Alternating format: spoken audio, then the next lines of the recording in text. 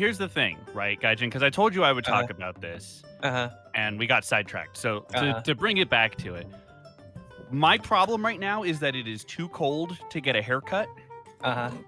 But my hair is so long and my hairline is so receding that I'm starting to turn into the black Christian Slater, and I don't know if that's a look I can pull off. I caught a glimpse of myself in the mirror this morning, and my brain was like, who the heck is that? Just wear a hat, forehead. Well, I have a beanie, but like it's still cold. That's why you wear the hat. But that's why you wear beanies. That doesn't make it less cold. But yes, that's the point of a beanie. That's the point of a hat. The temperature, it just covers my head. Stop making them argue, Mark. We're gonna lose our monetization on this episode if you're not careful. I won't make a swear. Also, I look awesome buff. Thank you, Retro Punk Wizard. I want you to wear the hat. Something, Monty. No, Monty. I'm grabbing you by the shoulder with like the giant anime guy chin and looking at you. I have never sworn, despite the fact that I am from New York City and everyone thinks I'm angry all the time. I have never sworn on any intro in the first 5 minutes for the past 6 months. You are welcome. Okay, I was gonna say, apologize to me. The only reason I'm not arguing that is because you included the modifier in the past 6 months. Yeah, they had me in the past 6 months. They had me in the first half. Yeah, I won't lie. I was gonna say I love I love that sometimes people are like, "Oh, is mad at me?" And I'm like, "No, it's just a New Yorker," and they're like, "Oh," immediately get over it, and it's just like, yeah, it's something I had to learn. Explanation you need. It's not anger; it's excitement. There is a difference. Exactly. It's that New Yorker enthusiasm. Anyway, now it's time for me to say the F word. No! Funny. Literally everyone I've ever met from New York is super nice, but just very blunt and very forward. Aggressive way. Yeah. Yeah. Okay, that is. I'm going to say this right now. The best way I have ever seen someone put it. People from the northeast coast of the United States are very frank. Yes. Yep. I 100% agree with that. For a lot of other people, it can be intimidating, and for other people, it can be very confusing because the tone sounds like they're mad at you, but they're not. They're just passionate. Like there's just a lot of energy in the interaction. Hey, now Mark. It's time for me to go back to my job, English professor at NYU's. I'm NYU. I am going to say though, I've met some real nice people. Yeah, nice people in the biggest air quotes in Manhattan, and oof. Yo, wait a minute. Someone said it in chat, and I'm very happy. Someone said, "Who's Frank?" My dad. Let's go. Oh, that's my only Chris Zito dad joke I could ever pull off. Chat, we're back. It's been a Dad whole Zito. year. Oh, I've There it is. aged. It's gone. The joke is over now. We can move on. Also, we have a hype train. Oh my Let's goodness. go. Level 8 X hype Games train. for real. Oh my gosh. Hey, get it to Hype Train 9, and Zed'll do the chicken in stereo. Oh god. Okay. Like, I didn't even put that up for grabs, but you know what? If I gotta do what I must, I shall for the show. Hold on, I gotta download a plugin real quick. All right, hold on. If I must for the kayfabe. Bonnie, it's been 2 weeks. I'm sorry. It hasn't been 2 weeks. It's been a year, Gaijin. It's been a year. I'm sorry. And both of you are wrong. It's been 3 weeks. Mark, why you gotta be like this, man? You gotta wiggle. Mad because his hair is out of control. I have a degree and I need people to know it. I have Otherwise, a degree. 7 years I spent in school are meaningless. I went to school for 8 years, you weenie. I have a degree as well. What do you want? Well, then you know why I'm. Oh, like okay, you have 1 year over me. Mine requires me to move my wrist around like an idiot. I went to school. It's the I went to genetics. school for 5 years. Mark, screw you. Have we crossed?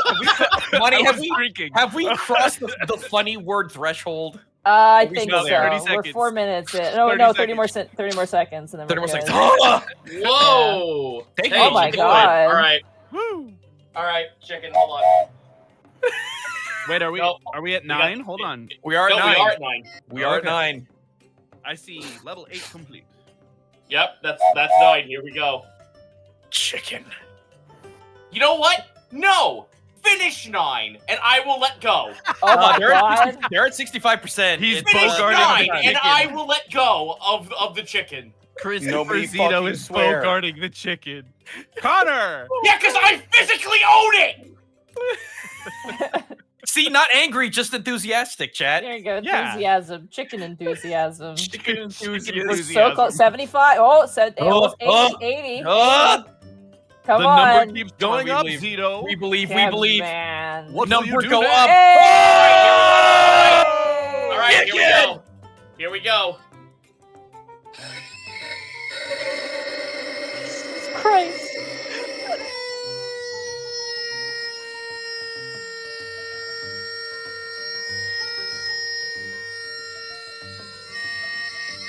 Oh my god! No, quiet.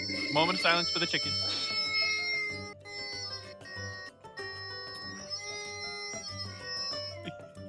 At the end, it sounded like he was playing a harmonica at the What end. kind of Silent Hill sound? You had the wails of the damned, and then like the air raid siren, and then back to the wails of the damned. Yeah, because me and my mom, for the first time we ever got to hang out together since I moved back to New York City, went down to the Jersey Shore because we always used to do that when I was a kid. So we hung out down there, did like a little bit of gambling in Atlantic City, and then went down to the boardwalk. And I went to go I went to go get a hot dog. I came back and she just looks back at me and she's carrying around this toddler-sized squeezable chicken. Like, oh, do you think the dog will like this? And I'm like, yeah, I'm sure the dog will like it, but I'm sure my father would probably not. So why don't you give it to me instead? What are you gonna do with it? I'm a streamer, Mom. I have ways. Listen, I don't want to. This I is don't my wanna streaming chicken. I don't want to alert anyone, but we're at level 12 currently. Let's go. Connor, take us away. 22, You I gotta squeeze start it again. playing here. A little bit more, and our hype train can watch a PG-13 movie. I hope you're all prepared for high energy.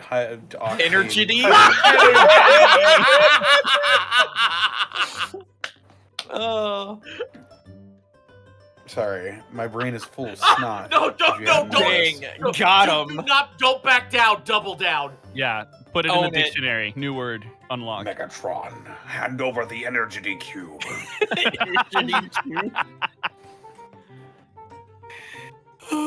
Amazing. Let's go. Am I okay? No. You're fine. But He's we're here. better than okay. Let's go around the horn and introduce ourselves, starting with Gaijin Gooba. Oh, okay. Sorry, I was waiting for the rest of it. I like to find me twitch.tv/GaijinGoomba every Tuesday, Saturday, Sunday at 6 p.m. US Central. Finally got to do a build stream because I fixed my camera drivers. That was a nightmare. Quick update on the new PC situation. Aki and I had to go get a brand new case because the case that we had wasn't going to hold the cooling system. So that's been fun. Fixed a couple of other leaks as well. I am trying to find more games to stream, but as it stands, boy howdy, Helldivers 2 and Darktide are very good games to play on stream. Still got a crap ton of build. Aside from that, new orc video had dropped. Some of you may know of a funny little guy named Pancreas Snow Work. I did a tabletop VR tabletop? Yeah. Game with him against my funny shooty orcs against his entirety of Wraithguard and Avatar of Cain. I can't believe you brought that. That video was done. Oh God, I'm sorry. It's been a week. We did that entire battle report in character, and that was a ton of fun to throw together. Working on a new video, how orky is the TF2 mercs? Monty, you may be interested in this one.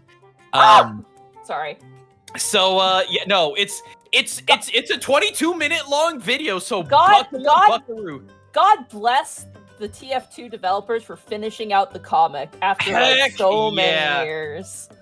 My God. It felt a tad rushed, but I appreciate it nonetheless. What do you mean rushed? It took 1,000 years to finally happen. Yeah, but it needed 2,000.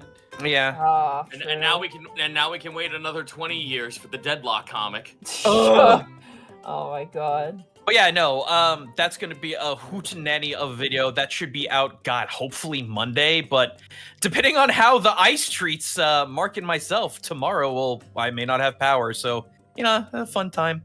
But yeah, I'm just doing orky stuff, still doing Japan stuff. Yeah, it's me. I apologize for if I've got sniffles. I'll try to mute when I got it bad. Excellent. Next, we've got Mark Allen Jr. Yeah, you can find me on Blue Sky at Mark Allen Jr. here on Twitch at Aeon Protect Gaming. Follow my fat sleepy cat bunny on Instagram at Chunk for Life, and sometimes I'm on TikTok at Mark Allen Jr. VA. Yeah, like Gaijin said, snowstorm coming through. Snowstorm has been going through much of the middle American states for the last week and a half, and now it's our turn. Really quickly, I just want to say, everyone in Southern California dealing with the fires, stay safe. My heart is in my homeland always. So if you are in an evacuation order, don't push it. Just go. There's too much going on right now. Pretend it's September. And if you're from LA, you know what I mean. So those of you in the South, hey, snowstorm coming. Stay inside. Stay warm if you can. Hopefully no one loses power. There's a lot going on weather-wise, and I, being the weather nerd that I am following all of it, but I don't cover winter weather. So if you want updates on stuff like that, you're going to have to find another source. I highly recommend your local National Weather Service station.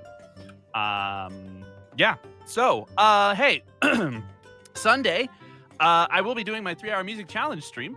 I spin a wheel, whatever genre we get. We have 3 hours to make a song in that genre. We did our first one of the year a couple of days ago, and I had to make Future Core, which is an offshoot of Happy Hardcore that infuses elements of future bass. It did not go well, but we made something.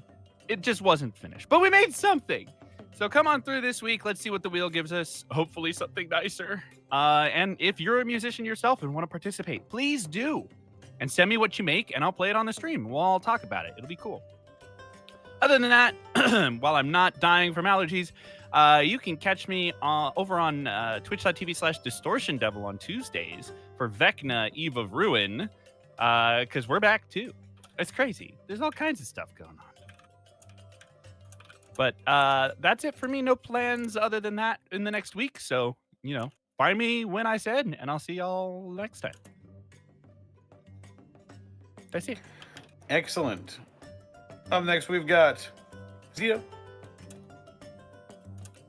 Hello.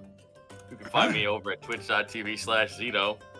Not a whole lot has been discussed about plans going forward, so I guess I'll talk about this here because I have posted it on Blue Sky. There was a part of me that went, man, I actually miss DMing a little bit. So I put forth to people in Noise Pollution, which is the little friend group I have on my streams. I said to them, yo, what if I just ran a couple of pirate games based off the world I made for TFS, but now with like the 8 years of writing I did for all my homebrew? I did not expect 20 plus people to say yes. So I guess that's happening soon on my channel. So the world of Kelpie will be back. There will be pirates, and there will be a lot more. And if all goes well, I might use this as a springboard to get back into writing more tabletop stuff. Who knows? Maybe it'll rekindle it. I have no idea, because I'm still getting everyone's character sheets, and I'm still figuring out how I'm going to facilitate up to 20 people. I am basically creating an adventurers guild. Fuck.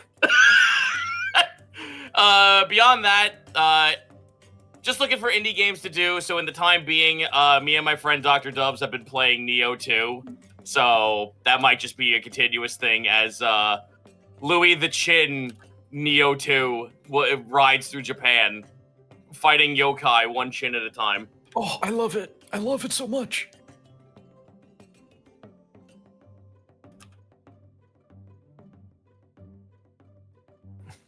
That's me. Excellent. Up next, we've got Edward Bosco. You could find me at Ed Bosco VA on Instagram, Twitter, and TikTok, and right here on twitch.tv/Edward Bosco, where we're back to our normal streaming schedule. So I will see you guys at the streams. And that's me. Right on. After that, we've got Monty Glue. Hi. Oh my goodness. So much is happening. You can find me at twitch.tv/MontyGlue, Montyglue on YouTube, Montyglue on Blue Sky and Twitter if you want to go there. And also my Discord. Don't forget I have a Discord. There's so much happening. Everything happens so much. I'm so glad to be back doing Unexpectables. I feel like a drug addict who's finally got their drug again. I can stop scratching my neck. But tomorrow will be some more Dungeon of the Mad Mage. They are on a wacky floor. It is definitely one of the most bizarre, most wacky floors. There are musical numbers, pirates, and space orcs. There's a lot happening, and you should definitely come and check it out. It's a lot of fun. And then Friday is going to be Final Fantasy XIV as we continue on with Heavensward. Saturday, I was going to stream, but I'm not because it's my friend Darcy's birthday. Happy birthday, Darcy. Happy birthday, Darcy. Sunday is my day off. Monday, hopefully we'll get back to some more Kirby. And then Monday evening, you can catch me as Koro over at Xanalis Grimm's channel as I play a Tiefling monk. And then Tuesday, you can catch me over on Connor's channel where I play Oss, the Goliath Paladin. And Tuesday evening, and I'm getting it right this time, this coming week is going to be the third session of our Keys from the Golden Vault campaign. So definitely come and check that out. And that's everything for me.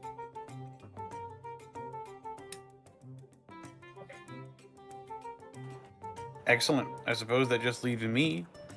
You can find me on Twitter, Twitch, YouTube, Tumblr, Blue Sky, at Distortion Devil, Instagram, and Connor McKinley VA. And you can find all of my own TTRPG shenanigans over at youtube.com/Devils and Dice Rolls. I'll be uploading episode 5 of Eve of Ruin probably tomorrow. But yeah, it's been a lot of fun so far, and we're about to get into another exciting leg of the journey. Yes, I will probably be posting a more complete stream schedule either next week or the week after, but we are getting close to having a new concrete schedule for at least the beginning of the year. But yeah,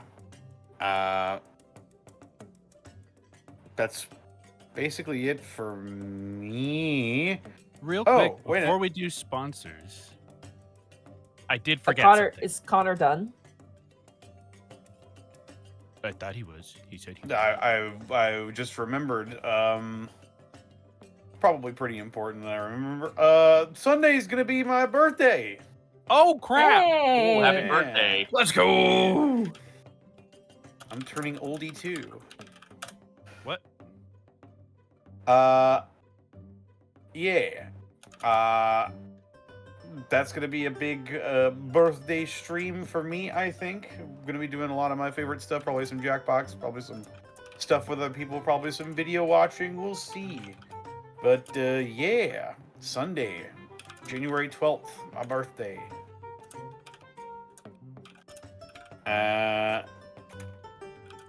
That's all I had. Mark, I just sent you a message in the I chat. saw. Okay. Keep going, Connor. Alright. You're good. This episode is brought to you in part by Die Hard Dice. Die Hard Dice! Dice. From your diaphragm, people. Christ. Die Hard Dice is your one-stop shop for dice and dice accessories, and you head on over to dieharddice.com. You can use the code Unexpectables to save 10% on your order. Yep. Do it. Just a little reminder at the convention in March, be sure to bring your Die Hard Dice to us because we'll sign them. Oh yeah. Signing Die Hard Dice for free. You better believe it.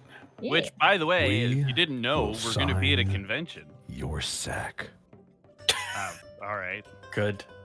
Yes. Yes.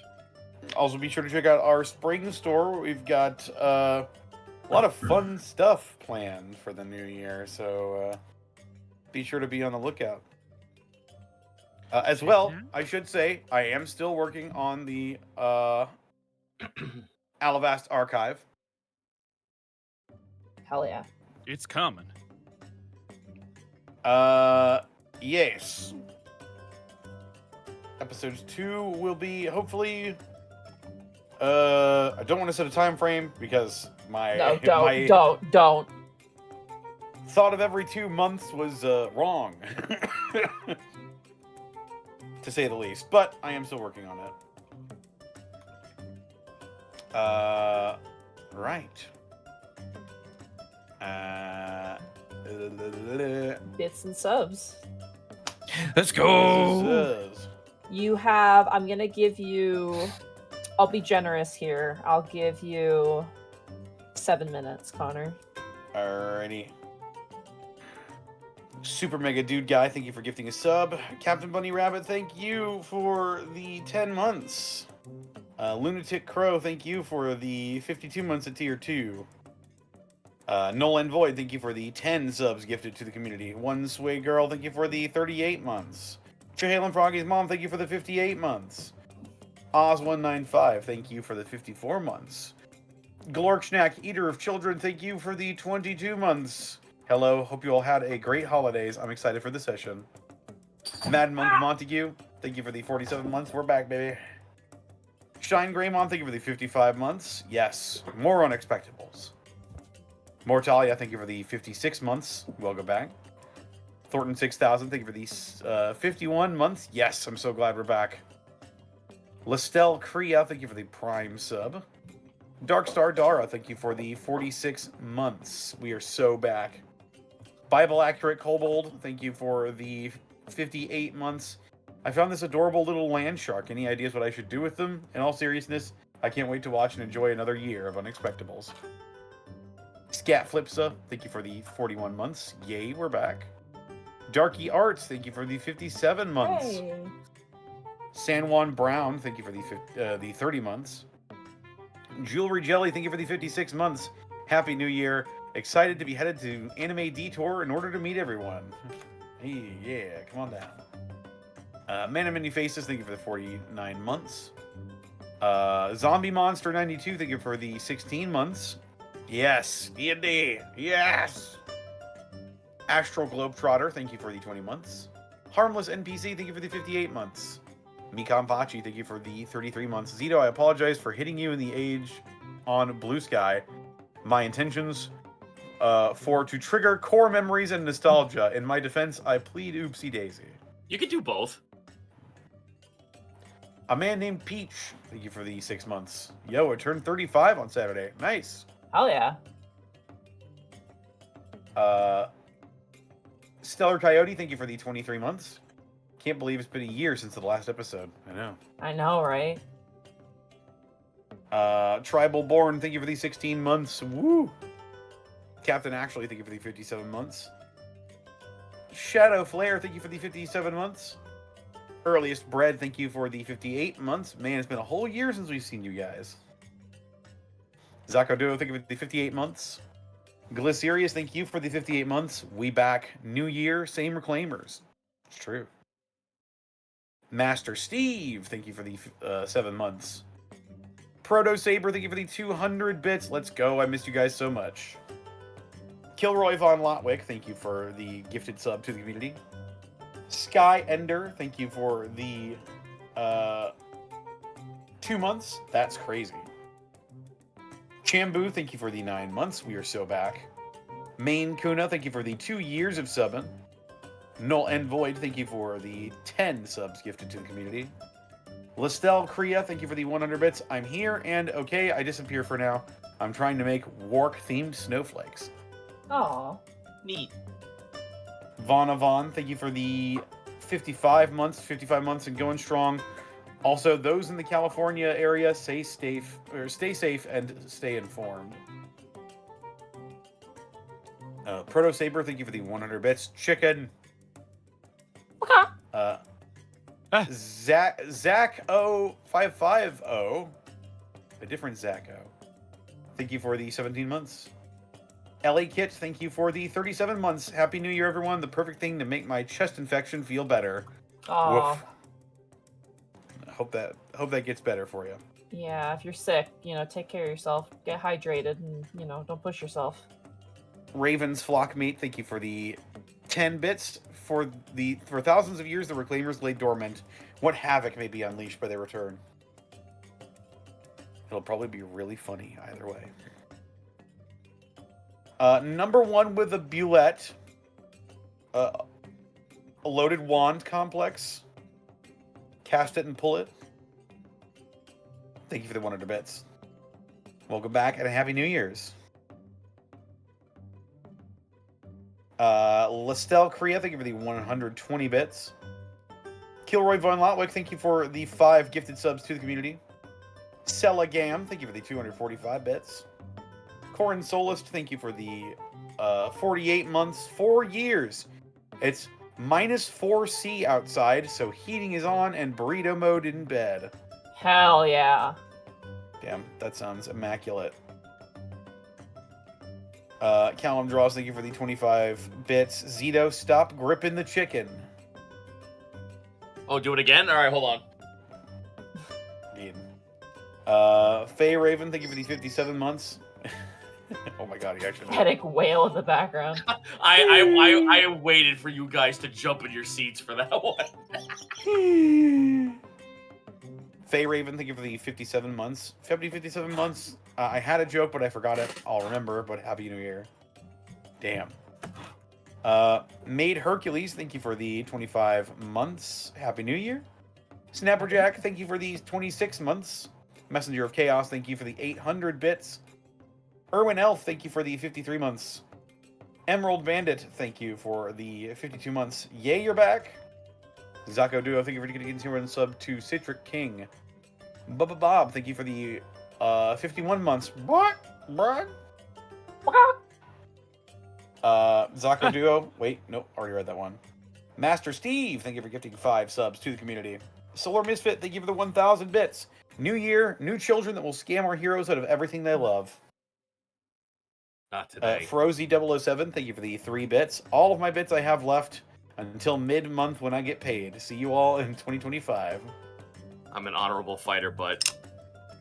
Oh my god. Kilroy Von Lotwick, thank you for the 20 bits. The chicken is dead. No, arise, chicken. Chicken or rice. Bill MSU, thank you for the 55 months. Meek the Basis, thank you for the 57 months. Morth Randor, thank you for gifting 20 subs to the community. That Blue Pixie, thank you for the 200 bits. Sending you all warm hugs on a shitty old Canadian night.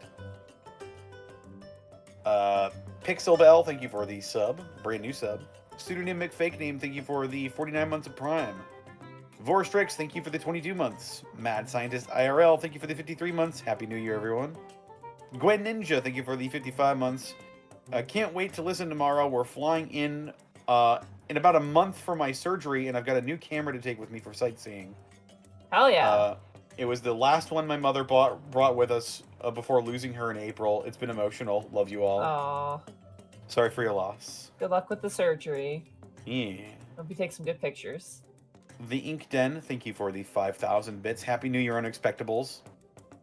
More 3 Door, thank you for the 44 months. I missed seeing you guys live twice. And you caused a mathematical anomaly. The 21-bit was about to die. You lost to children. And Escan almost lost his passion for maps. What the hell? Oh, and Happy New Year. Happy New Year. Zenlita, thank you for the 100 bits. Welcome back, Unexpectables, where the Valentinius brothers breathed the same air as the children at that festival and immediately died. It's true. Damn. Skylar Wind Dragon, thank you for the 30 bits. Hey y'all, Annoying Dragon here, hyped for the session. We've been waiting for so long. Also, shout out to the best character in the Pathfinder campaign I'm in. Chocolate milk with a single peppermint candy in it. Connor, you are out of time. Well, alright. The next bit is Timitor then. Timitor with the reset. Timitor. Timitor. Timitor. Timitor. You guys ready to jump into it? Yep. Galvanizing. No, I guess so. I've waited a whole year for this moment. Oh.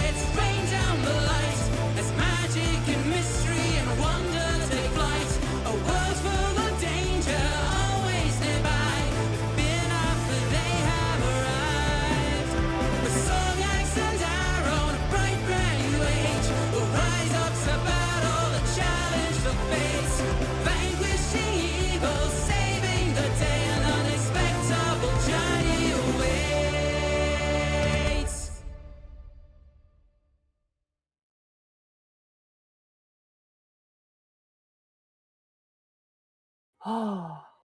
So, when last we left our heroes, Escan, the lizard folk druid, Kai, the human wizard, Otho, the shifter rogue, Gaius, the satyr fighter, and Milo, the Azamar cleric.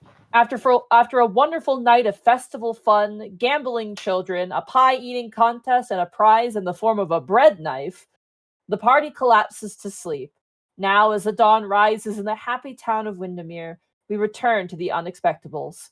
Partied out, but not party counted out, as they meet the new rising dawn. Bleary-eyed, sore, content, and some with pulsing headaches, we return to the Reclaimers as they claim this new day. Spirits high, bodies sluggish, but adventure and attention turn forwards ahead to the unknown.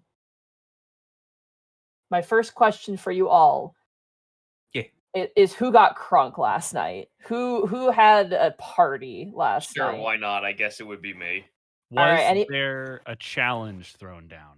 Oh yeah, drinking. Yeah, absolutely. Oh, you well also then, guys, yeah. you guys were also offered a lot of free drinks because you won the relay. So Then of course Gaius was drinking. Yeah, right. Escan was too. Anybody else?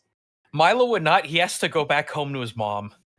That would be a very awkward conversation. Your mom, that would be hysterical. Milo, your mom also partook. I may have to roll for her as well.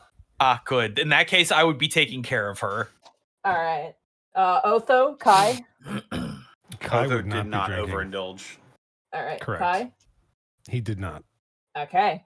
Then that means I would like Escan and Gaius and Milo's mom to all make Constitution saving throws, please. Come on, Mom, I believe. 24. 8. Oh. Hold on. Come on, I was drinking the light stuff. It was all below 4%. Hey, Gaijin, she's still single, right? No. She was last night. Whoa! How dare you talk about my mother that is way? that implying? Didn't imply anything. We don't know where she is today. I can't believe you would say that about my mother. Welcome to the Unexpectables, everybody. Home of that. You're not getting you're not getting temp HP for a month. It's all right. Escan, he didn't eat the bland food. Escan and Rosianna wake up and like your Together? mom has no, Oh, okay. but Rosianna asks you, Milo, to make her. I'm echoing in someone's microphone again. I'm so sorry. Rosianna wakes up and begs you, Milo, to make a fruit juice drink for her, which is like a nice hangover cure. Mom.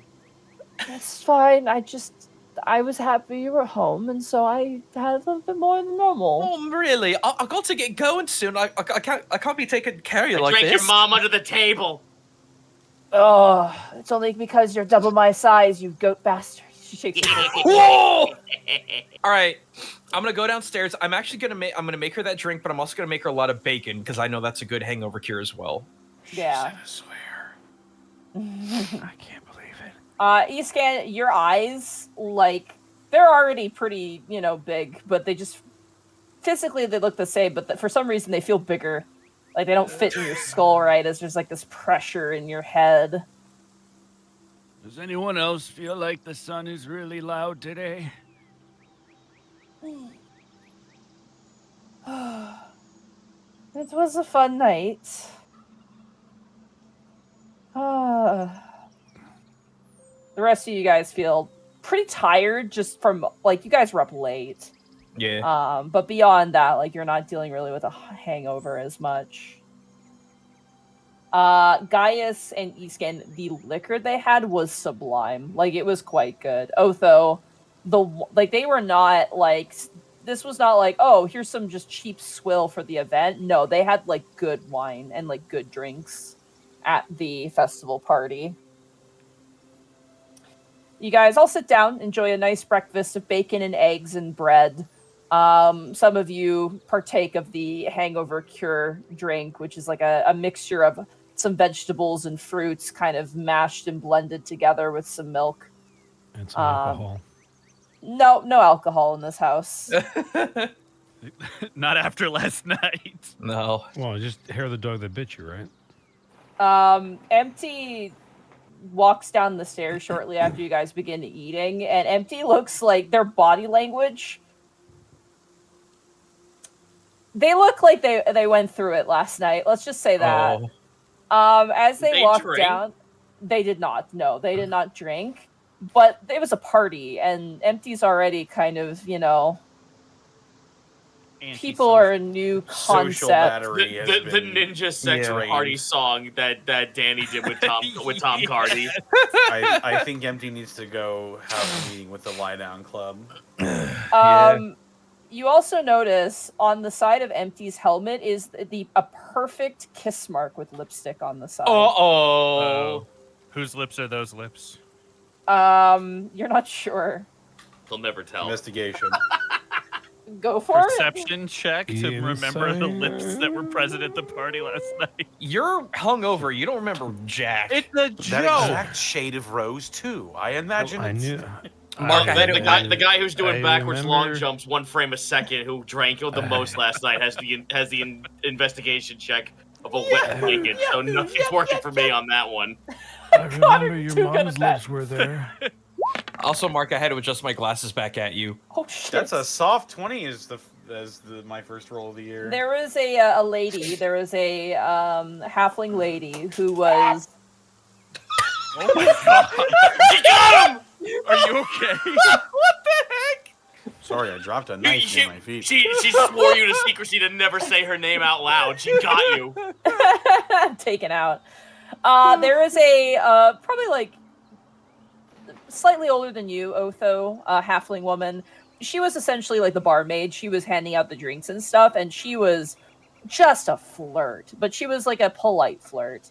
But you do recall, you're kind of like a little bubble appears above you as you try and remember, but you do quite recall Empty standing stiff as a board, clasping a drink, not drinking it, and a halfling woman going up and going, "Oh, I love a man in uniform," and then kissing Empty on the helmet and then walking away, and then Empty slowly turning at you, expressionless, but you could tell what was going on internally. You've ever seen that gif of that guy who's trying not to laugh? Yeah. Yeah. I'm I familiar think with that would be Otho in that moment. Are we together, or am I like my mom's house? Okay. Yeah, you guys Wasn't are all sure. together at the kitchen, I assumed.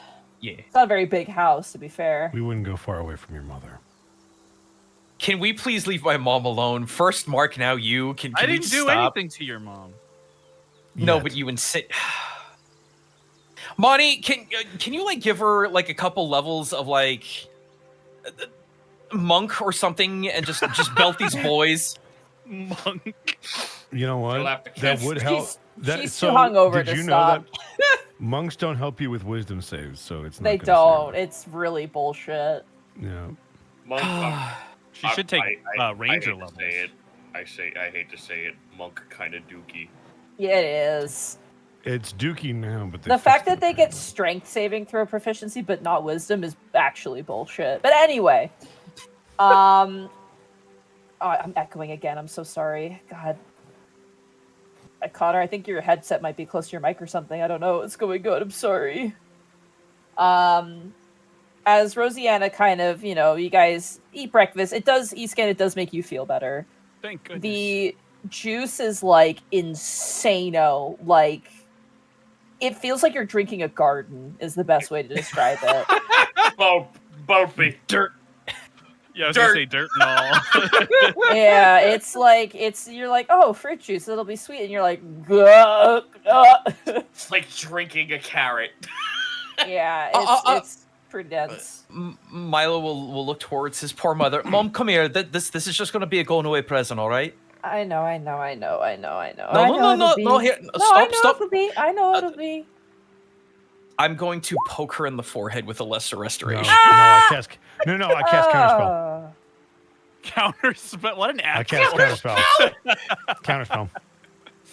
God, y'all really just don't like it here, do you? Like, come on, man. Hey, his mom is not one of the kids. You don't need to do that. That's fair. There you go. It actually does not stop the hangover. If she was drunk, it would probably help with that, but she is technically no longer drunk. She's like restoration, half of what it actually is. However, the juice and the bacon does help. Escan, you begin to feel better. You don't have to have any penalty. You have no points of exhaustion, thankfully, but, you know. Yeah. Rosianna turns and goes, so, what do you plan on doing now? Oh, well, we should probably go home soon. We got a lot to get done. There's a couple things, and Milo gives kind of an eyebrow wiggle, that we got to do at one point. But there is some adventuring around the world, actually, that we might partake. I'm going to retire from pie eating contests. Could be worse. Could have been chicken. At the peak of your potential. It feels like a waste of talent, but I understand. I just hope they were at least delicious. I'm glad you visited. They were amazing. There was just a lot of them. A lot of them, yes. I'm glad you visited, honestly. I'm glad also you're not, you know, tossing aside your duties. No, if anything, Mom, I'm embracing them with as much as my little arms can carry. Well, you're always welcome back to visit. Send a letter every now and again. Maybe I'll visit sometime. I was about to say, Mom, why don't you come visit us? We got a whole castle. We got an entire country. Well, I gotta help with the fall harvest before the winter. So come visit us during the winter. We got lots of fireplaces. I might do that. Only for a little bit. Don't want to leave the old place in disarray. I got to warn you, though. We've got some very nice skeleton neighbors. And we also have a lot of ogres about. But they're very nice. Very thrifty as well. I'm glad. And Milo's mom never came to visit. I love overloading my poor mother. I think we overloaded her the moment I said, oh yeah, by the way, I'm part fucking giant. Whoops. As you guys kind of gather your things, pack your bags, Rosianna gifts you, Milo, a bunch of jars of preserves. Yeah. Gifts you 2 strawberry jams. She also gives you a jar of honey. No raspberry, though, right? No. Only Lone Star can give us that. Thank you so much, guys. And for you, Otho, she packs 2 kind of not super old bottles of wine, but like, you know, small private winery bottles of wine, Merlot specifically. Let's fucking go. How come we're never high?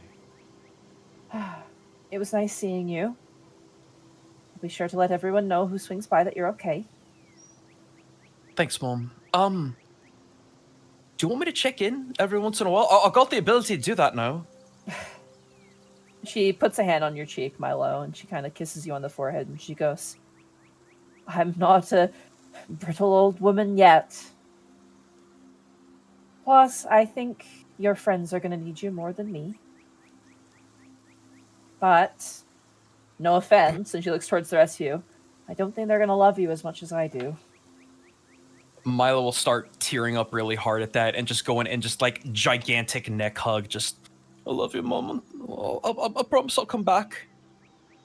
You're a grown boy. You're a man now. She kind of leans back and looks at you. She kind of brushes a piece of hair from your eyes. I would appreciate the visit, but it's your life. You gotta live it your own way. Oh no. If you can't visit me, just promise you won't forget me. How could I ever? All right. And she looks towards the rest of you.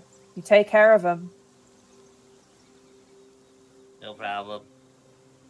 If he dies, I'll kill you. Oh! We'll make sure that doesn't happen. I'm only kidding. I want to insight that so bad. Gaius was holding his finger up about to say something, and then when she said that, he just clammed up. I'll kill you, you know. I'm only kidding. I'm not kidding. Don't worry about him dying. I've studied necromancy. I know how to fix it. 19. Mom, are you 19. all right? She smiles at your companions, and then the smile kind of fades a little bit, and you're just like, "Oh no!" And then she smiles again. Take care on your journeys. Stay out of trouble. Give the Wizzlebacks a hello for me. Oh, I will. Thank you for your hospitality. Of course. Anyone who's a friend of my son is a friend of mine. You're welcome back anytime you like as well. Oh, well, guys. As you guys begin to leave, you watch as Empty walks past and joins you, and your mother turns towards Empty and goes, "You," and Empty turns back. "You should talk to him about it. Tell him everything. Tell him what you told me. He's not like them. He'll listen to you. They'll listen to you. They don't care what you are." There's like an awkward pause as Empty kind of looks towards the rest of you and looks past towards Rosianna. And Empty nods and goes, "Thank you." And joins you. What you are, huh, Empty? Huh? What you is, buddy? All right. The Talk to us. Spider-Man. We won't So judge. one of my 72,000. He picks up the helmet and he's got the Spider-Man mask. One of my 72,000 theories might actually be right. Money, that's X-Men! Did you just do the X-Men theme? I did. Clip that one, chat. What? Ready, clips! That's not Clips even- of Spider-Man! What do you... Monty, were you alive when that show came out? Hell yeah, I was. You kidding me? Okay, I guess... Dude, I played the X-Men game for the Game Gear. Okay. Did you play for the Game Boy? I didn't I had think you were that old. I'm no, sorry. because it was only on the Game Gear. It was not only on the game. There have Well, been yeah, so but many X-Men games. Yeah, Anyway. Your mother, as you guys make your way down the steps, your mother kind of waves the entire time as you leave, making your way back into Windermere proper. The air of the town is everyone is like doing their business, but slower and more hungover. Slow business, I see. So we have all of our goodies in tow to give back to everyone back at home, yeah? Yeah. Except we for absolutely- Arbane. Well, We should give him a hot. Mark. I'm gonna fire you out of a cannon. Well, what should we get him before we go back, I guess? I So, love the idea of hang getting on. him a hat. Hang on. Pause. Before we go anywhere, don't forget we need to get sheep. Yeah, Yep. yes we do. Yes we do. Was there anything else that we needed to get? No, I think the sheep was the big one that I can remember. We got all the other items the last All time right. we were out. When we were, because we were looking before for gifts, did we happen to see anybody who made like pens? Yeah, there would be craftsmen who made like glass pens or like beautiful fountain pens. We could get Arbane a pen. That would be good. I think that's a good idea. Oh, but guys, remember, to get that sheep, we gotta go to the Windermere co-op. We didn't go to the co-op on the festival. I can't believe I forgot that. What? You We were fucked supposed to up. go to the. Thank you. We were supposed to go to the co-op during the festival. They might have had a couple of sheep on sale. It's alright, I'm sure we can just parsec it. What? Come on! You can't be just me who got that! What? No. What, Ah! like, None or of you play something? video games. No. Yeah, no. Famously, no No. one here plays any video game. So No, wait, none of would you. like None so of you. Would it be like 12 parsecs? Na-na-na-na-na. Money! No, that is yes, the infamous Spider-Man theme from that famous show about Spider-Man. Fucking hell, I make a character who's a Street Fighter reference, and no one here fucking gets any references I drop. I hate it here. So do you guys want to go to the you're probably going to want to go to either the Companions Caravan, which is an import like caravan market, or you're going to want to go to Dandy's. Zito, in my defense, I thought you said parsec, and I thought Star I did Wars. say parsec. I did say So I that's the thought name of a so- fucking thing that lets you play online local co-op video games. Happy New Year. Well, I know it for Star Wars. I'm sorry. Yeah, I was just thinking of the unit of distance. Guys.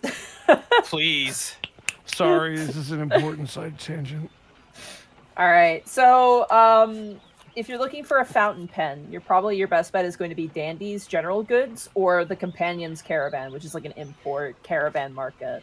We did go to Dandy's before, but I don't think we went to the Caravan. Do we want to go there and see what they have? Sure. Yeah. As you guys make your way, it appears to be, like, as it suggests, is a bunch of different carriages and caravans. A lot of them are currently packing up to leave, as a lot of them were selling goods for the festival specifically. You see a lot of, like, dwarf craftsmen. You see some Sabassian craftsmen as well. You actually notice one of the carts that's, like, packing up appears to be that of a B3 Cream, who is loading up a rather strange-looking wagon. That they're going to kind of pull themselves. However, there are just a few stalls here that are still open. It seems like some individuals are kind of trying to offload some goods. Some of them are actually having half-off sales right now, which is a pretty good deal. As you guys kind of look at the different caravans, some are, selling just raw cloth. Others are selling, other goods. You notice that some of them are actually loading up with specific items from Windermere. Wine, obviously sunflower oil, and a bunch of other things as well. However, a few that you see open, there's a sort of trinket shop that sells, like, wind chimes and all sorts of little doodads.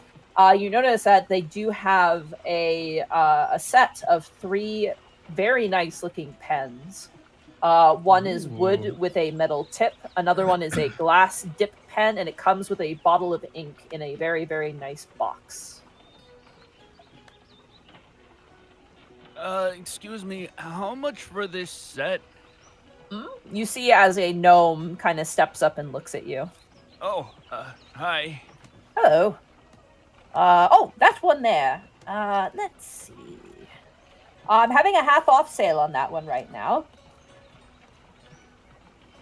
Okay. For the set of 2 pens and the ink and the nice box, it comes to a gold, but because of the sale, I'm selling it for 5 silver today. Ah, damn. I don't have any small coins. Is it okay if I give you a gold? I can give you change. That would be great. Thank you. Of course. You watch as he disappears with your gold, comes back, he hands you 5 silver pieces into your hand, and he takes the box. He goes, "Would you like it gift wrapped?" That would be great, actually. That sounds lovely. That'll be 5 silver. And he quickly wraps it. He wraps it very swiftly and efficiently in, like, kind of brown package paper, and, like, ties it off with some hempen string, and he hands it to you. There you are, my good sir. I think you gave me the wrong change. This is supposed to be Electrum. I'm gonna kill you. In Can I watch? Minecraft. No, can thank I you watch? very much. If you were a gorilla. Hell yeah. A gorilla? Have a good day. Happy festival. I mean, post-festival. You know what I mean. He waves as you guys leave. All right, so I guess that's all that's left is to get them sheep for Eleanor. Right. Well, lead the way. All right, I guess to the co-op it is. All right, as you make your way, easy enough to find. There is a large section of the Windermere Market Co-op where a bunch of animals are kept and stored. People, sometimes it's just like an exchange. It's very common, Milo, that people will bring, like, foreign cows or, like, cows from other countries just to make the genetics good and strong. Sure. So there's auctions that are running usually every day. Some animals are sold to meat market and are processed here. However, you do notice in a large kind of meadow enclosure, just a massive horde of sheep, chewing on the grass. Each one is got a sort of, like, kind of bell with, like, a symbol on the front, lashed over their necks. And they're in various ages. There's obviously ewes, there's, the rams, and then there's little babies that have grown up that year, probably from the spring. Guys, do you remember how many sheep we're supposed to get? Let me check my notes. Hang I on was a going to second. say. I believe it was 7, but I want to double check. 12 years ago. Did they Almost give got a you number. a number? I don't think they did. I thought No, it they was- just said get sheep. I could have sworn it was 7. All right, then I'll trust you guys. Let's just go back with the whole flock. You could probably Buy 'em afford all. it. Yeah, there's about probably 250 sheep in the flock Jesus that you see. Christ. All right, we're taking this to the goblins. We're gonna destroy them all. It's gonna be like that. It's gonna Here's be the like better that question. Lord of the Rings film that really shouldn't have actually been, but who cares? No one read the book. Sheep will be their battle mount. Well, here's a question. Okay. Yeah, Okay. How much do they cost per sheep? you have to ask someone. And as you guys are looking at the sheep, Milo, Milo, go be charismatic. you notice an individual. Laris Meadowmuncher is his name. Is he a goat? He's an older halfling gentleman, handlebar mustache. Nice. Goes into like mutton chops, like full on cowboy, big wide brim hat. Bro, his stash goes into the chops? That's crazy. Yeah. Oh yeah. And Who's like this Dr. Robotnik looking motherfucker? stubble on the chin, and he is wearing like I got you, leather slacks with like boots. Then he's got like reins, like he's got like a bunch of rope kind of coiled like Indiana Jones style on his side there, and he goes, "Well, B, if it's not Milo Brightbeam, I saw you at the festival, didn't get the opportunity to say hello." Hi, Mr. Meadowmuncher. We're actually interested in getting some sheep. Getting sheep, starting your own farm now, are you, son? I'm proud of you. Looks into the middle distance of being responsible for an entire country. Yeah, yeah. Well, we got plenty of healthy ewes and rams and little kids that you can buy if you're interested in them. Well, I actually want to ask your advice. So we're actually getting these for a friend, but they never told us how many we should get. But I wasn't sure if you should get like one ram, a couple of ewes, or just all ewes, or something. I don't know. What do you think? It depends on the breeding. If you want to do some husbandry, you're obviously gonna want some rams. I mean, each sheep is about 2 golds. Depending on how many you get, I could lower the price a little bit, but winter's coming, so I can't really lower it too much. I'm sure you understand. So 40 platinum for the whole flock? Nice. Well, what about 5? 5 would run you about 10 gold. I think I could do that. Guys, here's the question: are we gonna get him through the teleportation circle? The what? Good job, Milo. So, hey, I turned to them. Fucking. Mr. Meadowmuncher, don't worry, it's completely fine. Guys, what do you think? I mean, we'd have to, right? But we I have a would circle, say- so we don't have to attune. You could probably get at least, probably,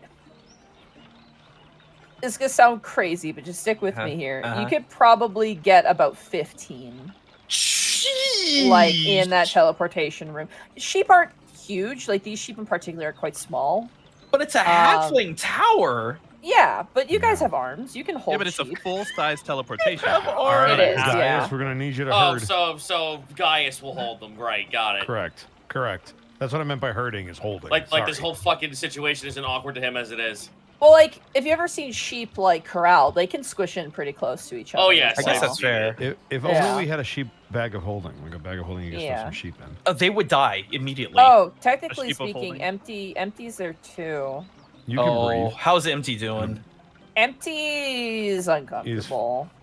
But But these aren't cows. He's fine, right? Yeah, we're in between empty and the cows. yeah, they're more stiffer than usual. I'd say probably 6 of you. You could take 3 each, technically. On Yeah, what I mean it's up basis? to you how many you want because it's your money, right? But Right. I like, don't know if we you need can fit a lot. 15, but I would say a couple of pairs at least. Yeah, that way they can breed, and then we'll get more. Could we get possibly 3 good pairs for possible breeding? 3 good pairs. I could do that for you. Let me I take a don't look, sell and you watch pairs, as he. Milo Brightbeam. Let me tell you, Milo Brightbeam. Mark, if you want a adjust pair your of glasses sheep, at I'm me gonna one get more you. time. I'm gonna give you 3 rams if you're good with that, and then have the rest be a bunch of nice little ladies. I think that might be good. Oh, that's fine. Which of the kids have shown in anime eyes? That's the one's gonna be a fighter. Sorry, they're lambs. I'm getting my baby farm animals confused. Kids are goats. These are Yeah, lambs, technically. I couldn't remember if it was. Yeah, lambs are for sheep. Kids are for goats. I got them confused. Lamb is delicious. It's all veal. So you want 3 pairs? That'd be 6 in total. He's gonna recommend probably going 5 females and 3 males. You want at least 3 males. Okay. Okay. So I would say about 7 females, 3 males, about 10. How about this? I'll throw in the males for free, and you just pay for the females, and I think that's a pretty good deal. All right. So what's that total come to? So for the 7 females, that'll be 14 gold total. All right. Well, here's 4 gold and 1 platinum. That works. All right. Good stuff. How much time do we have to invest in this to get the gold sheep so we can cross the ocean and get the optional final boss? You have to play the mini game where you have to find the random things in the corral, like find the secret hidden items in the corral with your sheep, and then. Oh, what a waste of time that was! Yeah, no, Zito, we don't need the whole sheep. We just need the fleece of the gold. Monty, I don't know how like fucking Harvest Moon you want to go with this game, but are we gonna need feed for? Are we gonna need feed for these fuckers? They can eat grass. That's up to the ogres to figure out. It's Eleanor's responsibility. I just want to make sure, because get the skeletons to bring feed. Would it be possible, Mr. Mayor, if you could have these sent to Wizzleback's tower? Oh no, I was gonna give you a bunch of leads, and you guys can just take them with you. Oh, all right. Oh, that's fine too. You all right, there, guys? I suppose so. I feel so awkward. Can't be any more awkward than with the Cyclopses, eh? No, that was funny. This is awkward. You watch as Mr. Meadow Muncher comes out, and he hands the rams and goes, "Mind the rams now. They got attitudes on them. The ladies are sweet things. They shouldn't give you any trouble." All right. He hands 1 ram to each of you. So probably 1 to Gaius, 1 to Otho, and 1 to Escan. And then he gives 2 female sheep to Empty, who looks just confused. 2 to you, Kai, 2 to you, Milo, and then doesn't know what to do with the last one and hands it to you, Gaius. So I have Ladies 1 man. ram. Yeah. Yes, the new Dodge Ram. No. Empty, don't worry about it. They're just gifts. They're very nice. As you look over, Empty is like pressing their hand into the face of the sheep, like in a gentle way. And the sheep is like, eh. As Empty is just kind of like pat, pat, pat, pat, pat, pat. Well, see, there you go. You just be nice to them. They'll be nice back. Immediate headbutt. That sigh. You guys have your sheep. All right. Let's fucking go. Guys, was there anything else that you want to do before you head back? I can't really think of anything else. Juggling a ram and 2 sheep. Was that? No. All right. Well, I guess let's head back to Wizzleback's tower and we'll head home. Alrighty. As you guys walk through the city streets, no one's. Bosco, rein it in, please. As you guys walk towards Wizzleback's tower, no one really pays you much mind. I mean, like, animals walking through the city streets is not an uncommon occurrence. Mm-hmm. The only real eyes that stare at you are the people who either are just like, fantastic showing on the relay last night, like kind of just like, you know, saying hi and whatnot. Real quick. That the bread knife came with a medal as well. No, the bread knife is the prize. Okay, I thought there was like a medal that went with it. Never mind. Sorry. I believe it was just the knife. Okay, it's all good. Who has that, by the way? I do. Milo has it. Okay, awesome. As you guys the sheep are actually very well behaved. The rams are a little stubborn. They have moments where they want to go off in a different direction, but you just kind of. And in those moments, you'll just hear a subtle little, no! Everybody roll just for fun. Just roll me animal handling checks real fast. Oh boy. 12. Can I roll anything else? Natural 20. I mean, that checks out, bro. I want you to understand. Natural 1. Motherfucker tries to get nasty with me, just screams in my face. I headbutt him. He never fucking opens his mouth again. I like that all of you are controlling multiple animals. I have 1, and I still can't handle it. To be fair, you have a ram, and the rams are more strong and more stubborn. However, with those checks, you do technically all pass because Empty got a 12. As you guys have a few moments where, like, especially... It's a group check. It's a group check. It's a group check. Yeah. Because there's a natural 20 from Gaius, who balances out the natural 1 from Otho, which honestly is thematically appropriate that Otho would not know how to deal with. Oh, you just do it like this. Smash his forehead onto the ram's head. There's one point where you guys... There's just something about Otho that the sheep don't like. Yeah, they... Predator prey Instinctually, yeah. Ancient holdover from the instincts. Wait a minute, that asshole looks like a tiger! At one point, you guys are, like, stopping with your giant horde of sheep, and there's, like, a wagon that drives by, and then, like, as you're standing there, one of them backs up, and E-scan, you don't really notice it as it kind of hits you in the side of the leg, and you're like, ah! Oh, come on! I think I might have to talk to this one.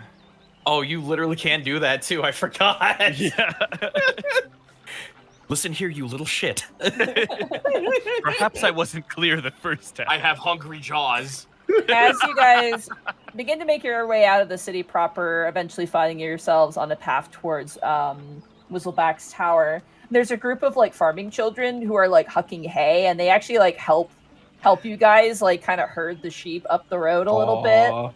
And as you guys make your way, you eventually find yourself at Wizzleback's tower. Mr. Wizzleback, are you home? Oh, 1 second.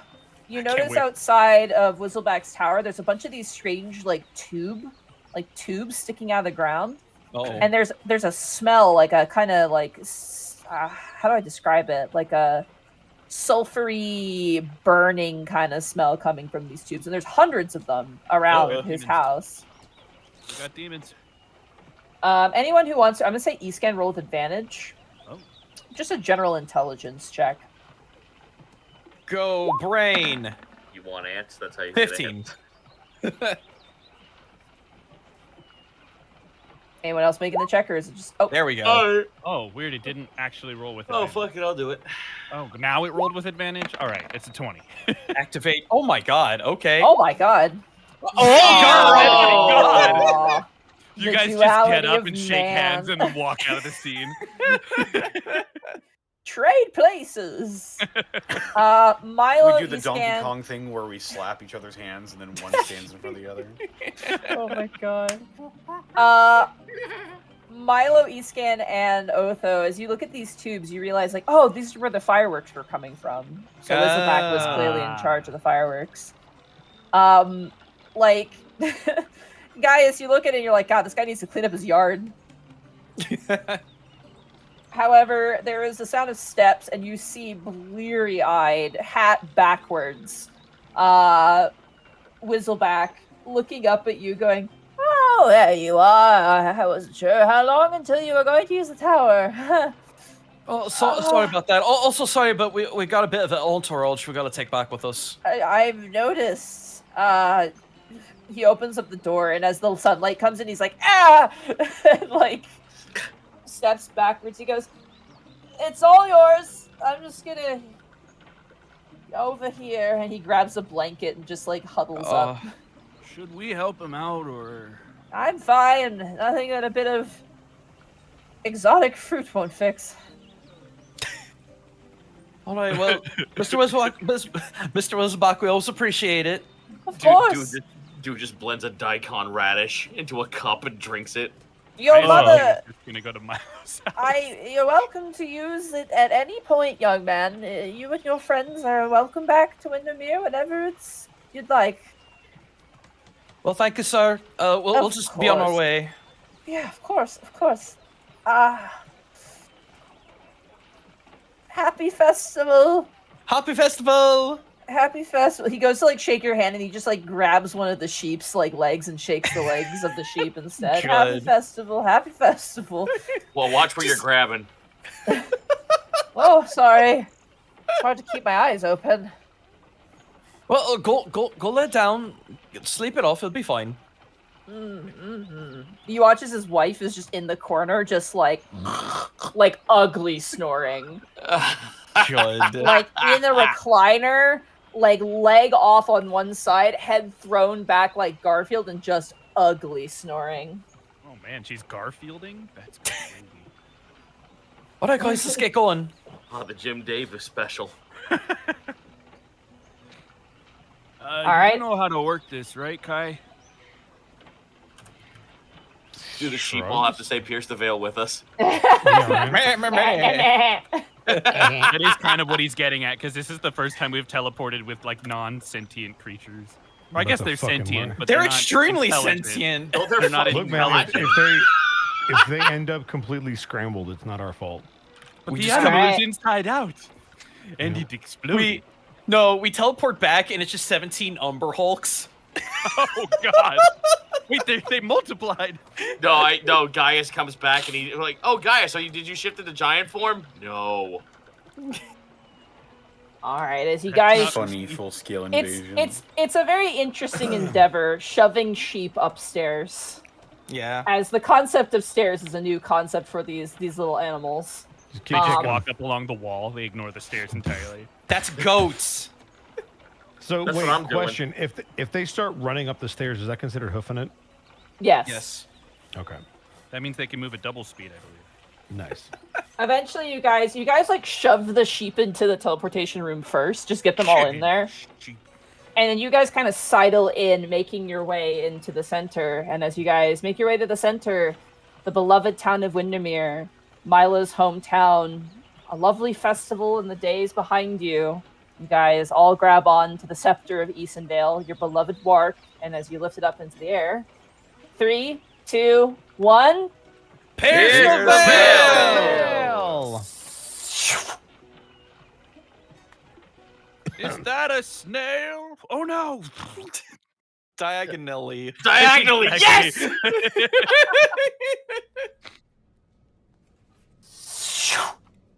You find yourselves back in a very familiar space of Easondale Keep. Shoved into the tiny teleportation chamber with. As you fucking guys 12 teleport in, the sheep start freaking out. Man, Yeah, that's fair. Everybody, calm down, calm down. They start to kind of run around and like they kick as much as a sheep can kick because they have no actual attacks in their stat block, which is weird, but they don't. I'm grateful. And there's kind of a bit of pandemonium, a little bit, but you guys manage to wrangle them. But they like knock into walls and like skitter across this floor. Some of them have difficulty even like gripping onto the floor because it's like smooth stone. Right. Oh. All right, let's just get these to Eleanor and we'll sort out the rest after that. Oh, don't scratch the linoleum. That's all over the face. What's linoleum? These things can't keep their. Guys. Go Goodbye, down, guys. go down. We hardly knew you. All right. Where are you guys heading to? Let's drop these sheep off first. Yeah, we're Yeah. dropping the sheep off. We're You like guys going walking through through the the- keep. Sorry, Lynn, we'll be right with you. Oh, something happens actually. Oh. Oh, fuck's for sake. fuck's Wait, sake. fucking, As- is there Can a we just trap? handle the sheep and then we get We the got bad to news? scuttle these sheep, Lynn's man. just cut in half As- on the floor. Oh my god. Jesus Christ. Boy, That's a hell of a cliffhanger.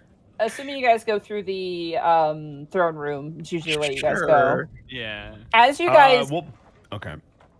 as you guys kind of exit through the throne room towards the war room and the main throne room, you see parked on either side of where the throne is as it slides away, you see two men you've never seen before.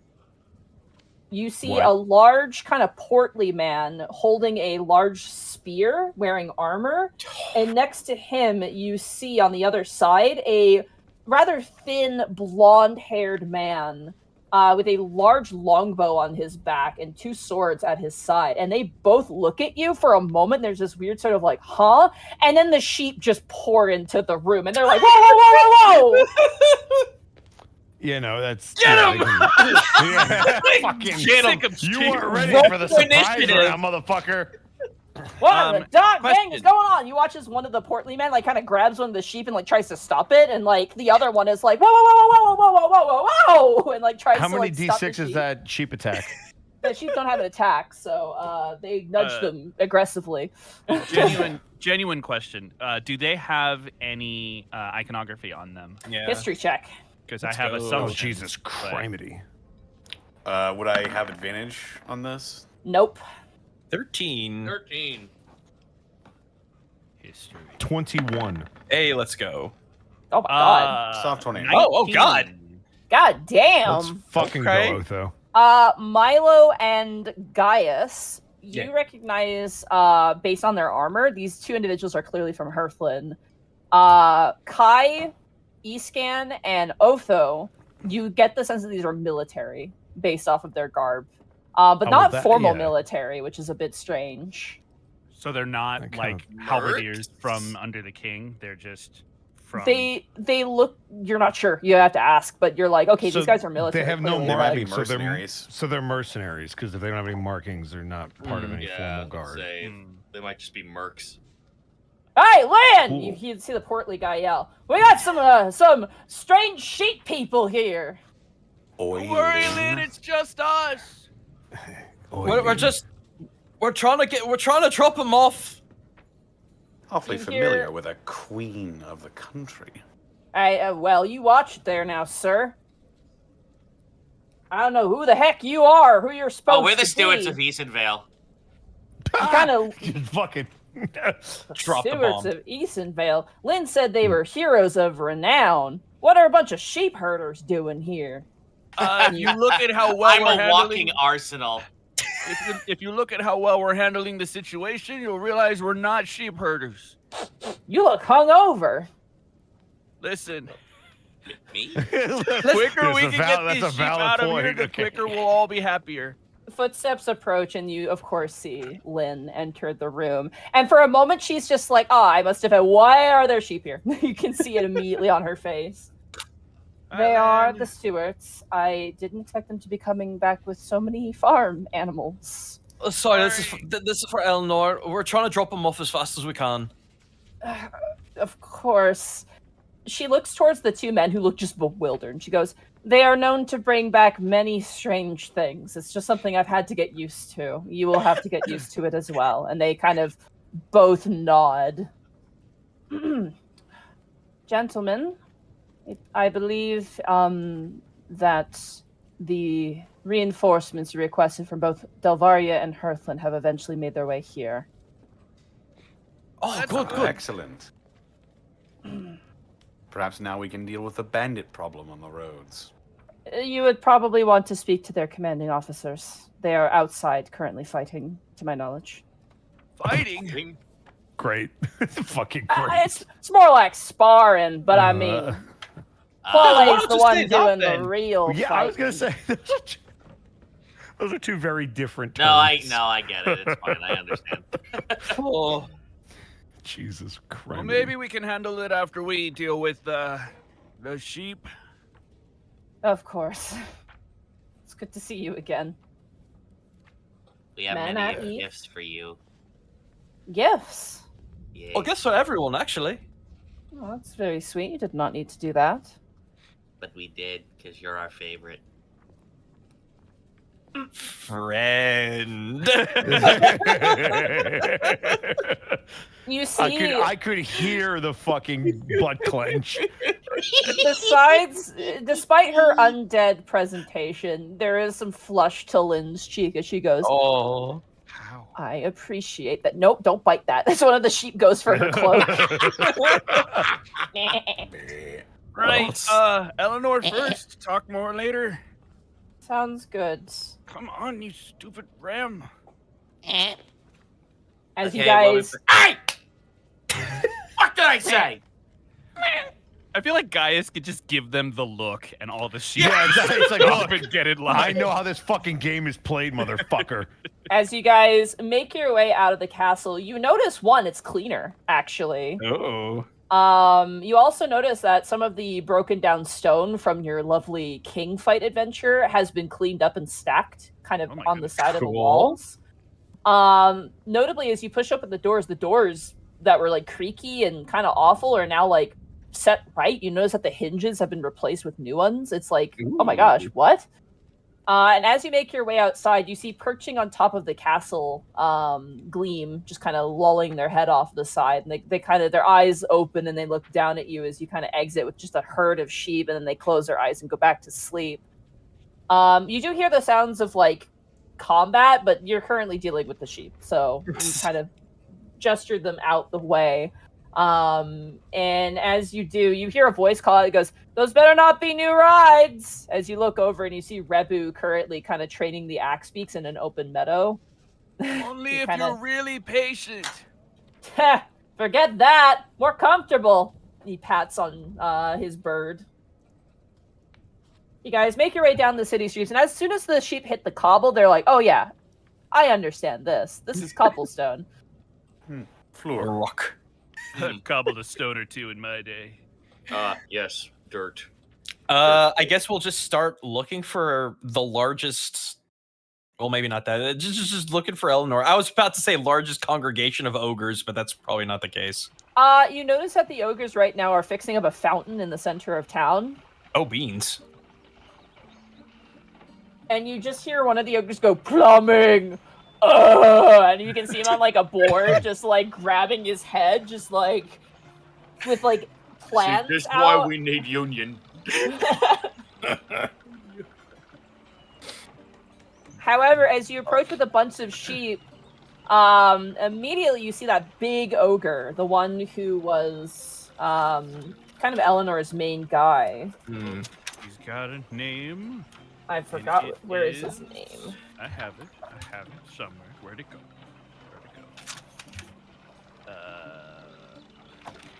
Oh, Ogres Union 001. Oh my gosh, what was his name? We did get a name, didn't we? Yeah, we the did. ogre. It's around the 90s. Hang on. I got it here. Hang on, I'm just going. I got 6 pages of Windermere, guys. I'm sorry. No, hang on. It was like 91, 92, 93, somewhere in there. Was it Garukma? It might be Garukma. I think that's it, yeah. Because Chamrash was the guard dog. Yep. So yeah, I think that's right. However, as you approach with all the sheep, all of the ogres are like, "Go that way!" Like they're like trying to shoot them, and the sheep are like, "Bah!" Like they're scared of the giant, like hill giant-looking creatures. And they kind of all congregate, and Eleanor kind of stops what she's doing and looks up towards you, Otho, with kind of a discerning eye, and she like walks over and like pets one of the sheep very gently. And you watch as Empty just throws the rope at her, just like, "Take it." Like, just like, "I'm done." Like, ew. Monkeys off my back, please. An olive branch. She pets the sheep, and you begin to see tears well into her eyes. Oh no. And immediately all of the ogres turn to you and go, "What have you done?" And like grab you and kind of start throttling you. And then one of the ogres in the background starts crying too, because Eleanor's crying. There's a lot of emotions where like all these ogres surround you, angry, just like, "Why are you making her cry?" And she kind of like waves her hand and she kind of wipes her tears and goes, "I accept this olive branch. Consider it repayment for fixing your buildings." He nods. And he'll extend a hand to her. She flinches at that. She kind of reaches out for a brief moment, those missing fingers. And she clenches her fist close and she just nods to you. We'll need to make hand away and nods. We need to make a corral. And she kind of like makes a motion, a fence, but a circle. And you hear as one of the ogres goes, "That's like a triangle, but not like that at all." And she goes, "Yes. Like a triangle, but not a triangle at all." Holy shit, that's genius. Do you need any supplies? We have wood, spare wood. Some of your buildings are unsalvageable. I hope you don't mind if we salvage what's left. That's fine. As long as no one's living in them. Not yet. Is there anything else you need? She doesn't make eye contact, but she continues to talk. "I made an agreement with a man to the south. A tradesman. A tradesman, you say? This tradesman wouldn't happen to be a bit buggy, would he? She looks at you super confused. They're like, what? Not who I'm thinking of then. He's a human. He works for a merchant lord. What was his name? Don't remember. But he said he would seek out my ogres for sailcloth, specifically, was what he was looking for. Ah. Things begin to make sense. Wait, I know. That was so long ago. It was long ago. What was his name? He was on on the Kyle, caravan right? with us. Kyle Tenno. Yeah. You remember he had that sailcloth with him that he was bringing to Kaliko. Yep. God, that was like 2022. Initially, Kaliko wanted us to make that connection. Yes. Yep. And we were like, nope. Failed. Well, She I mean, She go ahead. turns and says, we're going to do it, whether you like it or not. But I figured I should at least let you know. Does something positive. We're doing it whether you like it or not. Sick. Double thumbs up. Yeah. The Ocean Lords are a trustworthy bunch. No lords are trustworthy. Oh. But we need money. That much is true. Oh, for all of us. Well, thank you for all of it. He kind of gestures to all the work that they've done. Don't mention And it. should you ever need assistance in the future, be sure to drop us a line. If we need to. Can you do me one favor? Sure. What Keep is your that? keep your guards away from my ogres. Who do we have besides the two Nimrods as guards? We just got a whole bunch of troops. Well, we hear a bunch of fighting. In the that's distance. right. That's Yeah. right. That's right. That's right. Oh, that must be it. We'll see what we can do. They're lucky that no one got torn asunder. A presumptuous bunch. Did something happen?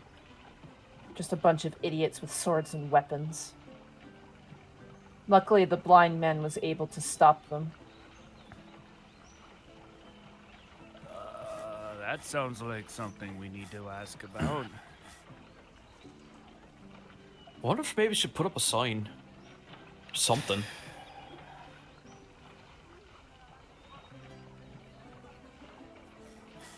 Well, like There. I said, we'll do what we can.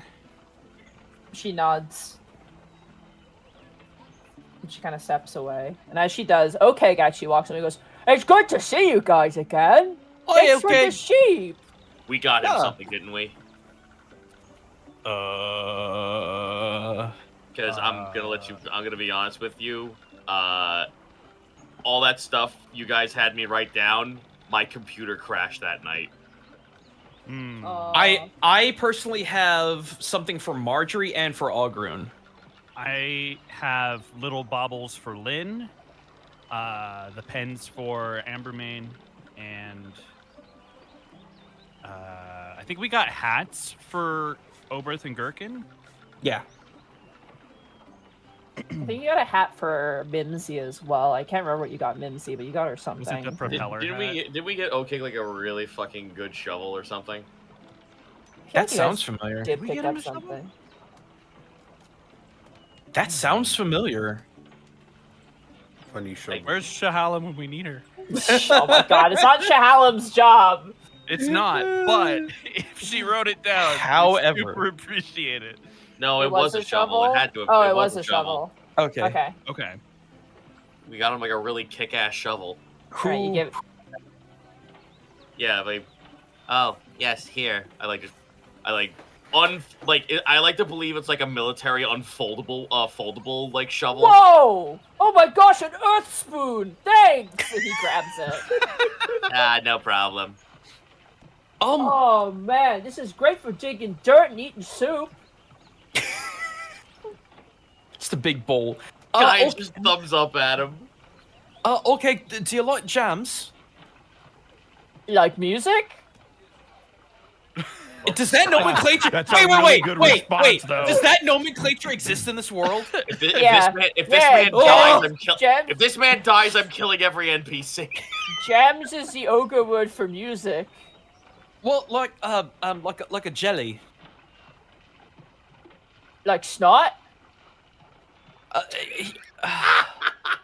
You know, okay, here. I'm gonna give him one of my mom's strawberry jams. This was actually made by my mom. It's like squished fruit that you can put on toast and bread and other stuff like that. He immediately opens it up, shoves his fingers into it, thing. shoves a bunch in his mouth, and he goes, "Yeah!" He corks it up and goes, "That's horrible. Why does your mother hate you?" Oh my god! Milo's gonna walk off sad. Holy shit! He's an ogre. Give him a break. Barukma! It's terrible tasting. We should give it to Eleanor. She'll love it. Oh fuck! Let's double down. I'm so flashbanged. I'm peacing out for a little while, guys. I didn't know Okeg was a fucking cleric too. God dang. Oh jeez. Okay, I don't think terrible is the word you want to use here. Maybe try sweet. Oh, sweet. Yeah. It's sweet. Okeg learned how to turn halfling as I turn undead. Basically. So I'm going to fail my sanity checks and run. Oh, yeah. Thank you. I love that. Was so brutal. I love it. Enjoy the shovel. Oh. Yeah, I will. I'll dig a hole to commemorate this gift. Fantastic. You done the hole, all right. I hope it's huge. You guys know that picture of Lisa? Yeah. Yeah. Yeah. Yeah. Alright, I guess we should go give everybody else their presents.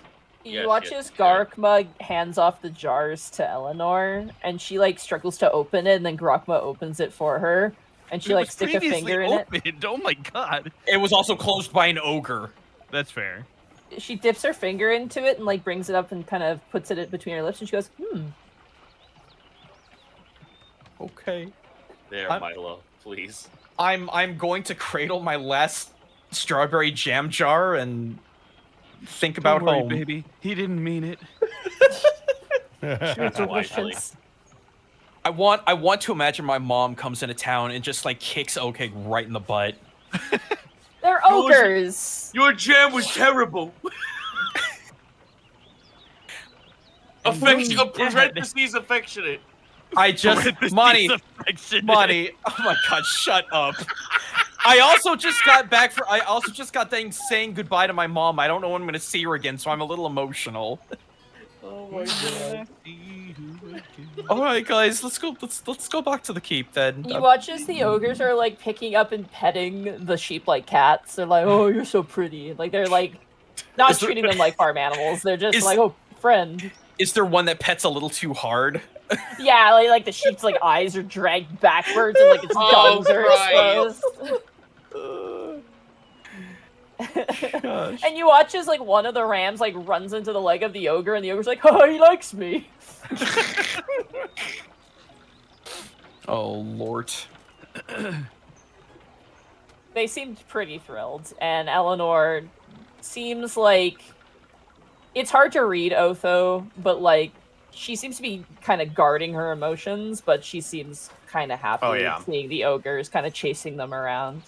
Otho realizes that she's probably just scared out of her mind right now. How are the ogres' demeanor towards us, if it's changed at all? They still seem very defensive, especially towards Otho and Kai specifically, the more human-looking individuals. Yeah. Yeah. The rest of the party, they seem, cautious, but not like there's no real disdain. It's just general caution. Guys, we've hit neutral level. We got to keep going the rep grind. We're making it. We're doing it. Now go kill 200 bears in the woods and get 1 reputation per kill. What? Good old WoW 1.0. The pelts of 25 bears, then we shall be friends and break bread.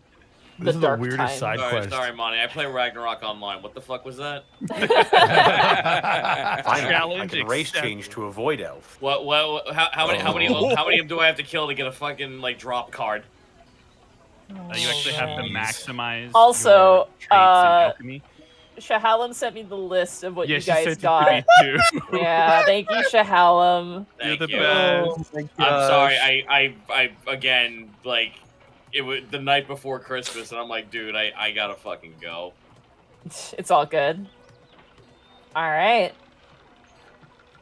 Where do you guys head out now? As you guys look around your town, it's still in disarray. It's clearly abandoned, but there's no more windows kind of clattering in the wind. They seem to be either closed or replaced. And it seems like they're building a fountain in the middle of town for water. Clearly Very for beasts cool. of burden. But you can see that one ogre is just oh god, plumbing, and is freaking out about it.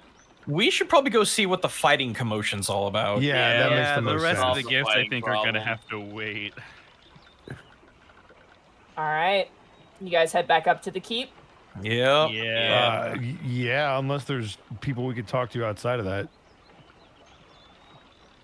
I'm scared. Just the ogres.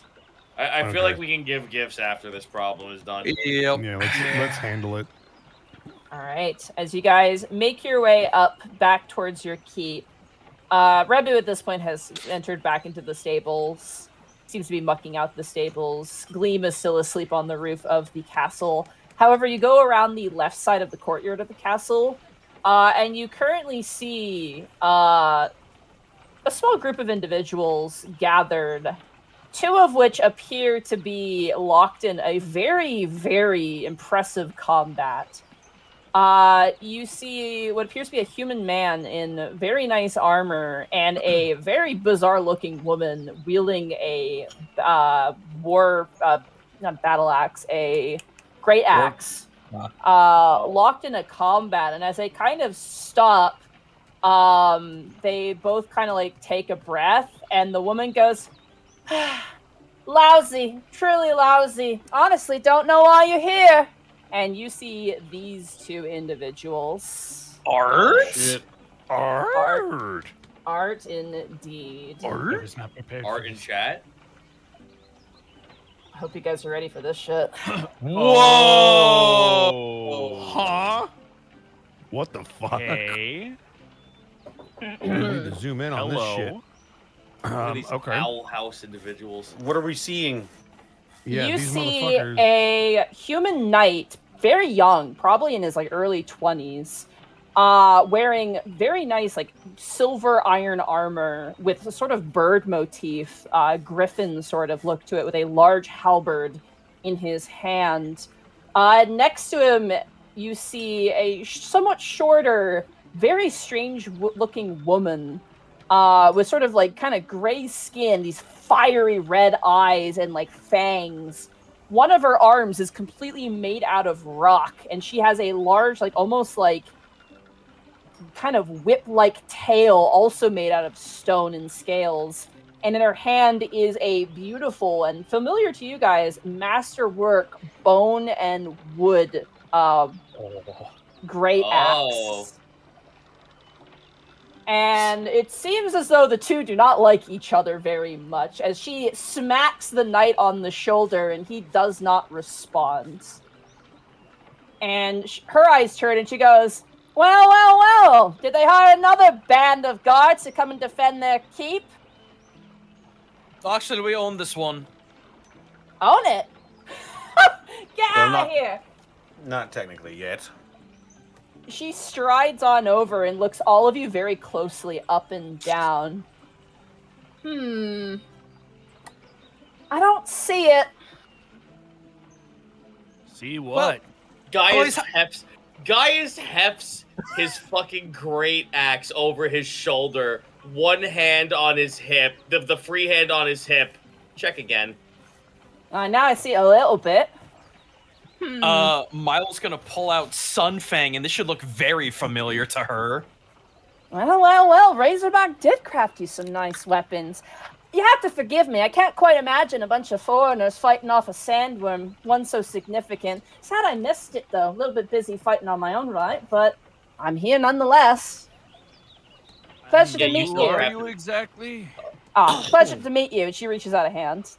I'll shake it. Fuck it. She, furiously goes up and down. Like, she's very, energetic about it. Shaky hands. Oh, hell yeah. Name's Craig. My mom was a tiefling and my dad was a rock. Nice to meet you.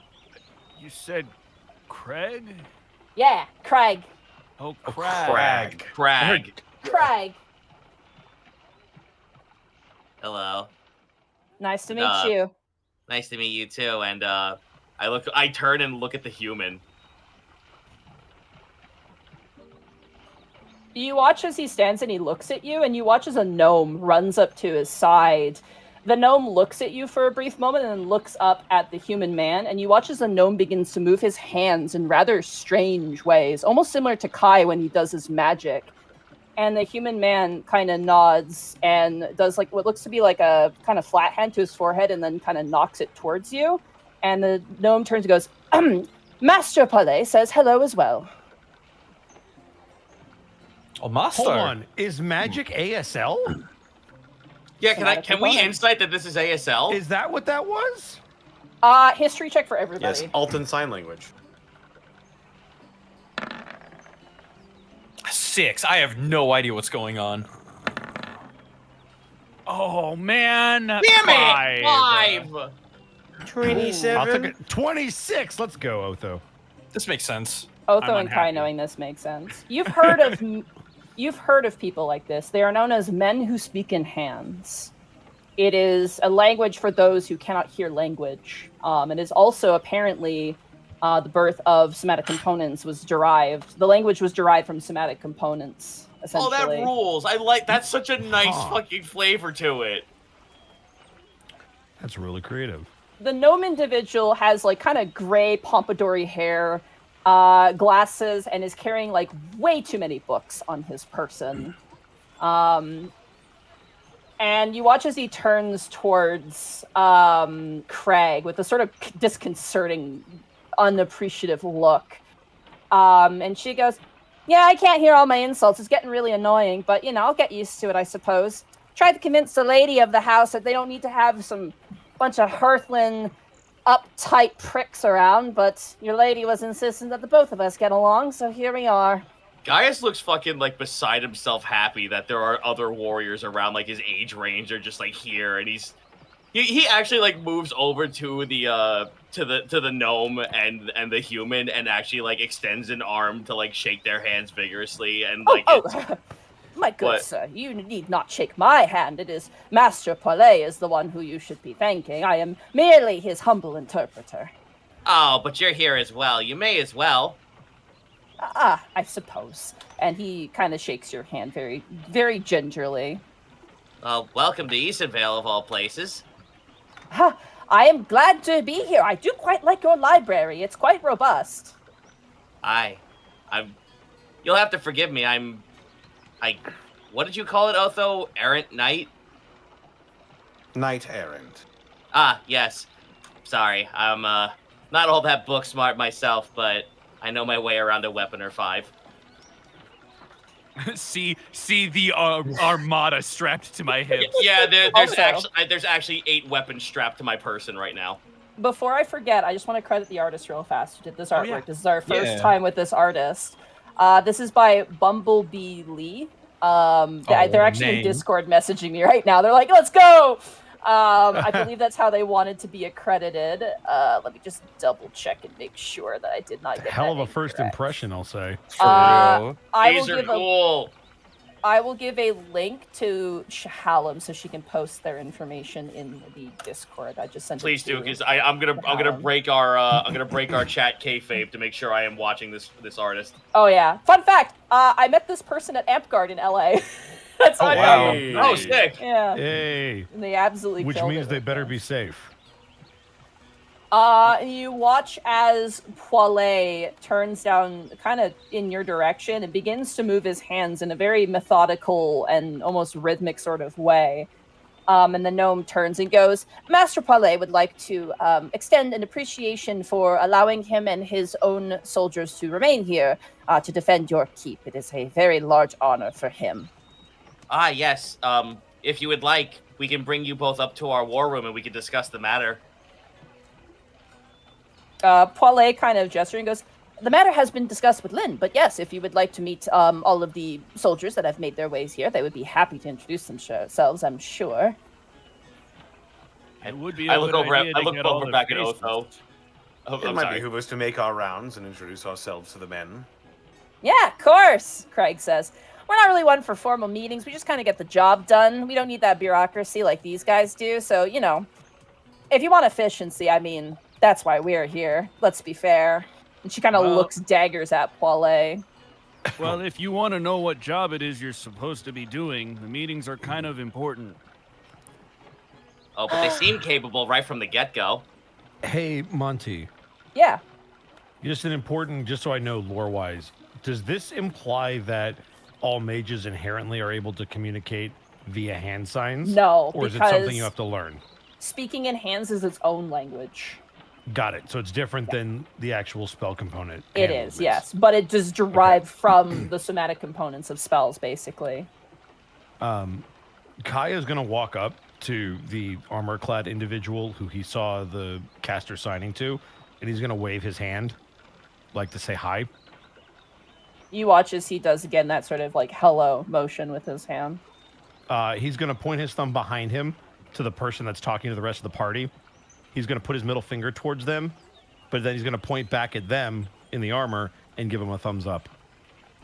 He brings up his hand, one of his hands, his left hand, up to his shoulder, makes his other hand an extended, like, the hand itself, like, flat, like a kind of a chopping motion, and then brings it up to the arm that's kind of resting on his shoulder and does, like, a chopping motion, and then takes the other hand, pulls it up, and, like, does a motion towards his forehead.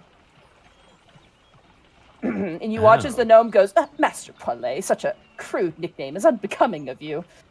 And Poilet just kind of smirks and smiles towards your direction, Kai. Kai's going to smirk and kind of chuckle at him.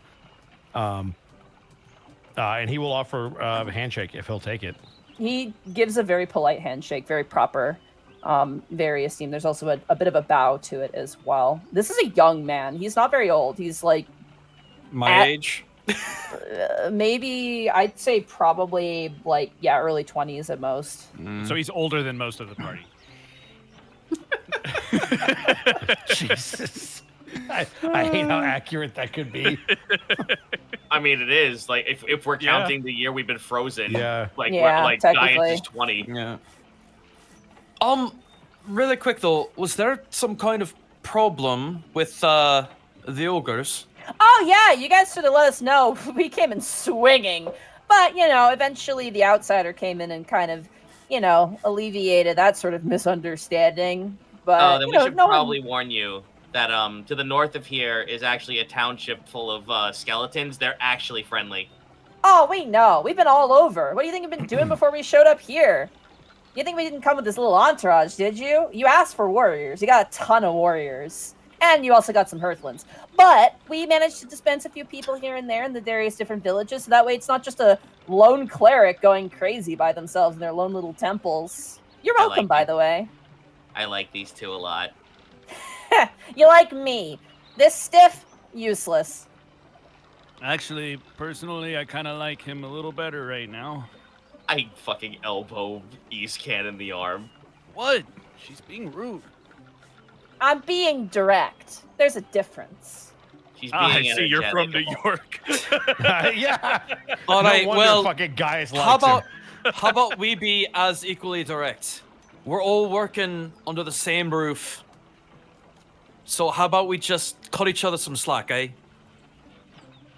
She rolls her eyes and, like, crosses her arms and sighs, and Poilet looks at you and just kind of nods, but then side glances towards Craig with contempt. And maybe now, for both of you to be here, so... I mean, you did, but for who stays, I mean, let's be honest. Also, it'd be good to let us know before you start chopping anything. Nah, I won't chop anything that's not supposed to be chopped. But, you know, when we hear about bandits and things and we roll up into your town, it's filled with ogres. I mean, unfortunately, we got a bit of an idea in our heads. Luckily, we stopped. No one was killed, I think. So everything's fine. Well, if no harm, no foul, then. Maybe some foul. But we'll leave that to your, what's his name? Reebok? I forgot what his name was. Reebok. Blonde He's guy talking smokes. about Rebu. Oh, Rebu. Rebu. Yeah, him. Wait, why are you leaving it up to him? Oh, foul. You know, birds. He likes birds. Oh. Wow. What a reach of a pun. You know that emote of just the straight lined face? That Well, Iskun just gives that face as a response. Gaius scratches his chin a minute and looks towards the knight. Please don't forgive me if I'm being a little forward, but you seem like a cavalier type. Do you know how to command a steed? You watch as he brings like his pointer finger and his middle finger and does like kind of a talking motion and then shakes his head as if to say no. Well, that's a shame, because I actually believe I could have offered you a steed, at least to travel around with to learn how to do so. I mean, we're not traveling anywhere. We're stuck here. I mean, not stuck. I mean, we're happy to be here, but like, we're not going anywhere. A fun little experiment to train with, then, I suppose. You watch as Paulet, like, you can see a visible sweat drop as he once again does that motion with his hands and shakes his head like no. Like, he doesn't like that idea. Okay, understandable. I apologize. He kind of, like, taps his feet to the ground. Kai is going to pull out some of because he's got plenty of paper in his pack. He will pull out a quill and a piece of paper and motion towards them to see if they would write on it. You've been noticing this whole time as you've been talking, the gnome has been like speaking translating towards him. Oh, yeah, gotcha. Yeah, so like Paulet This is side more glances towards him and. Gotcha. Well, either way, we probably should gather everyone and at least, you know, commune. Aye. You watch as Craig runs and jumps on top of his stomach and goes, "Hey, everyone get down here!" And you watch as Paulet pulls out what looks to be like, it looks like a dog whistle and blows down on a sharp whistle. Ow. Yeah. Yeah, I know With exactly my sound. extremely high passive perception, just ow. And you watch as about, let's say, 9 people begin to make their way outside, and behind them you see Oberth and Gherkin. Oh no. Oh, baby. Oh. And as they make their way towards you, your new guards presenting themselves, who I will allow you to meet, that is where we are going to take our break. Oh. Let's go. Be right back. Potty time. I'm sorry if Gaius is excited about this, but new warrior type friends is Oh, like, no. No, oh, this is fuck, very let's Gaius. go. You're fine. Oh no, you're in for a treat. And I'm so excited that we finally get to see this art and these characters. I've been so excited to show them off. Yeah, good work, Bumblebee. Yeah. Thank you, Oh, Spade. yes, by the way, followed on the blue sky. Nice. Hell yeah. The sky is very blue. Let me Well, pull at least up. it used to be.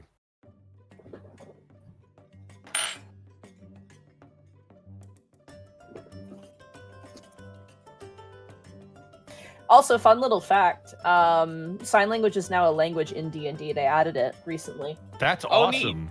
Yeah. Is it just called sign language? Yeah, it's just called sign language, but in this Cool. universe, it's called speaking in hands, because I think that just sounds way fucking cooler. That is way cooler. I have a new language I want to learn now. Shit.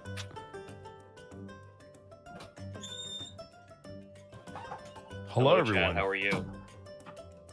Yeah, what's going on? Welcome to the halftime show. We're out here. Me Kampachi, thank you for the 21 bits. Calling it now.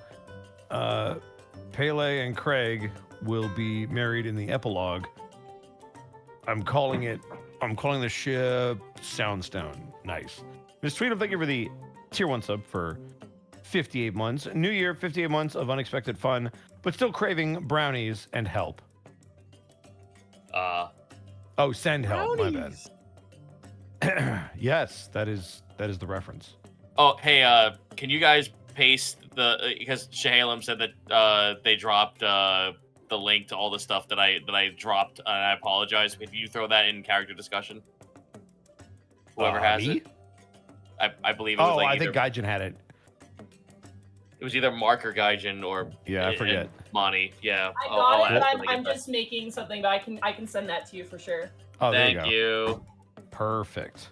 Let's see. We've got Faye Raven. Thank you for the 100 bits. I remember now and was wrong. Wasn't a joke. Had referenced Tolopi and Gaius as illusions in my personal campaign as a bit. Sadly, one of my player characters aren't smart, so the very pink satyr tried to tackle Gaius for being fluffy. Also, title suggestion: Iwi hungover or trolling. Why you gotta discriminate? Damn. Damn. It'd be like that sometimes. Oh, shoot. Yeah, I okay. remember this person because I met them at a convention, and here they are. I met them over the weekend. I'm broken tabaxi. Thank you for the 100 bits. Hey, Bosco. It was nice meeting you and talking to you at SAC Anime. Hope you're enjoying the present from me, the Memon cosplayer. I am. So for those of you that are confused, I have a watercolor painting of Remy now, which is very sick. cool. Yeah. Sky Under 64, thank you for the 100 bits. The mute guard reminds me a lot of Dorosky Grayscale. Maybe. Death by Chair, thank you for the 100 bits. In Monty's defense, there is that one comic where Nightcrawler became the uncanny Spider-Man. Proto Saber, thank you for the 100 bits. I thought we took the birds to Windermere. No, we might have taken them to Isengard, though. God. Mikon Pachi, thank you for the 21 bits. Also, since you rode the axe beaks to Milo's hometown, we'll fix the plot hole in post saying Rebu used the teleportation circle to bring back them while you all slept because he missed them so much. Well, he technically brings them back when we're done with them. So I have yeah. Also, I have thank you a for the tier 1 question. sub. Meow. What's up, Zito? Were we not going to go back? I mean, we'll eventually go back to No, Milo's hometown, I'm never. sure. Oh, okay. They live there But now. That's how you know it's been a They long do. time. I forgot that Rebu was with you guys. He lent He you the was. birds, but you guys brought the birds back. That's easy enough to just say you guys brought Yeah. them in as well. Morth Rainer, thank you for the 100 bits. I need to wake up early tomorrow. See you on the VODs. Also, title suggestion, Ship Cheap. Ship Cheap? Cheap? Ship Cheap? Maybe it was Cheap, cheap. Nope, definitely a C unless it was a typo. That's a C, Cal- all right. That's definitely a C. Callum Draws, thank you for the 25 bits. I thought Monty was trying to do the Sam Raimi Spider-Man theme, but accidentally pivoted to X-Men. No, I think Monty is just Monty, and we love her for it. Zenlita, thank you for the 100 bits. Welcome to the Bosco and Connor Get Some Tea and or Water halftime show where they do that. Yeah, you should go. get Except some I didn't. Fluid. You should go I did get some not. fluid. I did not. But you Bubba Bob, should. thank you for the 100 bits. Well, herd our sheep, and away we'll go. Away, Rosianna. Come on, bro. Herd our This is a sheep, song. and away we'll go along the plains of Windermere. Come on. You are the singing wizard, and you couldn't recognize that shanty. I do. It's a good shanty. You just Mika didn't wanna Pachi, sing thank you it. for the 21 bits. When it comes to axe beaks, Rebu can plane shift just to find one. We've also got Venan and Norvius, thank you for the 21 bits. So you gonna show off the watercolor art of Remy or what? Yeah, I guess I could do that once I unpack it and take a picture of it. Or maybe I did take a picture of it. I don't know. Yeah, eventually I can do that though. Also, real quick, I did forget something during my intro. So for those Yes. of you who may have missed the intro and or are still here, I actually have a workshop coming up on the 18th. So if you are an actor and want some experience doing some anime dubbing, you're more than welcome to do so. Just check out Red Scythe Studio. They have their own website, and a number of classes are being offered. Mine is on January 18th. So it is $140 to participate, $25 if you want to just watch. Hopefully you can swing by and learn something from your peers and or people you might look up to. There are a number of people who've already signed up for the class, but we still have space. So if you'd like to do that, please check that out. Nice. I'll look into that. Totally forgot about that. Also, if you like Dr. Stone, the next season, Dub is releasing tomorrow. And I am happily back as Ukio. So if you're fans of Dr. Stone, get excited. Can you say that on stream? Science is coming back. I put the list in character discussion. And Jahalem gave me it as well, but yes. Thank you. Nice. Skylar Winddragon, thank you for the 21 bits. Empty is an ace icon, and we love him. We don't know that he's ace. We don't know that they are. You don't even know what they are. Correct. Yeah, they could absolutely fuck like crazy. We don't know. We're gonna find that out though. Okay. Didn't go the way I wanted it to. DTF. King Kiwi, thank you for the 100 bits. Nothing of importance, but you did miss this bit drop. New year, new reclaimers. What awaits us in 2025? Will Otho loosen up? Will Milo purge the non-believers? Will Easton face his bride-to-be? Will Gaius find the fabled sex pirates 3? Will Kai fireball some more damn kids? Most importantly, will Wark's master plan come to fruition? The answer to all of that is maybe. Faye Raven, thank you for the 100 bits. Look, I didn't tell the player to make their satyr a ditz and a fluffy candy obsessed. That is true. You just gave them exactly what you knew they would react to. Mikon Pachi, thank you for the 21 bits. Just like how a mother can lift a car when her baby is in danger, Rebu can solo a Tarask if an axe beak is in trouble. Callum Draws, thank you for the 10 bits. I wonder if one of these new soldiers is Iskon's fiance in disguise. That would be the biggest con ever. I love that. That'd be so good. Lasume, thank you for the 300 bits. Just wanted to say thank you to the DM for making her a Mad Mage campaign. It's been helping keep me sane at work during the holidays. Also, y'all can't top the war crimes they have done. Good God. Don't challenge us. But we're already well aware that we're like Monty's like maybe fourth favorite group, so it's okay. Zenlita, thank you for the 100 bits episode title. Sheep Shape. Yeah, but Monty, we're still number one in the list of parties who've burned total numbers of carts, right? True. Have we started the most fires? Yes. Wait. Excellent. Wait. Yes. Yes. Have we annoyed you the most? Definitely. I don't know. Oh, what? I came back to life for a second. You asked are we the ones who set the most fires? And I'm just reminded that one of my groups waterboarded a man with mayonnaise. That's not starting a fire, though. That is not it's a fire. Not, yeah. I don't know why that reminded you of it, but they found a guy who was petrified, and he was a bad guy, and he was petrified. And they wanted to interrogate him, so they had a bag. They wanted to put like a bag over his head, but the only bag they had was filled with mayonnaise that was sitting in like lukewarm temperatures for like a week. So they were like, whatever. So they just put the mayonnaise bag over their head and then unpetrified them, stole their spell book, and then proceeded to like interrogate him. What kind of weird loot goblins do you DM for? To be fair, the guy was a red wizard of Fae. So yeah, but mayonnaise. Yeah. Shockingly, this was not Bracky. This was the Saturday group. So this was the group of like Shay. Canadians. Yeah. Your good friend Shay. Yeah.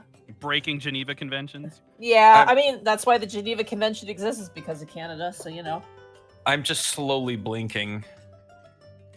Are we all back? Are we still waiting? I think so. We're all back. The most dangerous substance ever Xenoback? created. I've been here the whole time. Okay, I wasn't sure if you got up. Yeah. All right, are we good to jump back into it? Yeah. Yes. Alrighty. Let me find some appropriate music here.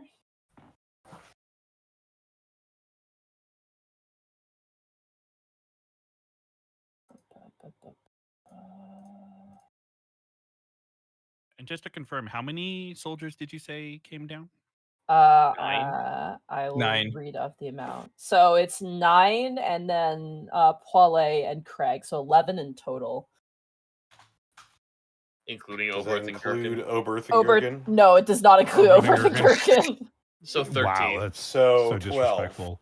Well, yeah, because they're each worth a half. combined, they're one person. Yeah, exactly. They have the abilities Form of one combined a person. functional if they were- adult. And Yeah. now I don't know about that. the mistakes. Mistakes. There were many. As the soldiers assemble, you see those two men who are in the throne room. Yeah. They kind of jog over and they join Poile, and you watch as they also seem to be able to speak in hands to him. And they seem to be locked in it's very interesting. They're like locked in a very serious discussion just based off of their expressions, and they seem to be asking questions of Poile, and Poile seems to be answering those questions. 1 second. Sorry, just pulling up my notes here. You will all watch Kai be very infatuated with said hand gestures, and he seems to be trying to take notes and trying to figure out what they could mean, and he's clearly trying to reverse engineer it based on what he knows about spells. It's so hard because unlike when he was communicating with you, Kai, he's way faster with Way his men. faster, yeah. Well, yeah, it's like learning how to speak Spanish and then talking to somebody who's fluent. Mm-hmm. So you notice the kind of portly gentleman with the spear make his way over and discuss. Same with the rather thin-looking blonde-haired man with a large longbow on his back. You also notice, kind of running in a spirited manner towards Poile, is a very, very cute-looking woman with kind of short-cut hair. She's wearing scouting gear, but as she passes by, you notice that she has a donkey tail coming out of her uniform. As she runs up and like salutes to Poile and also joins in the conversation. The last person you see currently taking off an apron and throwing it aside and kind of donning thick plate mail is a very oh man. I'm interested to say the word powerful looking woman. Very sort of stern expression, but like very good poise. Notably, she has a symbol on the front of her armor, which is not a Hearthland symbol. Anyone who can roll me a religion check. Ooh. Oh, jeez. I'm going to skip that. 12. 17? That actually makes sense. Okay. 7. 6. Gaius, you recognize the symbol on the chest, not because it's a symbol, but because it has runes on it. You recognize dwarvish runes. And you're like, oh, wait, we've seen that symbol. That is the symbol of Gromith, the dwarven god of the forge. Ooh. Why is a human wearing a symbol of a dwarven god? That's kind of weird. Perhaps there's a story behind why. She is wearing very fine armor. She has a warhammer lashed to her back. Her hair is tightly tied in like kind of cornrows that go behind her. And she seems to be the most, like, you thought Poile was very stiff and proper. She is definitely the most stiff and proper out of all of them, as she stands next to Poile at attention. Craig's people, friends, I'll say, have a different energy as they make their way. Almost like a ghost, an 8-foot-tall Kenku makes their way out of the front doors. Pause. You said Kenku, correct? Kenku, yes. It's a big-ass bird. It's a big bird. I heard 8-foot and ghost and like nary the Yeah, and I was not ready for Kenku to follow those sets of words. That's some yokai combination shit. Yes. Oh, jeez. Their face has sort of a very hooked beak, and their face is very. The best way to describe it is like kind of that texture like a turkey has, without like the little thing they have on top. It's a very kind of. So they're like a vulture. They look like an Indian condor specifically. Condor. Yeah, I was thinking condor. Oh. That's a sick-looking bird. They're wearing a cloak of feathers over their body that just hides their arms and legs, and they just like walk over. You don't see any visible weapons on them, but they look like the lands of Delvaria has homed them, as they also seem to be very at attention as they make their way next to Craig. Craig kind of smacks them in the back, and they go a little bit as Craig goes, "Nice that you can join us." The next person who shows up is someone you recognize as you see Hawk, your friend who joined you in Delvaria. The original boy. Yo. And he's like, OG "Hey!" He goes, "Oh, I'm so glad to see you guys again."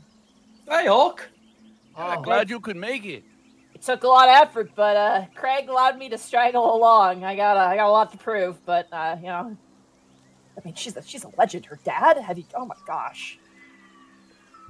Stories we can hear. But, Oh later. yeah. She said Yeah, her of dad course. was a rock. Earth Ganassi, it's her joke. She makes that joke all the time. But yeah, he's like a hero. Like him and the king, like they fought together, and you hear as Craig goes, "Hey, Hawk, get over here!" And he goes, "We'll talk later." And he runs over. The next person who shows up is very shocking compared to all the others, as you see a human woman with just tossed brown hair, freckles on the face, wearing what looks like kind of gray pelts in various different places. They have two short swords that look to be made out of bone, like a jawbone on either side. And as they walk past, you notice, kind of following next to them are three wargs. Goblin dogs. That rules. Why did they send Damn. us like the most badass like? Because that's what you asked for. Yeah, this is true. Yeah, but we I actually I got can't it. horse in the I mouth. can't believe Hearthland and Delvaria sent us all their legendary random encounters. Is anyone else feeling inept?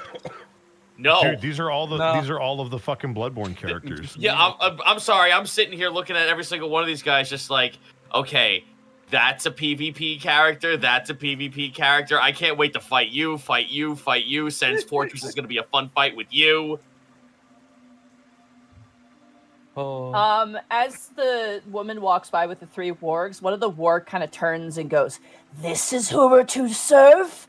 We'd be better off back in the Badlands." And another one of the wargs says, "Silence! They are alphas as long as we are here." And they kind of step up next to... Oh, okay. fuck, they actually got speaking wargs. Holy shit. Wow. Should we tell them we've killed wargs before? We killed We wolves. should no, we'll make it a secret. Wait, Monty, I have to fucking know. Do the wargs also know Goblin?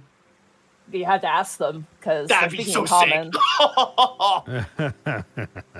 The last individual does not look like a Delvarian at all. Their garb and the way they walk suggests a different foreign existence. However, as they walk in, their eyes immediately lock with you. As you see a half-elf individual, a drow, half-drow specifically, walk out wearing black robes and a symbol on the front. Milo, roll religion with advantage. Everyone else can roll religion. Oh. Oh boy. Uh-oh. Here comes Miles. 18. Milo's foil. This is gonna be great. A 12. 16. That's another natural one. Aw, Hey, I'm nice. sorry, Connor. That's all right, Connor. We got the other ones. We're fine. The gentleman kind of locks eyes with you, Milo, and gives you a very sort of gentle smile.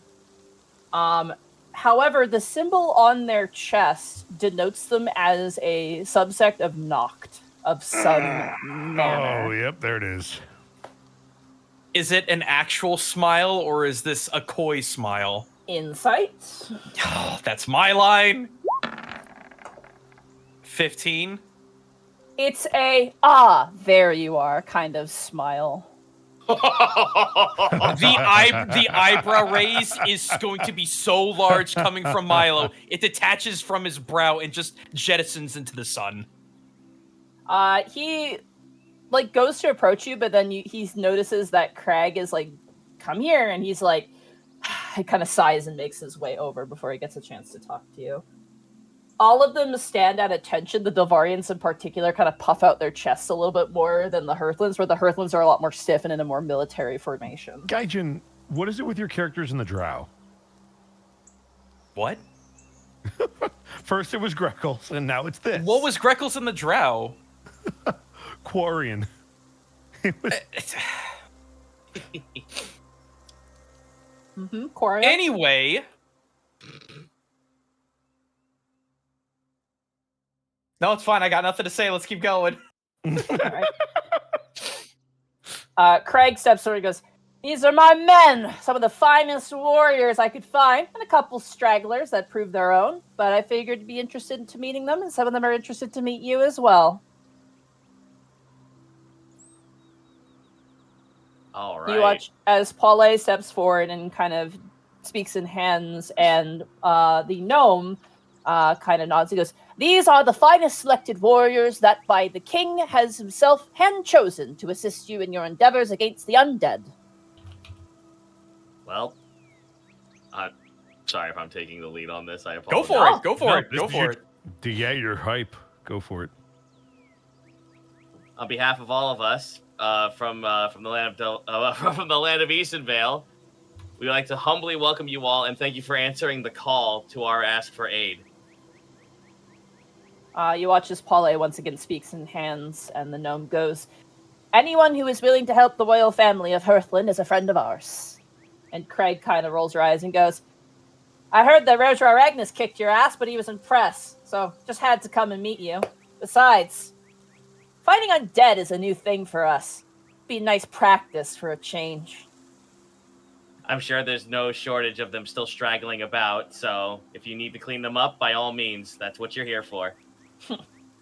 "Like the sound of that," she says as she kind of backs up.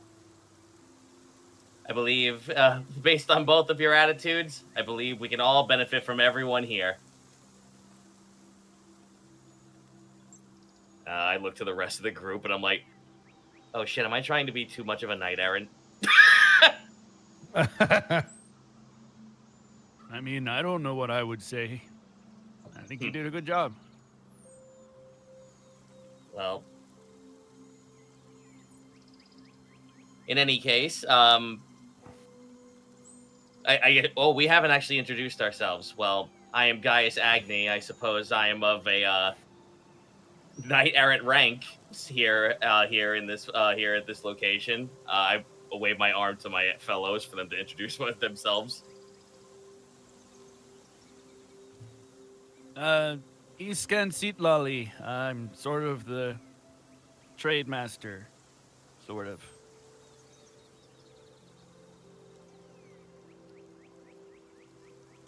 Milo. Oh, we have to go on me night? No, I'm Milo's sorry. he's a shell Oh shock. no! I am. Oh boy. Okay, so Milo's eyes just try to leave that half drow. They do not. Good luck. Milo Brightbeam, Cleric of Orin. Emphasis on the Orin. I looked at Otho and Kai. Who look at each other. And look back. And look at each other. Otho Valentinius. I handle the kingdom's intelligence. And I'm Kai. I'm with him. The kingdom's wizard. I wouldn't go that far. Oh, please. the Kenku individual, the tall, 8-foot tall one, kind of raises a brow at that distinction. Do we notice that? Yeah, a little bit. Gaius actually points to the Kenku. Yes? Just immediately calls them out. Oh, no, I'm fucking... I want to make friends here. Let's all fucking air out some shit. Let's go.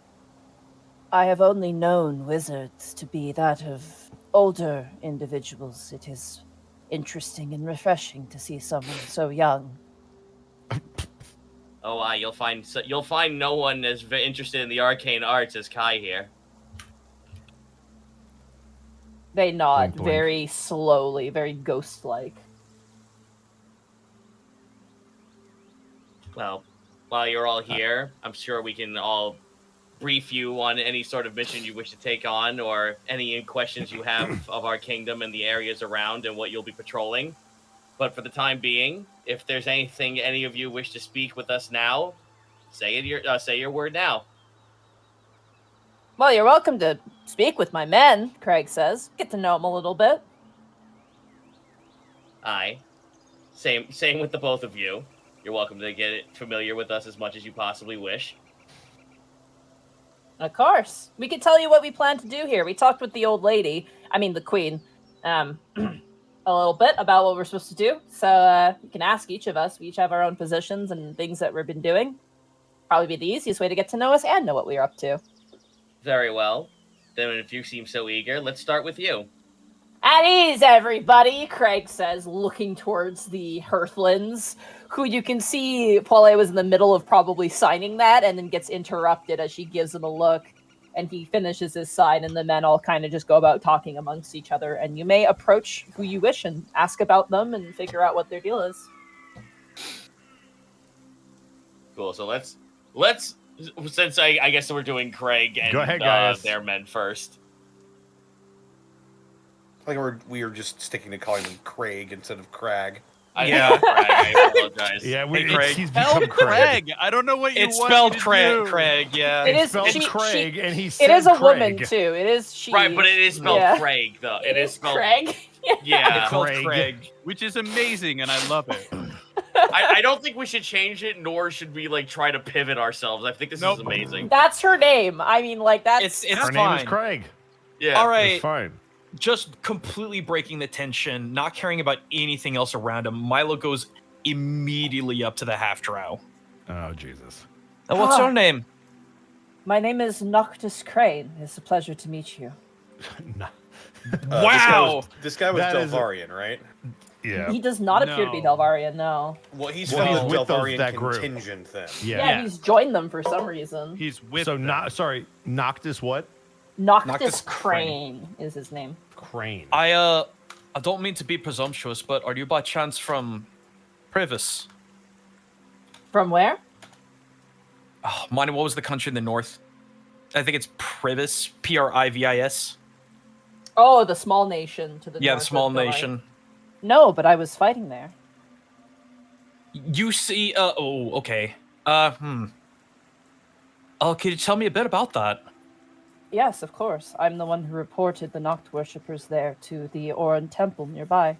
Immediately, all tension on Milo just completely washes out. I spoke with High Paladin Arden. They mentioned that a Azumar of Oran made their way through, and you must forgive me, I was quite curious, as myself am from Periton, and it seems that you had a lot of questions. Triple blinking What at the that fuck? Wait a second. He just can't casually drop that. from Periton. Indeed. I am known as a balance keeper. Could you define that a bit more? What is there to define? I've never heard that term before. What are your chief responsibilities? To keep the balance. Maintain the balance between light and darkness. To prevent another calamity from occurring again. Our subsect is decreed by High Lady Soliandrus. Oh shit. So much flashbanging. Oh Man, my god. Of course. This is so great that it's And- you. And I thought I was good at warding flare. Oh, jeez. That's a very impressive resume. And I appreciate it. Thank you very much. I have been on I suppose, a pilgrimage of sorts. My father bade me come to Alton and assist where I could in matters of both Oran and Noct. I myself am a Noct worshipper. You and I have a lot to talk about.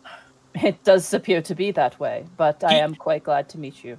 He does not say that with malice at all. He's genuinely like, I want to talk for hours with you. You got a bro going on here. It's Perhaps it is familiarity. My father was in service to a Azumar of the Sun, And perhaps I feel as if walking in his own shoes to assist another Aasimar of the Sun in some sort of positive way.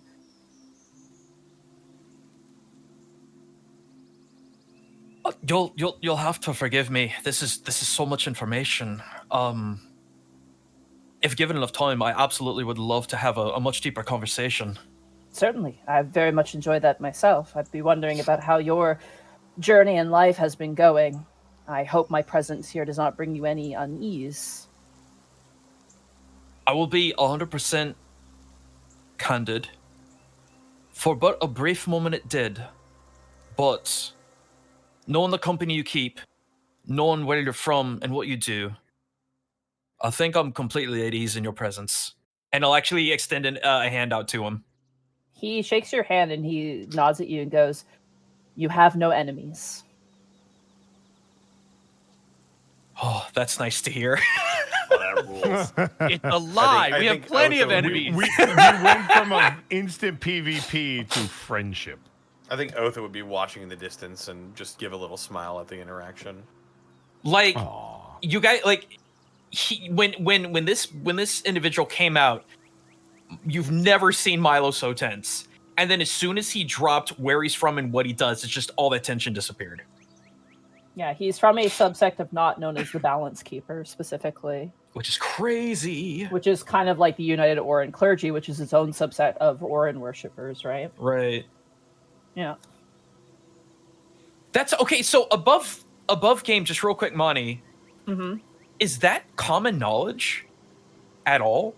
No. Because I would have thought that Ilene would be the one who would be in charge of maintaining a balance of dark. No, Ilane's light and darkness as well. Ilane's clarification, you know that.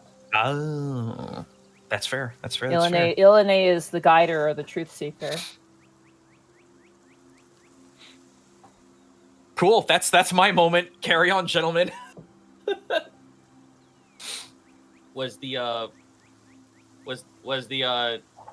human woman with the dwarven runes on her armor in this group, or was it the previous group? She's in the Hearthling group. Okay, understandable. Yeah. Then I am. Well, I want to speak to Craig more because the whole like Earth Genasi thing is kind of like flaring for Gaius. So that's me, but I can wait if anyone else wants to interact with anyone else right at the moment. No, go for it.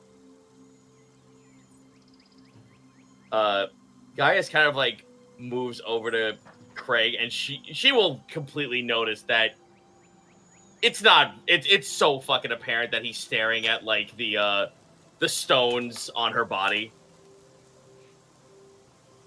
She kind of flexes her arm and goes, "Want to chisel it?" Well, if you'll show yours, I guess I'll show mine. I slap the middle piece on my chest plate.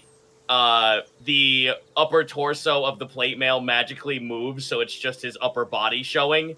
The back of the armor is actually like poking out because that's where the stones in his spine and on his shoulders and arms change out, so she can see like the runes sticking out of the back of his body. Ah, skilts. We tried to find a silt graver from the far, far east, but we had no luck, unfortunately. It's a real shame, that is.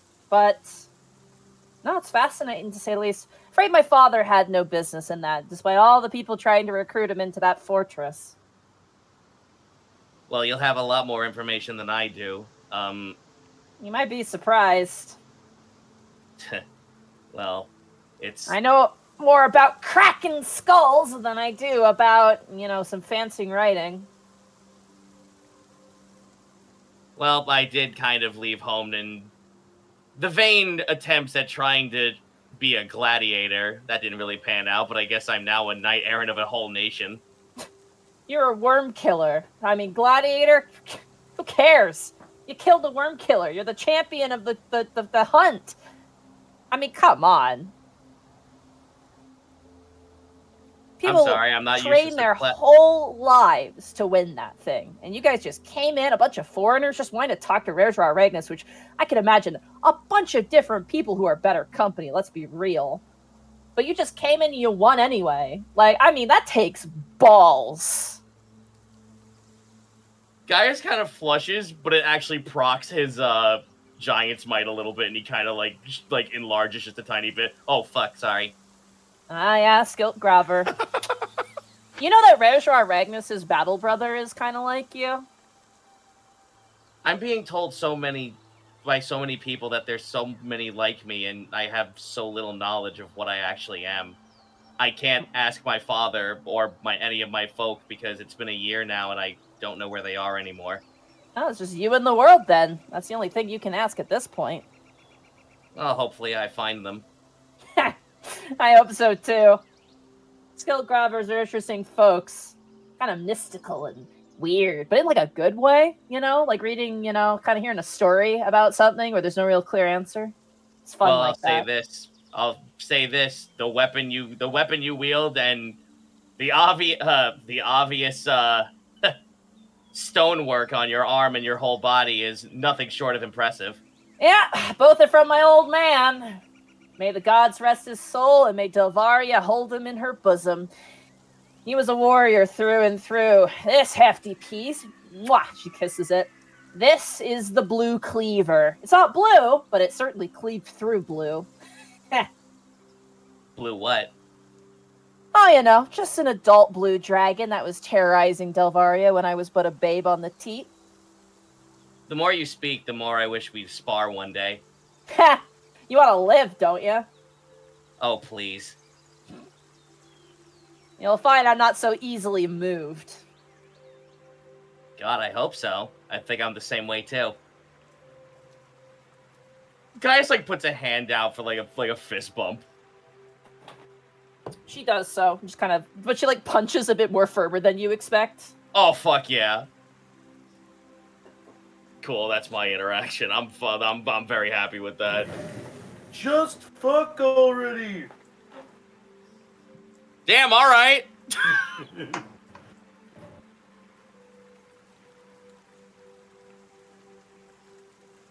All right, who would like to approach someone next? Connor? Bosco?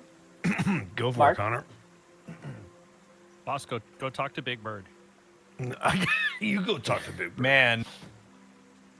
I'll approach the woman with the pelts. Okay. With the three wargs around her. Oh, hell yeah. She kind of glances up at you as you approach, and you can just see her lip kind of curl into a bit of a snarl. Not malcontent, but more just showing her teeth. And you watch as the wargs next to her also show their teeth. Not in an aggressive manner, but just baring them. Greetings, and who might you be? I am Zeta. Oh, that's going on the notes. From the Tiber Pack. This is my brother, and she points towards one of the wargs. Zrog. And this is my other brother, Ovuk. Or, sorry, sister. My notes. Help me. These names help me. These are my brothers, Zrog. And the warg kind of growls at you kind of ferociously. Jesus. This is Leg, and you watch as Leg, the warg, kind of yawns slightly, kind of snorts. And this is my sister, Urvuk. And you watch as the last warg kind of looks up at you very, kind of analyzing you, Otho. Before she turns and goes, "He smells like a cat. I wonder if he runs like a cat as well." Between the two of us, my brother is the faster one, but if you're calling me a coward, I think you'll be found wanting. I do not think humans are cowards. Not all of them. Just most of them. Not in Delvaria, though. Those who are not from Delvaria are mostly cowards. You would be surprised. I have been surprised. That is why I am here. My mother has want for me in surprises.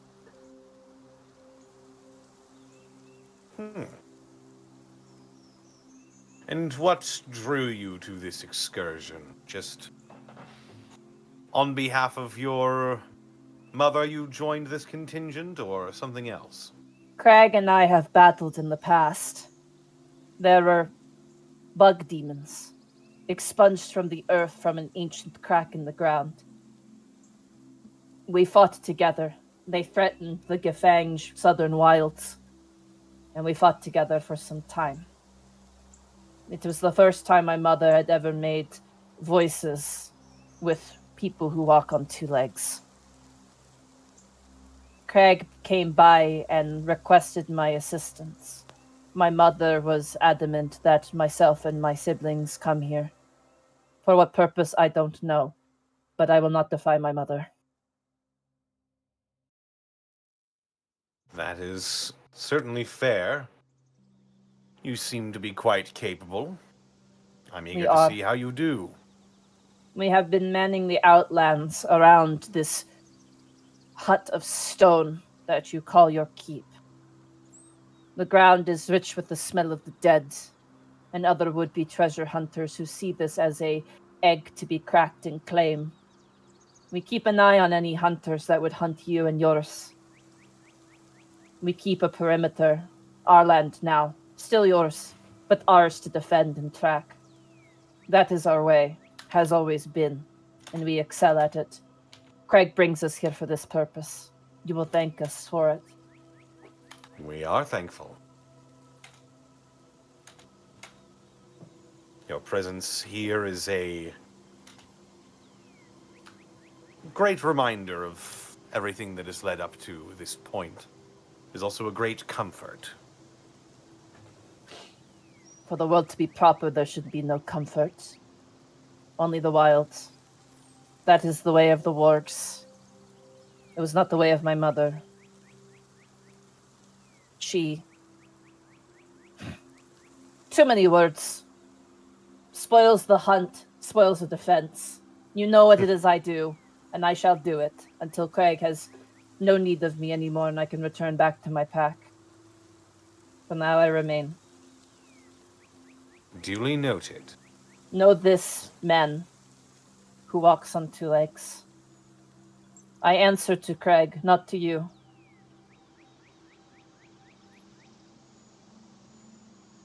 Again, duly noted.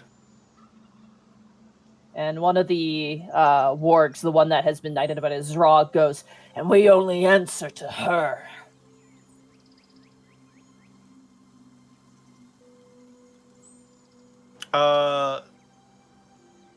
Which one was that? Was that Zrog? Zrog, yeah.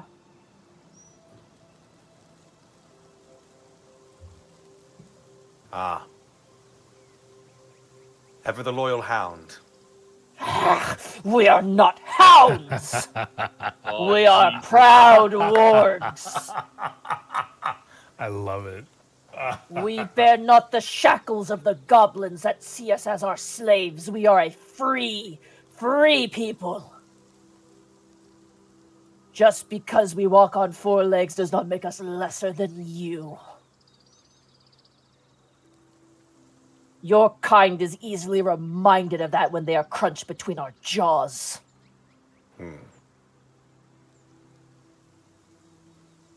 As long as you're pointed towards our enemies' throats, then. That is the way it is now. That is the way it will be.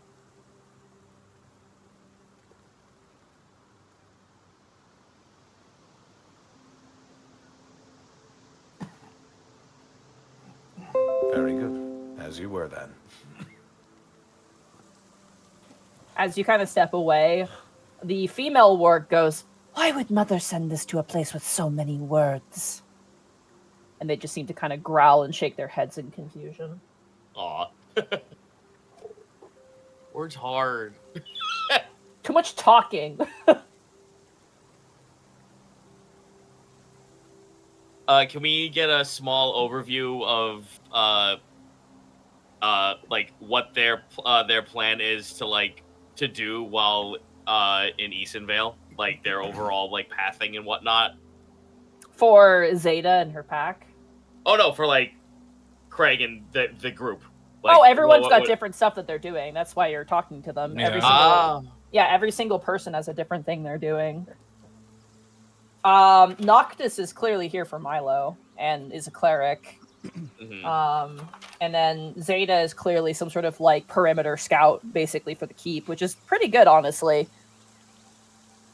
Better than the other two. Yeah, Ober and Gherkin, by the way, are like, they're standing next to you guys like, yeah, we're the real guards, look at us, and like, they're not. Oh yeah, by the way, here, I give them both their shirts.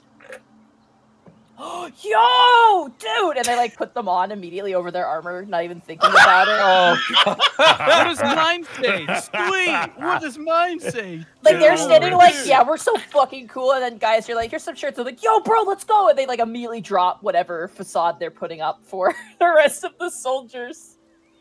Oh my god. Beautiful. You watch as Poile speaks in hands towards, I believe towards you, Escan. Whoever's not, like, part of that is, like, kind of off to the side. And the gnome turns up and goes, Master Poile appreciates the fact that you trained your guards wrong as a joke. It's quite humorous. You trained him wrong as a joke. The Kung Pao reference. We're gonna roll with that. That is way better than what we had. I'm bleeding, making me the victor. Yeah. They kind of train themselves, actually.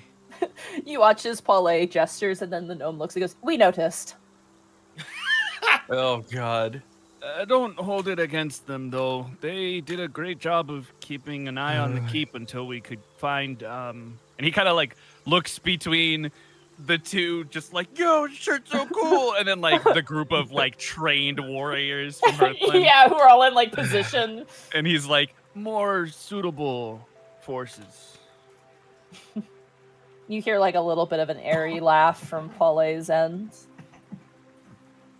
If you don't mind my asking, what is everybody here responsible for?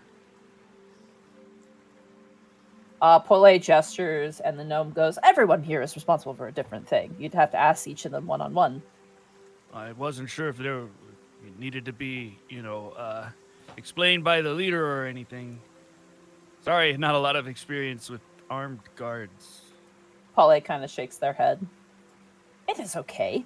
I could introduce myself, the gnome says. Please. My name is Mortimer Pilwicken. Fuck. Did you say Mortimer? Mortimer. Oh, Mortimer. Okay. Mortimer Pilwicken. Yeah, Mortimer Pilwicken is his name. The Pilwicken Pompadour. Oh, I had too many L's. Well, I got it. Fucking yes. Other than translation, what else do you do? I study the language of speaking in hands. I also sometimes do paperwork for Master Poile, but not often, because he's perfectly capable of doing that himself. I'm mostly a linguist, is the best way to put it. A traveling linguist.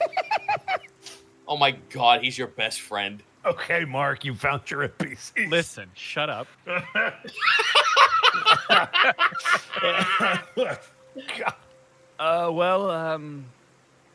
There are a lot of people in Eastonvale, but mostly everybody speaks common, so I don't know if there's going to be a whole lot for you to learn here.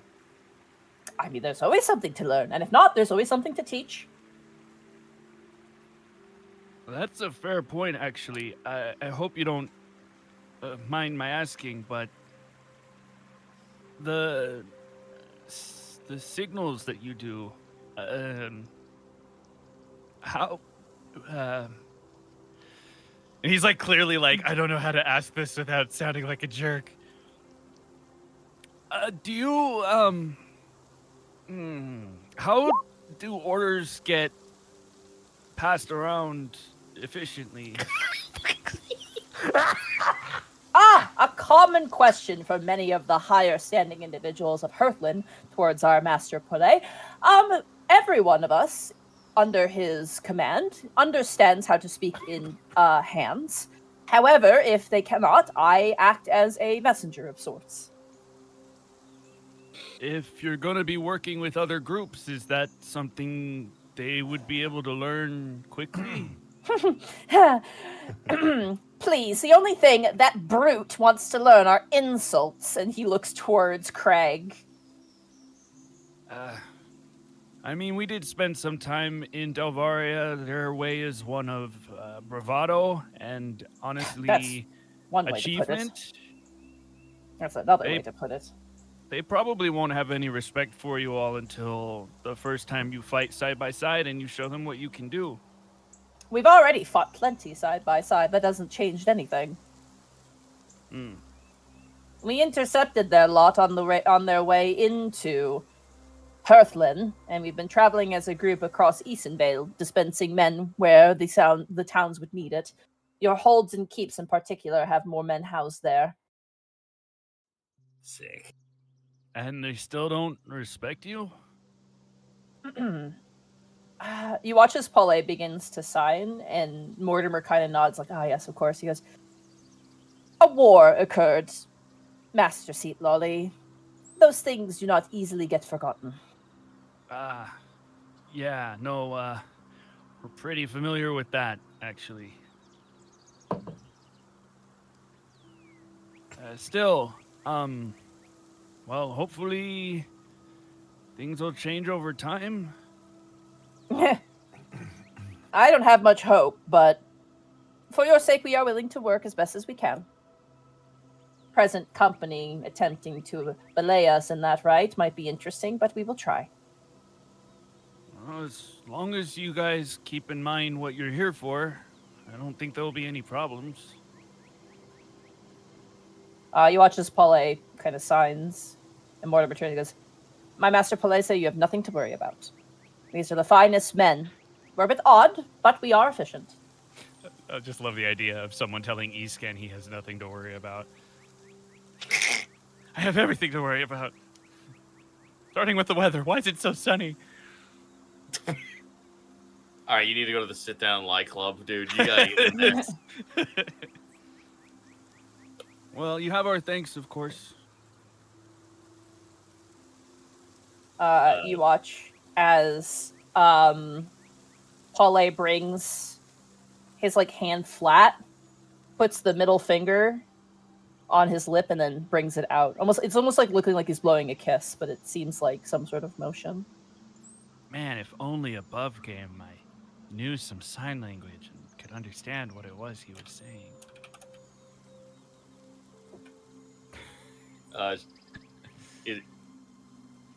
Is it cool if the rest of us pivot over to the Hearthlin squad? Sure, yeah. Kai should go next. He's the only one. It's fine. Go ahead, guys. Yeah. No. Please. No, I need a minute. Go for it. Oh, okay. As long as you're sure. Bosco is dying. Okay. Finally. The poison, it's working. Been 15 years. You know how expensive that's been? Yeah, I'm not that lucky. Why'd you build up such a tolerance to iocane powder? I guess after speaking with Craig, guys will actually look over to the human with the dwarven writing on her armor, and kind of just be I need to speak to her for a moment, but we'll talk later. Kind of motion to Craig. Don't find yourself in bad company now.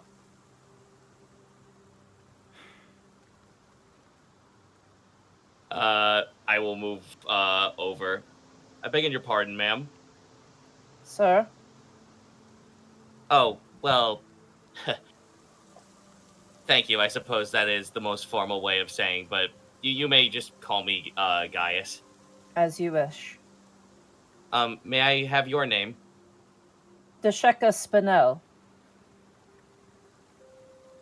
Miss Spinell, Otho. Oh, go ahead. Otho, are you paying attention as this is happening? Yes. I assume he was listening to everybody. That name, you're like, wait, whoa, what? The Spinell family is an extremely wealthy gem mining family from Hearthland. They are one of the more wealthier families in the country. What was her name again?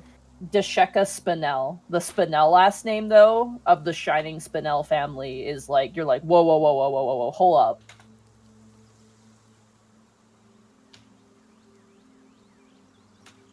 Wealthy jewelers, you said? Very wealthy jeweler family. Would my family know them? Or are they too far south? They're pretty far south from you, unfortunately. Okay, no, that totally makes sense. This is like a Martyralian trade thing.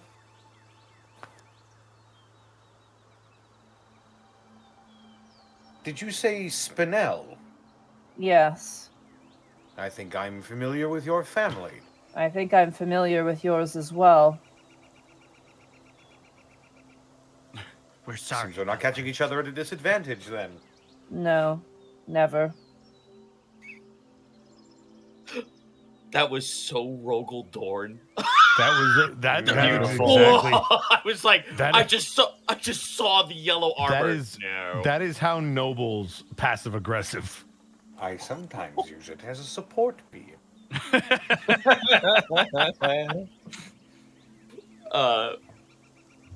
Well, that's nice that you two at least know of each other.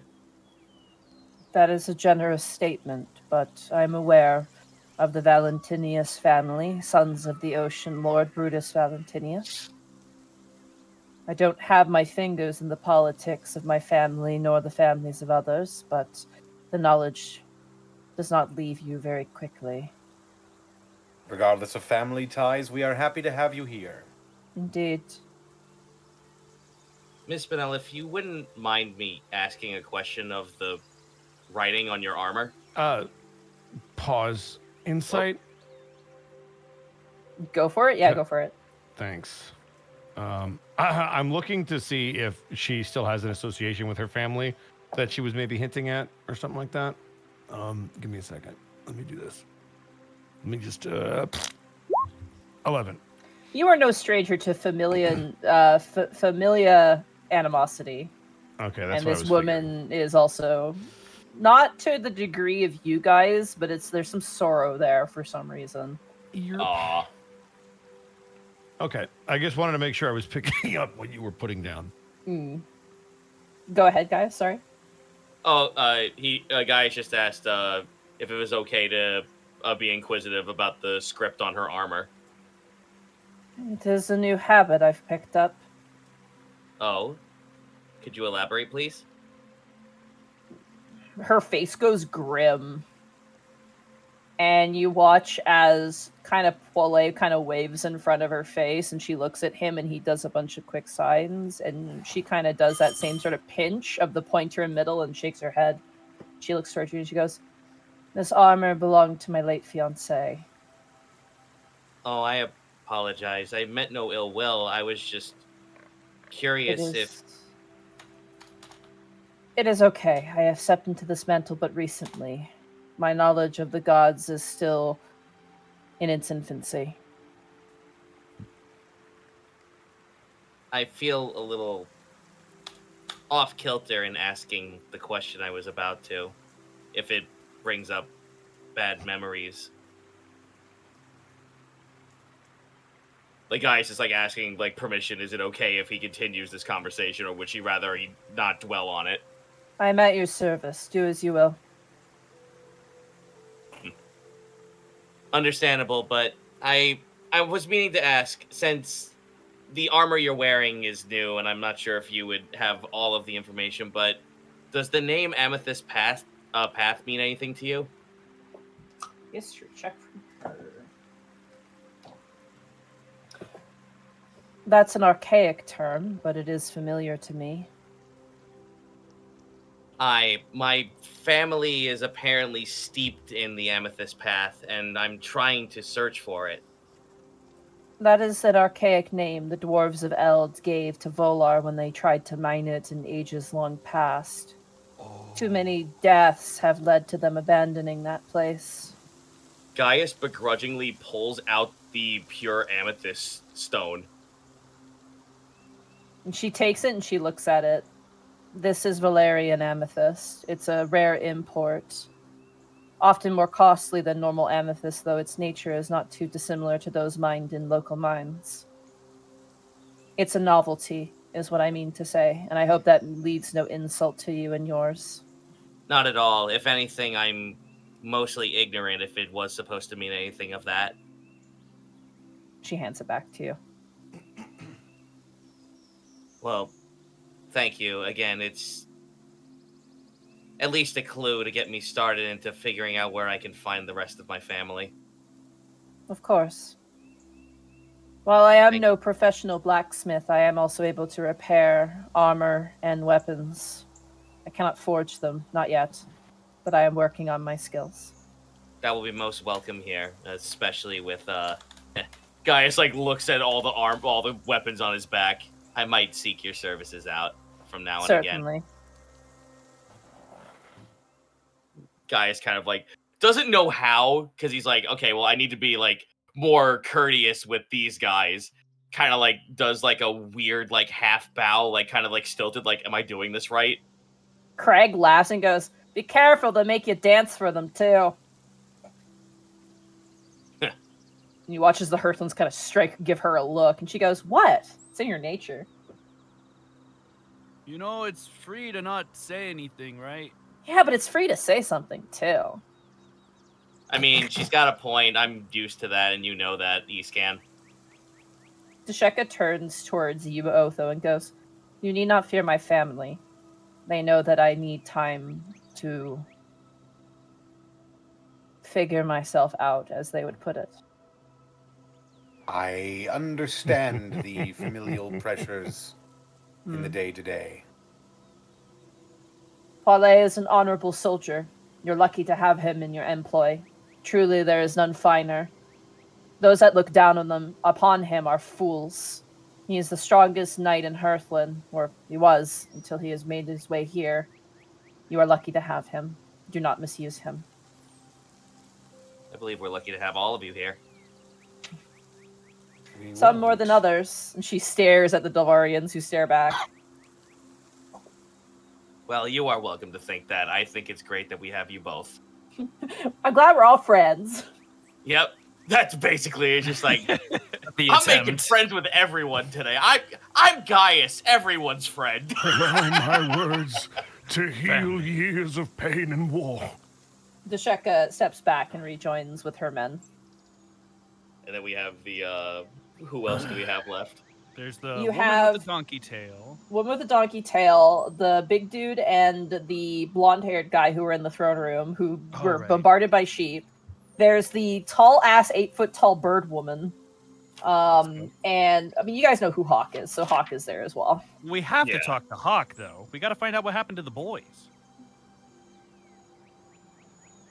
I think it got extended for a 4th season. I hate you. Anyone else want to take a stab at anyone here? Bosco. No, you're good. Keep going. Stop conveniently dying when it's your turn to have a scene. Gaijin, you want one? You know what? Let's have some juxtaposition. Milo's going to approach the 8-foot-tall Kenku. Oh, that rules. There you go. This is going to be the most awkward You, like, conversation in crane history. up your just- neck, and she cranes her head to the side to look down How at to you. speak to your short friend.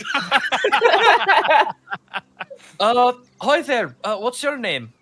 My name is Blackwing. I like that. I like it too. The elders gave it to me when I hatched from my egg. Who gave it to her? Her elders. Okay. So what do you specialize in? I am a monster hunter of my people. Dope. Sick. I am known as a ghost slayer. Don't tell her about Marjorie. No! Oh No, I So- think you should absolutely tell them. Otherwise, So- that ghost is dead. When you say that, do you mean like literally, or do you like sneak up on things? I am attuned to the ethereal plane, I suppose should be specified. When Craig was notified that you are searching for those who have ties to fight undead, she felt it appropriate to approach my people and ask for my aid. That's nuts.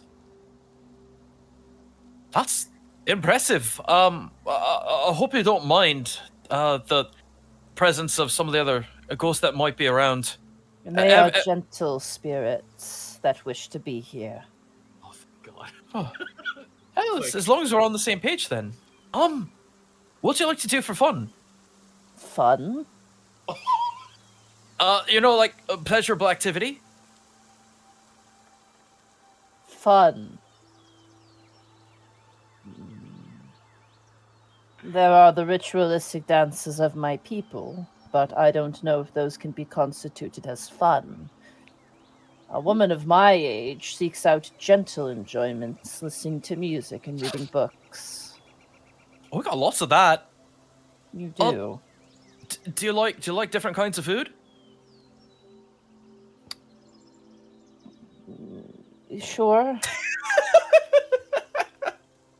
Let me cook for you, bird lady. I have a rather iron stomach, but my sense of taste is not as appreciative to certain flavors than others. Well, be sure to let me know what you don't like. I'll keep a mind out for it, and so will Marjorie. Of course, I appreciate your culinary concerns. So, what was the greatest hunt you've ever had? The greatest hunt I ever had. When I was a young girl, there were swaths of undead in Delvaria.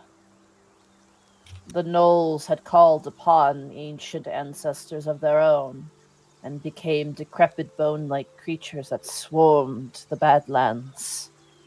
My people fought them. We heralded in the light.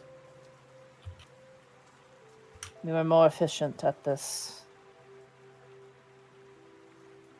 It was a long battle. It took 3 days to turn back the tides. That's crazy. Indeed. Talking grandiose things. I once had to hunt down a murderer, a thief, and a killer. It was a long and arduous chase. It led me to a place known as Eltmer in the beginnings and ends of a war. Difficult to navigate at the time, but eventually I caught them and returned our relics back to our people. It was certainly a character-building adventure, one of many. Huh. Most of our people remain in the nests, but blood hunters like myself, we travel far in our works. We are the hands of the elders, and acting out what they need us to do.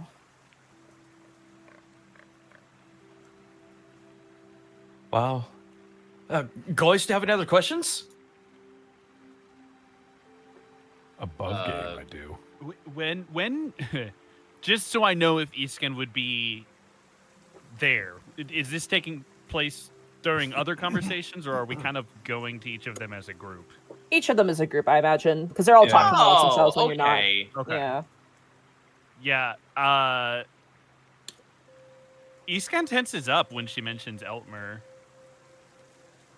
but is keeping his mouth shut. But like you guys all know him, so you know that was like something. Mm. Well, do you have any questions for us? No, not at all. I am here to listen to Craig's orders and assist you where I can. I must say that the return of Blightwing has definitely spurred on the Elders' need for us to fan out and scout out. I may be more inquisitive than you may imagine. I would like to inform you that I am no spy, and I serve only my people, who are kind and gentle people, scorned by the gods. I hope that you are able to understand this. Milo does that slow, knowing nod. To know our enemies, we sometimes must go to their level. It is a bad look. I hope that by being transparent with you forthwith, you would understand my intentions are only good. Immediately swings around to make eye contact with Kai. Not in an aggressive way, but in a very knowing way. Hey, Bosco, you should talk to Big Bird. You should shut the fuck up. You should shut the fuck up. How's that sound? Oh, the way you said that, I just now imagine Kai walks over. Hi, Bird. he is the Snuffy of the group. All right, that's me. Oh my god.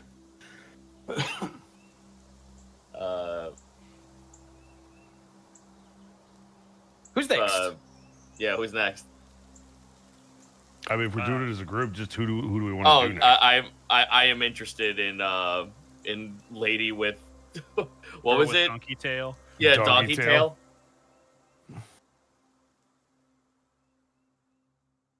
You approach her. Yes. As you approach, guys, she's like, "Ooh, God, you give me the heebie-jeebies. I'm not gonna lie." The guy's like looks left and right and then points at himself. Me? Oh yeah. I mean, you got Fae written all over you, and I've had some fun little run-ins with the Fae, but your queen assessed me that you wouldn't trick me, charm me, curse me, do all those fun Fae things, so that's a bit of a relief, but you have to mind me a little... Oh, no, madam. I swear to you, I have no capability of doing such a thing. My sister and my grandmother probably, but not me. Well, I hope they don't visit, because yikes. No offense, but she looks down at her tail. Had a bit of a bad run-in the past, but apparently we're from a close place. Lady Lynn mentioned that you're from the forest to the north of my home, so that's pretty interesting. Small world, huh? Oh,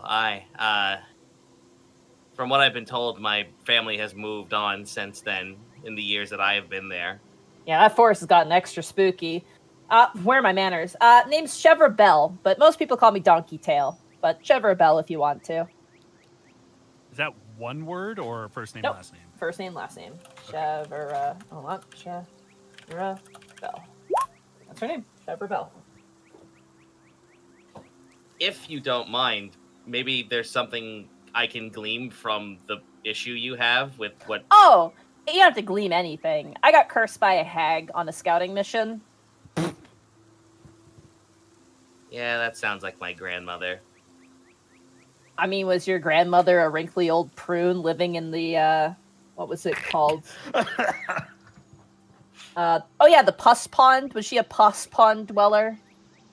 Well, I don't believe I've ever heard that before, but if you've seen a wrinkly old hunchback-looking fawn with lots of vines growing out of her hair, that was her.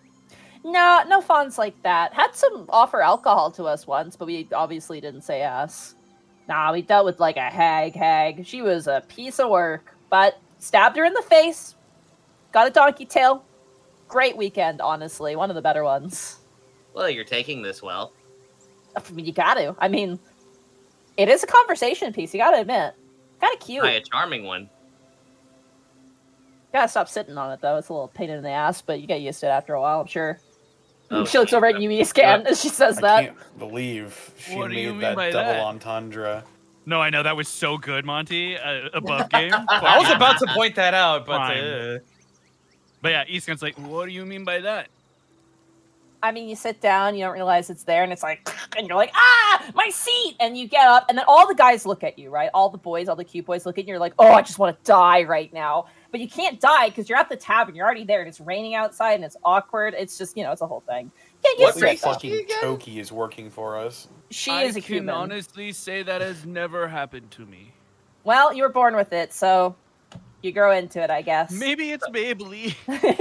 Sorry, I missed it. What is she? She's a human. Oh, okay. She just has a donkey tail. Yeah, just has a donkey tail. Okay. Yeah. Yeah, I'm from Cutter's Edge. It's like a logging town. I was a scout there. Wanted to join the formal military, but, they needed scouts on the forest edge because, spooky stuff. Yeah, sorry. I'm some of that spooky stuff they may have warned you about.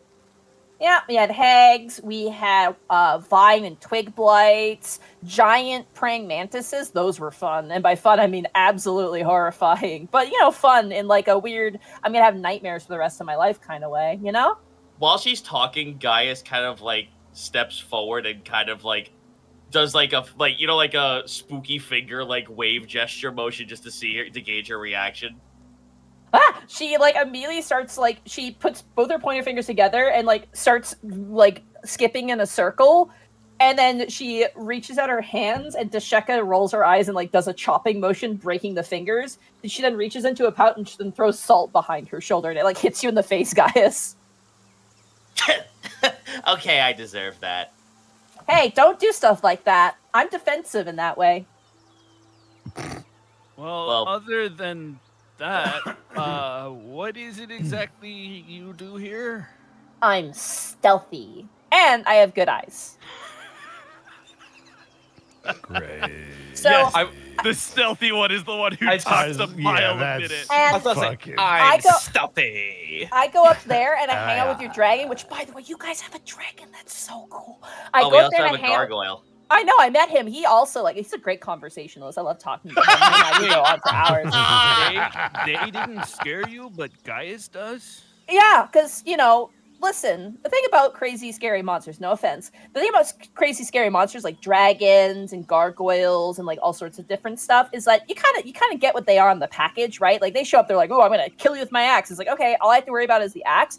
With the Fae, you don't know. You don't know what they have, and it could be literally anything. Well, I can at least tell you what I am about. I find combat a sport, and I like to treat it as such. Oh, trust me, I heard you talking to the rock woman. Yeah, but I can assure you, I have no intention of tricking anyone. I am very, as my companions can attest, I am very blunt. I don't believe you. Guy's finger guns at her. But I will respect you. That is what is asked of me, of course. But I'm very glad to be working with you. Have a lot of fun. I like being up there on the tower, and then if I see something, I sneak down, and then I go out and hide, and then find out what it is, and it's really fun. Does she have any equipment on her? Yes, she has 2 daggers at her side and what looks to be a crossbow on her back. Okay. When you say you have really good eyes, what do you mean? If I look somewhere, okay, follow me. If I look somewhere, I see stuff. That is Got him. eyes work. God, Yeah. she's amazing. Why is She's our a scout paragon a of her valley people. girl? What the fuck? Oh my god. Is this out of character? It might be out of character. Never mind. Oh. Okay, what No, were you going fuck to say? it. I'm going to do it. Mark's California where curiosity is are coming we out. on the grounds of the... You're outside in the courtyard, kind of off to the side. It's overgrown because it hasn't been tended to for years. Is it the side where we were keeping the ghost horse? It's the opposite side, so The where your opposite. guys' food Only gets loaded in. D&D can you ask that. That's a great face. So, can we see? So, I'm assuming we're then on the west side of the keep, if I remember the map correctly. Yes, west side. So we can see one of the corner towers of the keep. Mm-hmm. Eastgun's gonna point up to the window up there, and say, "Can you see anything up there?" Yeah, the ballista's up there and a bunch of bolts. Can you be more detailed? Oh, the ballista's made out of redwood tree, and the bolts, there's about 17 of them up there, which you should probably get some more in case. So you could probably get them from the guards' quarters. Oh, and the dragon's up there, and your birds who are skeletons, which is kind of messed up. You guys didn't feed them very well. They must have died. That's all up there. As she's talking, Eastgun just kind of turns towards Otho and raises a ridge because he doesn't have eyebrows, and just kind of looks at Otho and sort of just shrugs, yeah, she's observant. She remembered all that stuff. That's kind of the more impressive thing than what she sees. Yeah. That's what I meant by observant, is that she it's not just that she sees it, but she's recounting details. Mm-hmm. Otho's been listening. Well, we're lucky to have you. I'm lucky to be here. I'm enjoying myself. There's so many interesting people to talk to and hang out with. It's really nice. It was getting really boring in my hometown. I'm so glad that I got recruited. Ah, man, boring logging village, man. You could talk about anything to the sun sets, but it was just the most amount of nothing. But here, you talk about stuff, and it's like, oh my gosh, real things that are like really important. Oh my god. Anyway, I love it. I'm so excited. She's fun. I like her. Well, you said you've been hanging out with Gleam? Yeah. Like, at length? Yeah, I stand up there, like, all day. Have they shared anything with you? Oh, like lunches? Yeah, we share lunch sometimes. That actually does get him very confused. Because we've only seen Gleam try to eat a few times, and it never And was... fail miserably. Yeah, it was never a success. Well, I'm glad you both can spend time together. Yeah. You know, when he's not a dragon, he's like walking around in like that other form of his, like, oh my gosh. Like, oh. I'm just saying, like, come on. Huh. He's an elegant Thank cut, that gemstone. Well, it was nice talking to you. Yeah, I hope we talk again. I'm sure we will. I want to have guys leave her with one last thing to like try and put her at ease. I know you have a little bit of distrust in me, and I don't blame you. I know our kind are very, tricksy. Oh yeah, don't even think about my concern as malice, though. Oh no, but I promise you, if you have genuine questions or wish to ask of me anything, don't hesitate. Could you get me matching ears? I think that would be really cute. I think that would like complete the look, but you can't. Don't worry about it. You know what? I'll hold you to that if I find either my sister or my grandmother on my travels. Okay.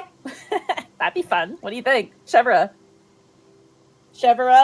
donkey ears, donkey tail. Mm-hmm. She leans towards Desheka, and Desheka's like, please don't talk to me. Aw. I think you'd look you good like with them. it, and she like nudges her in the side, and Desheka just kind of sighs slightly.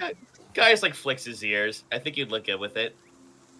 Oh yeah, floppy ears, 10 out of 10. Very cute. I love this company we have. What do you think, Samson? Floppy ears? And the blonde-haired human goes, it's Samuson! Ah. Well, let's move on over to that fella. Thank you for the transition. Yeah. Samuson Etienne at your service. I am the finest bow shot known in all of Hearthland. Thank you. You can hold your applause. What is this fellow? Human as well. Okay. Really? Could you give a Indeed. demonstration? Of course. And he brings out his bow and he shoots. It goes a little wide, but it lands in the grass. See? I shot the grass. Well, that you did. A lot better than I could fire a bow. I am most excelled at being an internal patrolman, along with my friend Rolf here, who is the other man who you guys scared with sheep earlier. Oh. Internal patrol? I assume you mean indoors? Keeps, towers, houses, you name it. I best excel indoors. The sun and the rain affect my gentle complexion. Right. Are you okay? Me? Well, the whole thing with the sheep.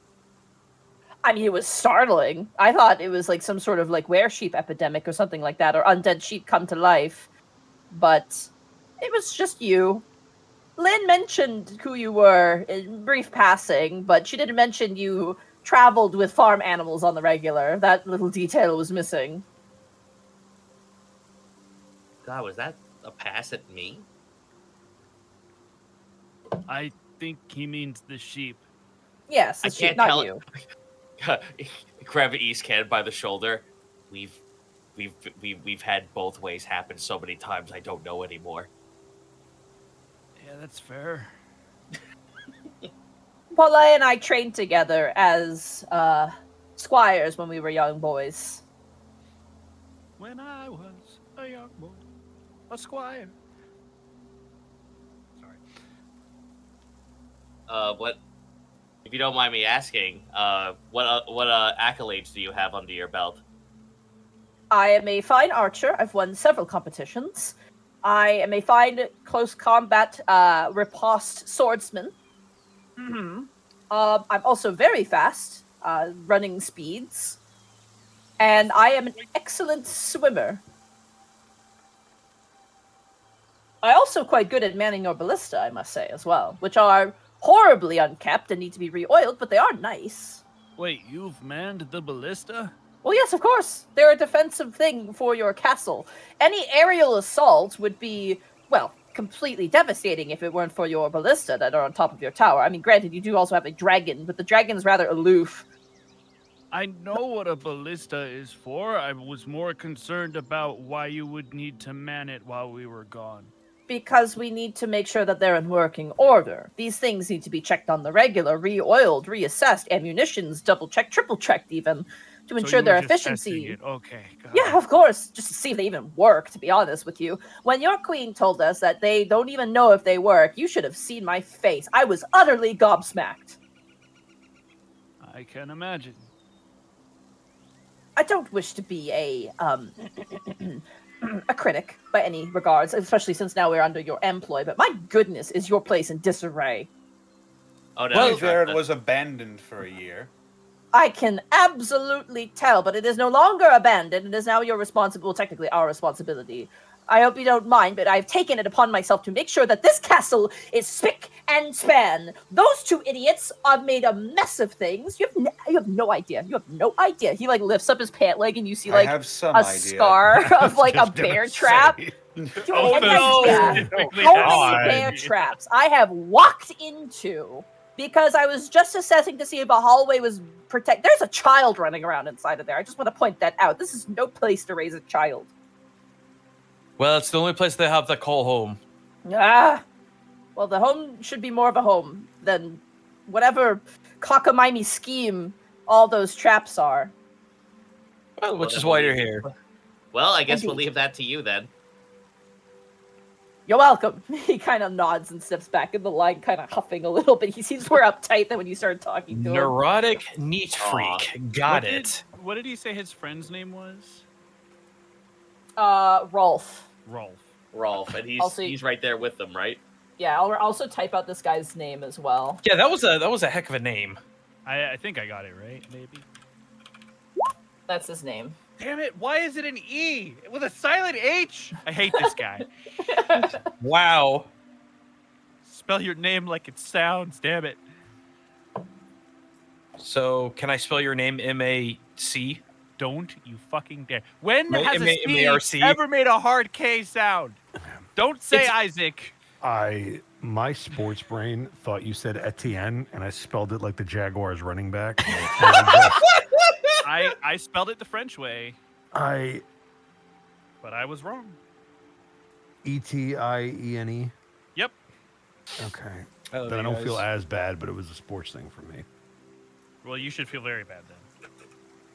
Anyway, okay. Rolf, who probably loves goats, what was he doing while this conversation was happening? He's like chuckling. He seems to be enjoying everyone kind of talking with each other and getting to know each other. He just has a permanently jolly look to his face. He looks like a good friend. Oh, cool. It's good guy Greg. No, Rolf.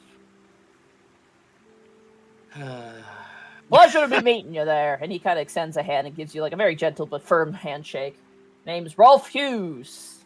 I'm a pikeman from Wolf's Reach. Got the finest score killing wolves this side of Herflin. Ah.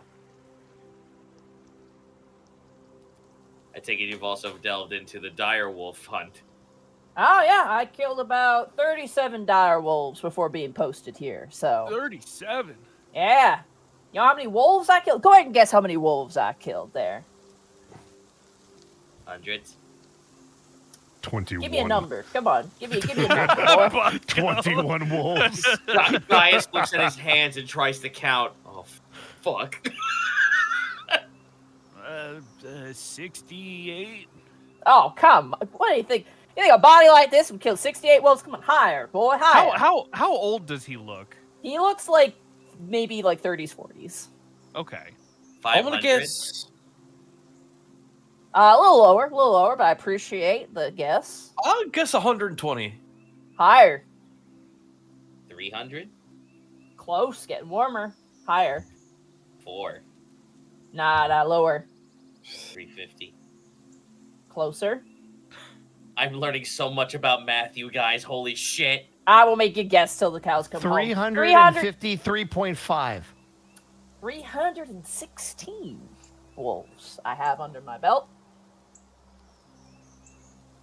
Impressive, actually. Very. Thank you very much. Wolf's Reach is a rather out in the open place, so a lot of wolves come by trying to attack villagers. We don't exactly have the tall walls of the kingdoms, but we certainly have pikemen who know how to stab them with the pointy end. And that would be me. Pleasure to meet you. Glad to be fighting. Glad to be in Weissenvale. Came here when I was a kid, you know. Nice little, tiny little festivals you guys used to have. I mean, everyone died. My condolences, but, you know, considering it's been a host of a nest of undead horrors, not bad. Despite what Samson might say. It's Samson! His name sounds like a drink. His name sounds like a microphone. Oh God, it does. Oh God. It is he is a microphone. I'm not exactly the fastest guy in the group, but I certainly have a lot of heart. I got a lot of martial skills, and I make for a very good stationary guard myself. I mostly find myself in the accompaniment of the lovely Queen of Eastonvale, Lady Lynn, but occasionally she has me kind of stand at guard in specific places, mostly the throne room, because that's the war room, the vault, and the throne room seems to be the most important place. Not mine. Love it. Well, glad to have you here, and thank you Glad for to be guarding her. Thank you for guarding her in our stead. Of course. I love it. It's great. Hope you don't mind. I took some of the spare bricks on the outside. I'm making myself a little bit of a little area to do some of my favorite things. But just hope you don't mind a little bit of fire. Insight? No insight necessary. I like, I love your kitchen. Absolutely lovely. The fact that it's run by a ghost, very, very quirky and kind of terrifying, but also very interesting. I myself am a man's man. I just love outdoor cooking, especially when it comes to meat products and roasting over a nice fire. That is kind of my old habit, as it were. Milo. Gaijin. Sorry, I was sneezing up a storm. Oh. No, Milo turns to this man. I think there's a lot that we can learn from each other. Oh, I'm certainly there is. I mean, don't want to generalize, but you halflings have a way with the culinary arts. I'll give you that. I'll take that as a compliment. Take it as you will. But setting up a little bit of an outdoor cooking place. You need to figure out to get some sort of rotisserie spit going. That'd be kind of fun. Why haven't I done that yet? Huh? Probably sounds like you've been busy trying to save the world, from what I understand, based on what Lynn has said. But there's always time for a good barbecue. I mean, after the fighting's done, absolutely. I mean, Delvarians may not like us very much, and he leans over, and all the Delvarians kind of turn and look at him and goes, but I feel like the one thing we can agree upon is just cooking meat on top of a fire. It's just like, put some hair on your chest, you know what I mean? Makes your mustache grow even more bushier and thicker. I look to all of the Delvarians and just blatantly state, why don't you like him? He's great! I like him, Noctis says and smiles. Oh my god, Noctis is just gonna be your yes man. Yeah, what the fuck? Oh. Turns back to everyone else. Yes, why don't you like him? Oh. Oh. Anywho. I believe you guys have spoken to basically everyone but That's Hawk. everyone, yeah. Did we miss anybody? Hawk! Just oh Hawk. yeah, Hawk. Yeah, do you guys want to talk to him real fast? Oh boy! Yes? No. You Hawk. son of a bitch. Ah, Gaius! And he grabs you, gives you like a hug. He goes, Haven't what's seen up, you bud? since the hunt. It's been a while. How you been? I give him a nice hearty slap on the back. Yeah, I heard that things went well after the feast. Heard that you almost died, but that was, kind of Yeah, the but we whole got thing. better. Yeah, I mean, it seems to be kind of your trait. No, me and the boys, we came by. Adden right now is in Hell's Hold, and the twins, Ralph and Sophie, remember them? They're residing in the Gerson Fortress right now on the border of Hearthland. So, How are they liking it over here? They miss home. I mean, we Delvarians were homebodies, but it's still fine. I had to kind of look side to side, avoiding it. Like Craig is watching, but like raising an eyebrow, and he kind of leans over. He goes, "You know how much begging and going on my knees I had to do to get in with these guys? It is ridiculous." Craig has been trying to shake me for months, but I was adamant that I be here, so glad I'm here. Well, don't worry. As long as you're here, we'll vouch for you. Of course. But I have a lot of learning to do. I mean, like, I thought you guys were strong, but I mean, whew. When Roger Ragnar said he was going to send you some good men, he was not lying. No, he wasn't. I mean, after all, he sent you. Well, I mean, he didn't send me. I kind of tagged along.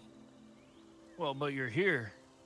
I am, yeah. He offered, he mentioned that was his plan, and I volunteered, and Craig was already there, and again, I had to get on my knees and be like, please bring me with you, and I did, and here I am, and yeah. This place is cold, by the way. Easonville's a cold place. Well, it used to be a lot colder. Yeah. Do you require more materials from us if for that regard? No, I'm kidding me? I'm tough. I don't need a blanket. I'm good. You want to know what's also tough? Hypothermia. It builds character. It also kills people. It also kills you. Put a jacket on. He kind of sighs.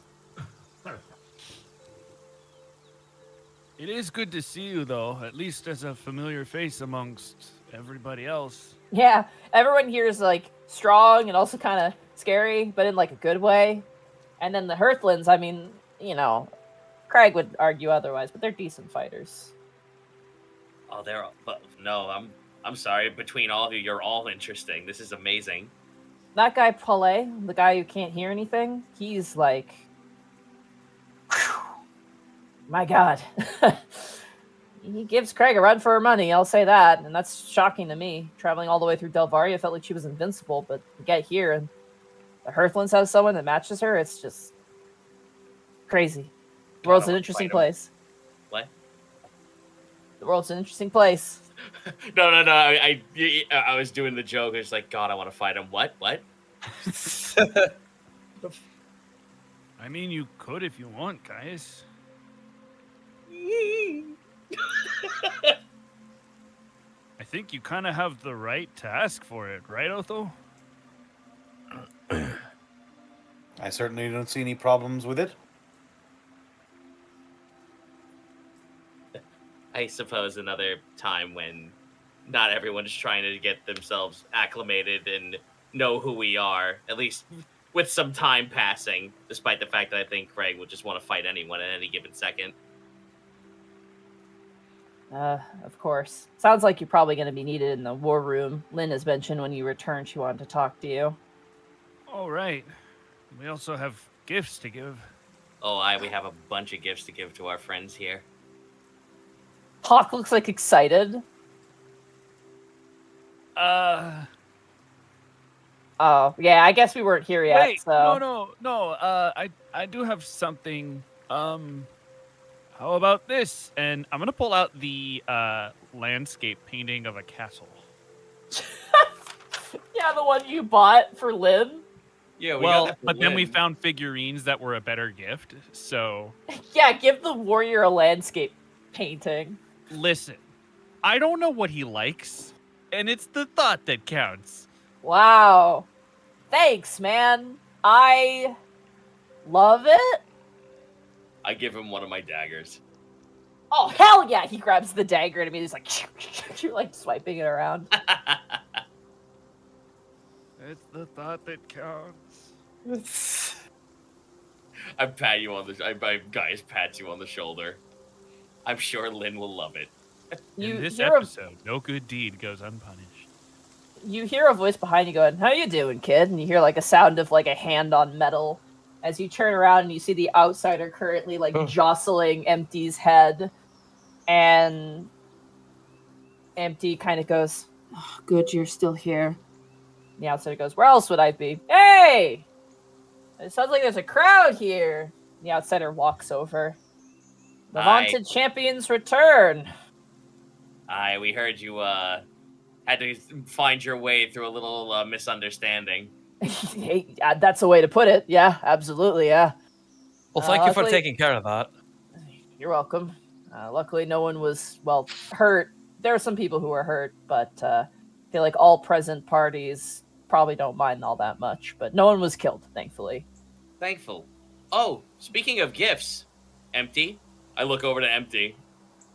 Empty has the outsider's gift. Yeah, I'm trying to remember what it was. It was a woodchuck keychain. Oh, That's yeah. Right. Yeah, Empty kind of goes, oh, right.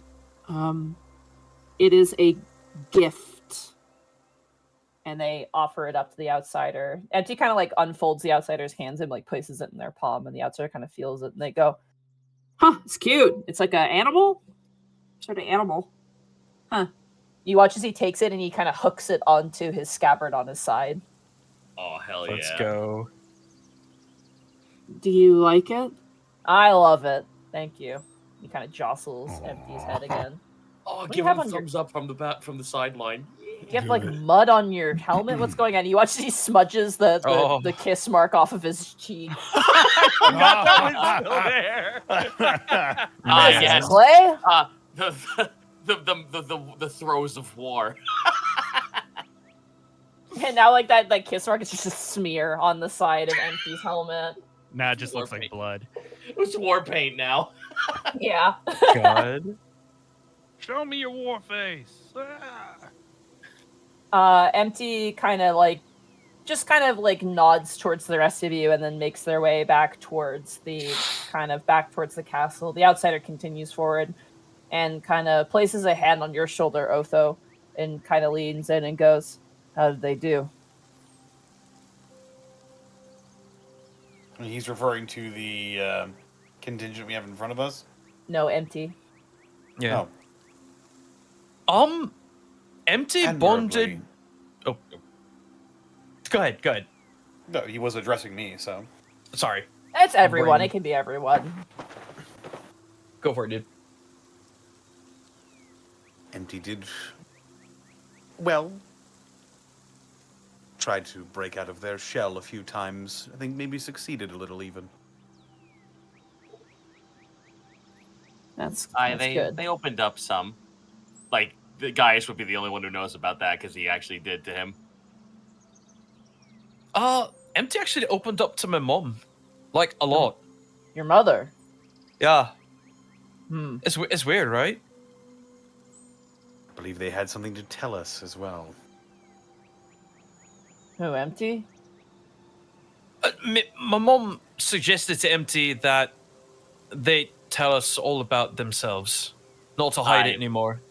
But based on what they've told me, I believe it's much better if they feel comfortable doing it themselves first. I agree with that. So it's good. A peaceful journey is probably good. I don't know. I just don't want the kid to end up some sort of fighting machine to cope with whatever it is they're coping with. I think it was a relatively successful adventure in the non-combative way. Yeah, the only fight we had was with a quartet of demons disguised as children. Milo jabs you in the thigh. And a pumpkin. Oh, no, there was the pumpkin. I forgot. No, all right. So, there's a bit of a festival in my hometown. And we got played under the table hardcore by a couple of kids when it came to Lucky 21. The pumpkin thing, though, that was real. We actually fought that. Huh. That's charming. Well, I'm glad they came back in one piece, nonetheless. You guys got quite the warriors at your... Sorry. No, go ahead. I think they kind of had fun. Sometimes. There were a couple of cow incidents, but other than that... Did they mention anything about where they came from at all? Barely. Honestly... Oh, go ahead. Oh, sorry. I was just gonna say, I think Empty completely opened up to me mum. I don't know why, and she wouldn't tell me anything, but I think they did. What they told me still left far more questions than answers, but at least they were questions they were comfortable with letting me know. That's good. It's good to have people you can trust. Thanks. I hope it wasn't too much of a invasion of your trip, but I appreciate it. Not at all. There is one thing that maybe we should mention. No. And Iskin's gonna kind of look at everybody and then sort of like motion everyone to gather closer to the outsider. Uh-oh. We encountered a walking continent thing. Oh, yeah, that the thing, Wandering right. Continent. Yeah, I've heard about that thing. You have? Yeah, I've been traveling all around Alton. I've been here for years. Well, we saw it. Well, that I It's can't really relate big. to, so I'm glad to hear. Aw. That thing apparently fires like this big beam of light that just obliterates everything. Oof. Are It you guys also okay? like completely destroys cities, but then recovers them afterwards. I heard It about only seems that. to do it if things get close. It's not really attacking other things as it is defending itself. Like a protection. But apparently it doesn't just stay in Meadowfield. Yeah, that thing wanders around everywhere based on what I know. That might be a problem if it gets here. Well, if I recall, there's like a group of people. Can't remember their names, but there was like an entourage of people. Yeah, the followers. Yeah, that was it. That was their names. They were warning people. I was in a village at the time. That was, how many years ago was that? Maybe 2 or 3? Before I met you. What does this have to do with Empty? Sorry. Well, they were involved. Involved with the Walking City? I mean, in that they encountered it with us. Just a play-by-play with what we've seen, along with hill giants. Oh, gotcha. Okay. Do they have any questions about it? Is that, No, not that I know of. I'm trying to outside of the remember. fact It that was like 3 months ago. Aye. What is Man. time? What is time? It's an odious concept. I don't. Did they have anything to say about the wandering continent? Not really. Yeah, not there was really. one thing that you guys remember being very bizarre. Oh, Remember its feet? Oh yeah, the magic. yeah, the magic where it. Well, we mentioned that I it. did mention that. Yeah. Yeah, we mentioned that it whatever it steps on, it kind of like returns back to normal like a few moments after the fact. Yeah, but remember who knew what that was? Yeah, empty. Oh, it was empty. Yeah. Empty. No. Wait. They Yeah. So yeah. Empty knew the magic. Empty somehow knew the kind of chronomancy, that time magic thing. None of us knew, but Empty did. Really? That's the weirdest thing. That is strange.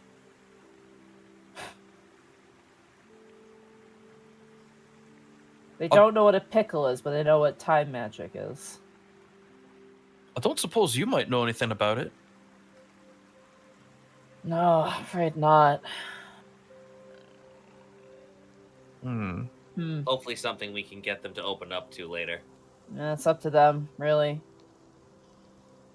It's curious, though. time magic is not peasant's magic. No offense, Kai, but time magic is not normal magic you encounter in your day-to-day. Damn, I fucking hate time magic. Who said that? Damn, he said fucking peasant magic. All right. That's fine. My peasant eyes can see. Whoa!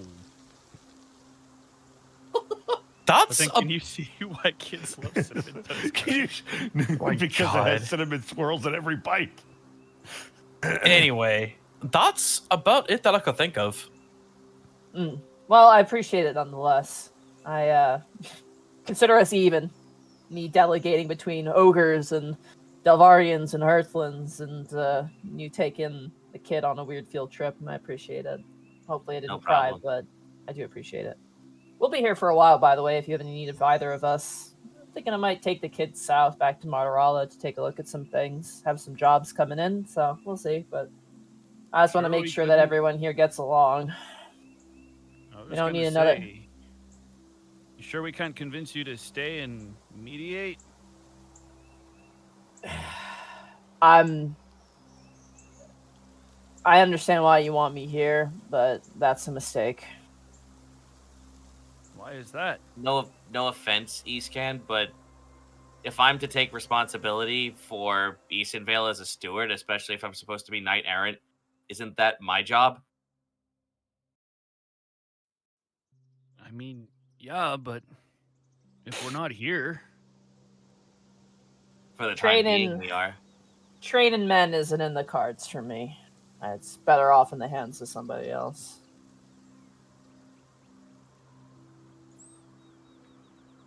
But I don't mind being a glorified errand boy occasionally. And Lynn makes some convincing arguments for my assistance. That woman's got away with words. So I don't mind sticking around a bit longer for her sake. But you should probably go speak with her if you wanted to talk about your next course of action. Aye, we should do that. There's a lot to do. You watch as Craig and Paulie go, all right, enough talking about, back to your stations. And you watch as all of the different individuals spread out in their various different ways. As you guys make your way inside, you guys make your way into the war room where Lynn is waiting. Before she says anything, Gaius holds a hand out, and the little sheepdog figurine is right in front of her. Yeah. I'm glad to see your bow. My goodness. I mean, thank you for this gift. Fucking great. What a roller coaster. Oh, this episode is crazy, dude. I appreciate this gift. I hope it does not set we you got back. something for everyone. That's very kind of you. Oh, she holds it in her hand and looks at it.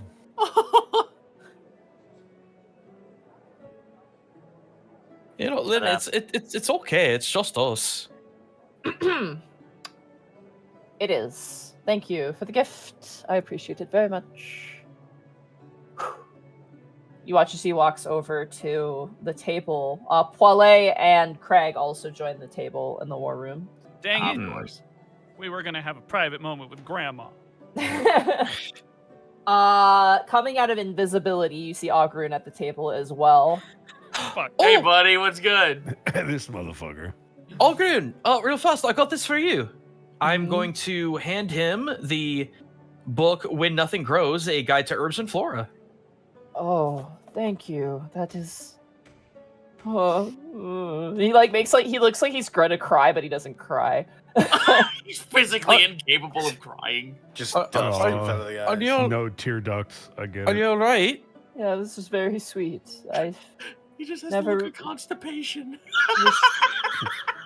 Never received a gift before. Yeah, he's never received a gift before. Oh, God. Oh, God. He's only like 4 years old, guys. Oh my God, every single one of our fucking NPCs is tragedy written. Real Jesus sad. Christ.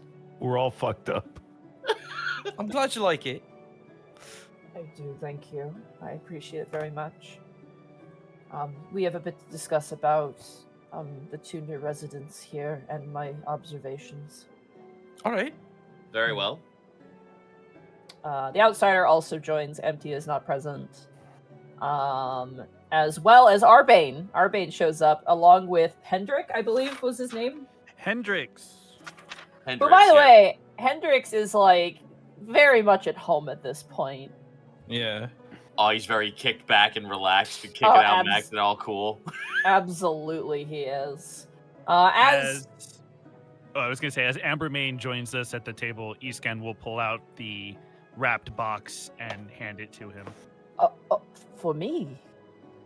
Consider it a gift of new station. I appreciate this very much. Thank you. He opens it up and goes, a fine instrument. Thank you. These are beautiful. I hope I can use them in my assistance towards your cause. If that's what you want. You notice that his hair is kind of slightly growing in patchily, but it's growing. It's just got a more hot for some reason. Don't worry, buddy. We'll get you hair tonic. I promise you this. I swear. Once we invade the land of Rogaine. Yeah, Rogaine for lions. Oh boy. Hendrik kind of starts. What did you get me? Did we get him something? No. Nothing. Fuck you, Hendrik. All right, I guess I will go fuck myself. No, that is incorrect. I have wine. I can give him a bottle of wine. All right, you give him a bottle of wine, and he goes, peasant wine, but it'll do. No, that's one of the shit we got. That's one of the good ones we got. Yeah, he's joking. He's being an asshole. Okay. No, go back. Fuck him. Fuck him. Like, fuck you. You know what? Give it back. Fuck you. No. Oh, Kai, help me out here. PK down. Have the natural snake male enhancement potion. Oh my god. Have this weird boner potion. Polay and Greg in the foreground watching as you guys are bullying your guys' like politician, dude. God. Lynn turns, he goes, I'm glad the festivities were to your liking, and we appreciate the gifts. Thank you very much. I'd hate to twist your arm upon your return, but I would like to know what your direction will be going forward. I, for one, am eager to get back into it. Aye, indeed. We, well, I'm sure it'll be some time before we have a chance to reach Alavast, I believe. I actually have an update on that.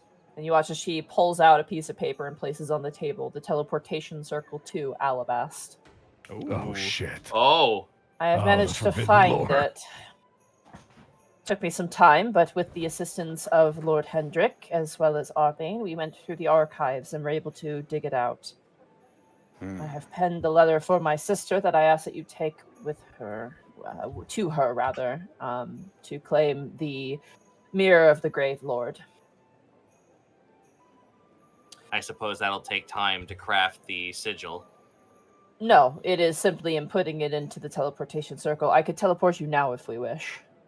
Maybe a day or two to prepare at least. Certainly. Well, there is something I did think about. I look over to Milo. Mm-hmm. A thought did occur to me while we were traveling through your homelands. Like what? Like, do you think that there's a chance that there may have been a mage vault that hasn't been touched to time? He looks at you quizzically. There may be mage vaults around in your hometown. Maybe we could find one. Was there? There was not. No, you're not aware of any mage vaults in Meadowfield. I was more asking, like, hey, is this a thing? Oh, I've not heard of any mage vaults in my neck of the woods. Just that ancient green dragon that just got completely exploded by the walking continent. Nice, Craig says. Beautiful. I love this bunch already, man. This is Jekyll, Jessup, chaos. and One-Eyed Jill have gone out to look for more mage vaults for our efforts. Okay. And we've got what, like 3 that we know of? Yeah. 3. You watch as she unfolds some maps, and if you guys would like, you guys can see where those mage vaults are that you found the information from. Let's do it. So, first of all, your first one is Near right the there. Emerald Cairn. Yep. Yeah, Emerald Cairn in we the knew about the mountains. one in Eastonville. The next one, I just want to make sure I reveal the location. Where in the fuck is it? Hold on. It's in a city called You Know What's In Here. Oh, did I not mark it? You might have. I know we have. We did know where they are. Yeah, do you need Yeah. to think of the notes? I can do it. I did not If I'm not mistaken, it was mark it. Eastonvale, Hearthland, Delvaria. Yeah, it is Eastonvale, Yeah, it Hearthland, was the- Delvaria. It was the front lines Mage Vault, the paradoxical Mage Vault, and the mountainside Mage Vault. Yeah. I think I actually have like specifically where they are. Let me just find it. Yeah, just double check that real fast. I'll show you the Delvarian one because I know where that one is. Cool. We found would that rate- information in PUD.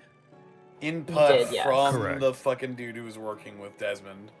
Let me. Not It was in- dude. You. Because they're collecting magical yeah, so shit there's- for the Sithelians. I think I see it. Nope, Yeah, right I there. don't- Boom. Oh, okay. Whoa, to the God. south, Sorry. in the mountains. Yeah, very south of the mountains. Would it actually be smarter to reach that through Hearthland before Delvaria? Potentially, maybe.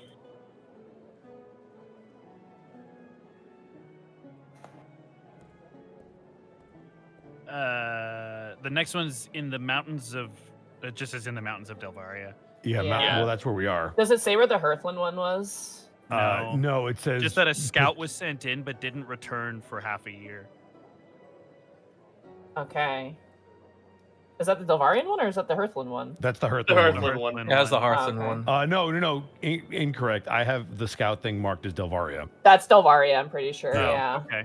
Scout hasn't come back for The half one a in- year. Eastonville The only is the note third I one have with on a front. Hearthland is Mhm. the potential maid vault here. Key is unclear. You cannot be where you are. You must be where you aren't. Yeah, there's like a puzzle to get into it, Yeah. but we didn't get a location exactly. And it's probably this marker here if I had to guess. Where?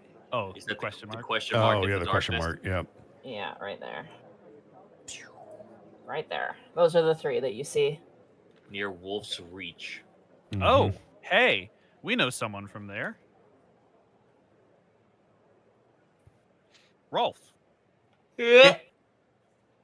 He's from there. He's All right, right. Rolf. All right. Okay. So then in this circumstance, do we want to attempt to go to one before going to Alavast? We can certainly try. Yeah, I've already mentioned know I'm that- super down for that. I know that Connor and Bosco mentioned wanting to go to the one in Delvaria. That was the one that we had eyes on, correct? Yeah. Unless somebody else has a preference for a different one. I wouldn't mind hitting up the one at Eastonvale just because it might Yeah. be faster to do. And because man, it's am I in the home fucking turf. tiebreaker? Fuck. No, hold well, on. It's in home turf, and like I'd be worried if because we know Desmond is looking for these things. If we go off to Alavast and something happens to this one while we're gone, we're gonna kick ourselves. Okay, 'Cause it's literally Connor. right there. If they want to do this one, I'm okay with doing this one first. I mean, they're not going anywhere. It's fine either way. We hope. Yeah. You guys, just to confirm, you guys are wanting to go to a mage vault before going to Alavast. Correct. Correct. Yes. Right. Okay. Now the question is, which one do we want to go to? Which one you want to hit? Yeah. I'm cool with doing the Eastonville one. Probably is the quickest one because we don't have to travel there.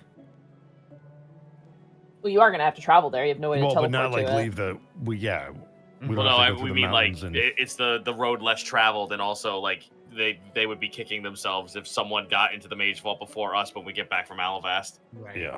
And because it's right there, Yeah. It's The it other- could probably the also be a quickest one. security threat. The other thing you can do is notify the people at Emerald Cairn. You have guards there now that you could have them Yeah. go and guard it potentially as well. That's another option. Oh, That if is- they are willing to guard that shit, then yes. Oh hell yeah! They're literally you have a cleric at Emerald Cairn and you have guards there now too. You have Delvarian and Yeah. Hearthland Yeah, we've soldiers got at your beck and troops. call. Yeah, you got troops now. Cool. Yeah. So If- Wynette is there with a contingency. Okay, well, if they are cool with keeping guard of the Mage Vault, I'm cool with Delvaria. Yeah, that's fine. Yeah, because that also means that we can keep that one for last if they can guard it. I feel stupid for giving my traveler's clothes to my mom, but yeah. You can always go back and get them. Or buy new Just ones. get new ones. No, we can just buy new ones. We can just go into town. We have the fucking the warp sigil. I'll take you Fair. guys back to Delvaria. I mean, there's two ways you can go with the Delvarian one. You in the can mountains, either, right? no matter what, you're off-roading this. You're going into the mountains. Right. Yeah. But we could go you there from Genjifa Strix. You could either teleport from Genjifa Strix and then go across the canyon and head up the mountain, or Hearthland. If you go to Hearthland, you're looking at going through Bridgetown. You're going probably through more mountains in that direction. But I think it would be smart if we took Bridgetown across the mountainside. Yeah, it's a little less harsh than Delvaria. Is Bridgetown elevated? Like, is it at the base of the mountain? It's at like the bottom of the mountain. When you guys went past there, I know did you guys go through? You did. You went. We went up to Oasis. Yeah. Yeah. Oh, we you guys traveled went through that Oasis. singular. Correct. So did you guys go up this road? Yeah, because we went through Stravengard, Bridgetown, and then Oasis. Let me reveal a little bit more because you would have seen this. I'm pretty sure. No, Someone you guys correct did. me if I'm wrong. I mean, Yeah, it's still it's Base of the mountains. mountains. Surprise. Yeah. Yeah. Mm-hmm. So then that begs the question: the road less traveled with least resistance would be going from Wolf's Reach to the Mage Vault there. Do we want to take the hardest one, which is clearly going to be going through Bridgetown into the mountainside? Well, I think you underestimate it. It's going to be hard either way. The difference is we're traveling through Hearthland versus traveling through Delvaria, which we know is more desolate and has more like weird monster issues.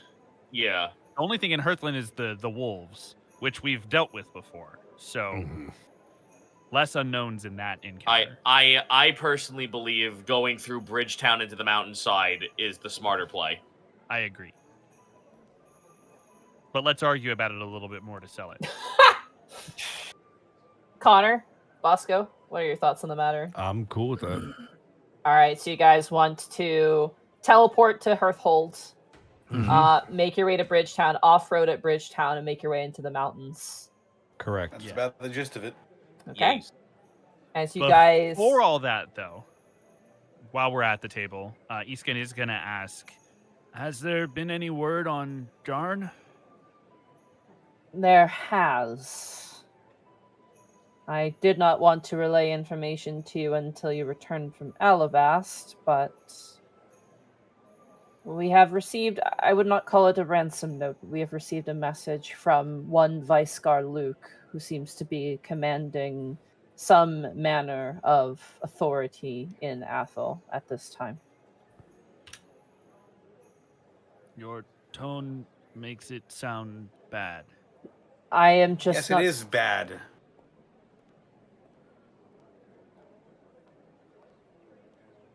He talked to Jarn and he sent a message straight to us, so he knows why he was there.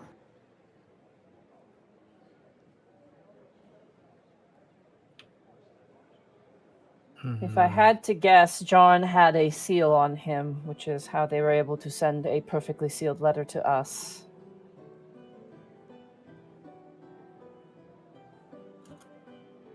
I have not opened it. I felt it was your purview. Maybe we should go into that now then.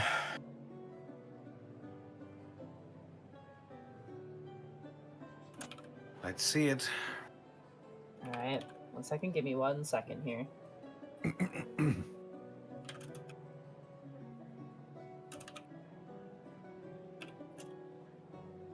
me 1 second here. And he was being held in Athel, right? If I remember correctly. Yes. Okay.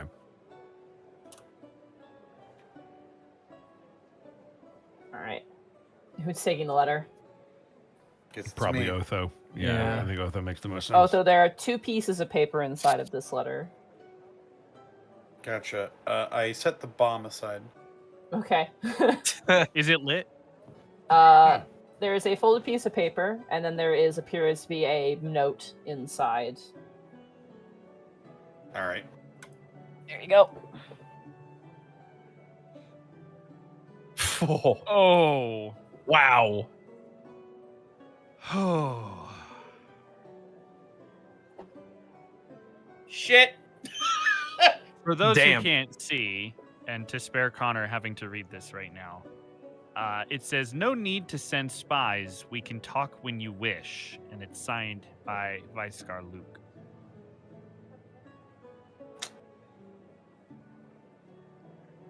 Well, There's the second piece of paper as well. I'll look at that one. You unfold it and see a familiar sight of a teleportation sigil. He just Iron Man'd us. Lynn looks at that, and her face kind of goes into a bit of a, like, oh, geez. And that means you have unlocked a teleportation circle to the capital city of Athel. Oh! Oh, you mean Trapsville McGee? You mean the one run by the guy who may or may not have initiated a coup and also has a fuck evil sword? And also maybe wants to kill the small child that we are totally not housing? There's your trap. Thank you, Akbar. You're welcome.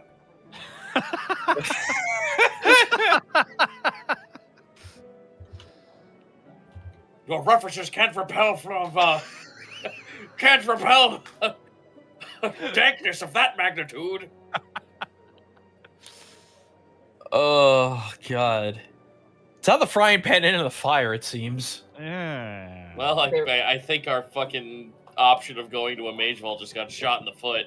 No, Well, there's no real immediacy to that. They just have Jarn, and they Honestly, know. I mean, is there no real immediacy? Because we didn't take care of this before, and they found out about us. I'm kind So of this with seems Connor like on it's this maybe one. immediate Well, now. hold on. The reason we didn't take care of it is we couldn't go into Athel without causing an international incident. So unless we sent we needed to find a team. we needed in a order team to get and- him out.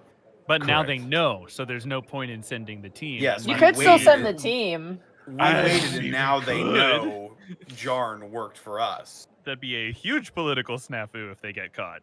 Yeah. But I mean, that's a big if. Well, but Is even if it? they don't, no, hold on. Even if they don't get caught, they know he works for us. Any escape is going to be pinned on us, whether it was or not. Yeah. There's no getting him out. It's over. We have to talk to them. Yeah, it's over. At this point, we go there when we're ready to talk to them. He's either dead or not, and it has nothing to do with what we do from this point on. I will I say don't know. this as a DM above board. This is not a time-sensitive event. I will just point that out for your I've own kind of sake. figured. Yeah. It's more the immediacy in character of everybody being Right. like, oh, what shit. would be more important to these? Correct. Okay, question. So let's say we do send someone in to get Jarn out. So what? Because he already So knows. If he already knows that they came from us, and Jarn comes back, what changes? Look at it The this fact that- way. the The fact that letter you that he sent us is a polite way of saying, I know you're up to something. We can either talk about this like civilized people, or I can Or there will be retaliate. repercussions. Okay, Correct. he did not say that at all. It's im- Politically, very- that is what. it is implied. Do you Yeah, know it's- that? Because I don't know about that one. We don't know this man. Let me ask you a question.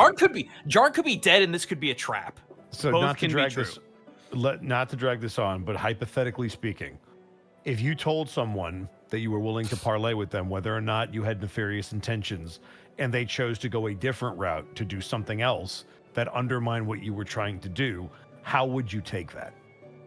This isn't a parlay, though. They said we can talk. That is doesn't literally sound- what that's a parlay par- means. that's a Just parlay. Let us talk. That's Talk literally safe. what it means. Talk safely, though.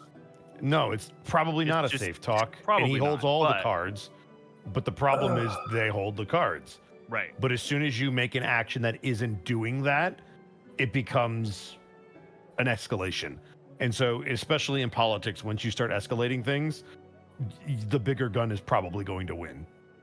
I guess, and to head it off at the pass, I know we're talking about this above game, but I feel like Othokai and probably even Iskan would know these things just in terms of their lived experience. Here's the other thing to keep in mind. We have not dealt with the Trinity Accord at all. So if Athel does anything, there's no way for us to handle it. Yeah. And at least talking to them, we have the potential to solve that issue, because that was one of the things we had to do to satisfy the Ocean Lord's request as well, which was establish communication with Athel and resolve that, because they're part of the treaty too. They're one of the three, correct?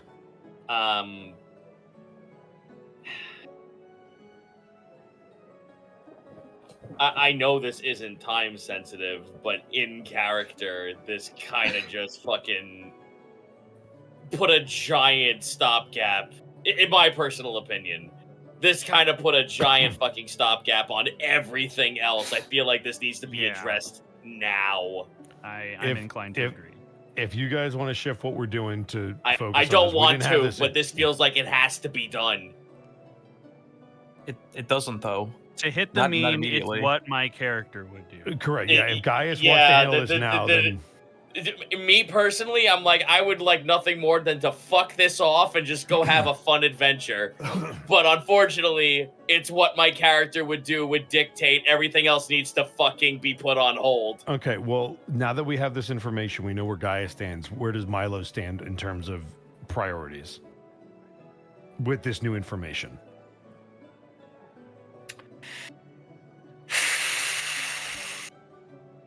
He wouldn't like it. And that's not just me talking. Like, this is too easy. Guys, this feels like a trap. I don't like it. I don't like this. Oh, it absolutely does. Obviously, I think Viskar Luke knows something now. But that's what I don't understand. Still, if we go in, if we can get a team to get him out, what actually changes? Because he's still just as much of a threat. He knows that we're linked to it. That's us escalating the conflict. He's offering an opportunity to come together and talk. Regardless of if it's a trap or not, he holds all the power in this interaction. So if we defy that offer of a peaceful approach, even if it's only on the surface, then we're just inviting a war. And they're looking for an enemy right now. Aren't we already doing that by harboring Eleanor? They don't know that. They don't know that. They only know we sent a spy. I don't like it. That's the other thing to keep in mind, guys. As soon as we go there, if they have a powerful enough mage, they'll dip into our minds like what happened in Pud. That is exactly what I was about to say.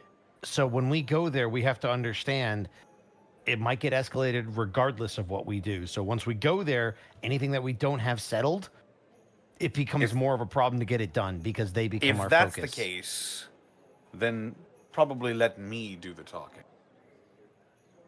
I'll say this too. I don't want to go with just us.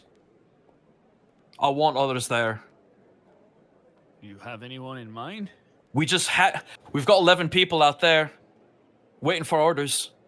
Their job's to protect the keep and the city. The Trinity Accord itself may not be intact at the current moment. But think about this. We are friendly, perhaps one might even say allies, with two very strong nations. By mine being alive, Flynn says, technically the Trinity Accord is still upheld. What I've been asking for what you are to do is for in the case of my death. The Trinity Accord was signed by the Eastonvale royal family.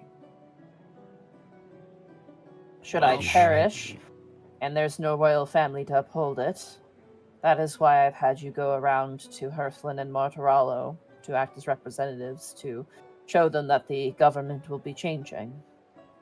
Unfortunately, Athel is part of that agreement, but if Athel retaliates in some sense, by technicality, Hearthlyn and Mortaralo must come to our defense. That is what the agreement entails. Vicegar Luke would be Indeed. very, very unwise to do anything in that regard. Now, I was about to say. you watch as Paulé signs, begins to talk very quickly, and Mortimer translates. He goes, Master Paulé states that the king has seized you quite highly, and he would no doubt answer the call if Athel were to act out of line. Though it is not a promise, it is at least within their nature to do so. We are acting in an official capacity, being there. And as stewards of Eastern Vale, we do hold some authority. If we were to suddenly disappear, that would raise eyebrows.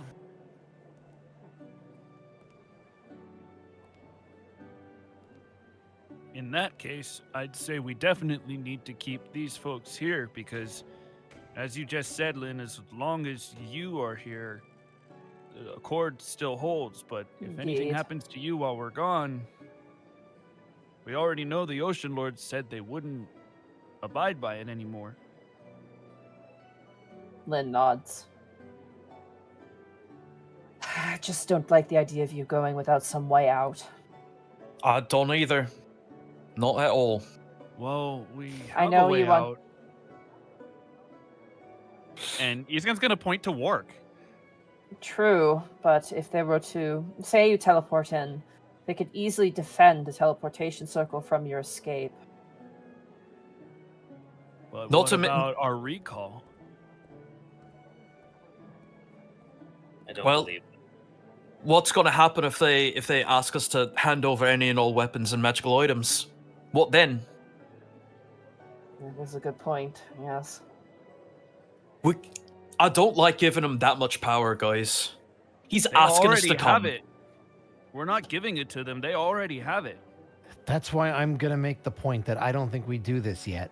Because as soon as we do, it becomes our primary focus, and everything else we cannot do. We can't go to Alavast. We can't check out the mage vaults. We can't do any of it. And I know you want to help this guy, but whatever happened has already happened. Yes, I do want to help him, but it's more than that. I hate to say it, but... Oh, sorry. It was Craig. Craig actually here goes, hey, Shorty. And Mortimer goes, my name is Mortimer. Yeah, whatever. Translate for me. Have you talked to the guards on the borders? Maybe we should double up and keep a good observation on that. See if there's any activity from Athel. If they know that we've sent a spy in, they would probably mount some sort of either counter defense or some sort of offense, keeping an eye on us. We can figure that out. We can at least read where their attitude is at currently with Easonvale. That's the best way to start, at least. Paulé kind of nods and turns towards the rest of you and kind of shrugs like it's an option. I mean, if there's tensions at the border, that's going to be a key point that this guy is real pissed. It would be good to kind of send out feelers, seeing where things around Athel would be. Then why don't we do that while we take care of some other stuff that we have to handle? That'd be the wisest. We can send birds back. We have our men keeping an eye out on things. I don't have a problem with keeping an eye on things, but I just want to say we do need to bear in mind that we haven't really done anything to address the concerns of the Ocean Lords. The more we put this off, the more in trouble we'll be if anything happens. Above game, we did take care with the mercenaries of the castle they wanted dealt with. Mm-hmm. So that Kai's was what they wanted, yeah. Kai's going to speak up. That was one of the things they wanted. It's not technically true. We had a mercenary group take care of our castle problem, which is at least part of what they wanted. I know Athel's another part of it, but it's all parts of a big puzzle. We don't have to do all the pieces at once. No, but the longer we take to do them, the longer it takes before the puzzle's complete. You're also assuming the Ocean Lords are even going to keep their word. I don't think your father's going to keep his word. Yeah, you're not the only one that thinks that.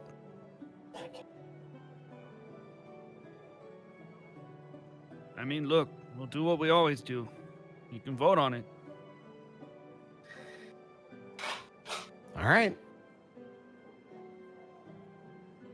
Gaius, what do you want to do?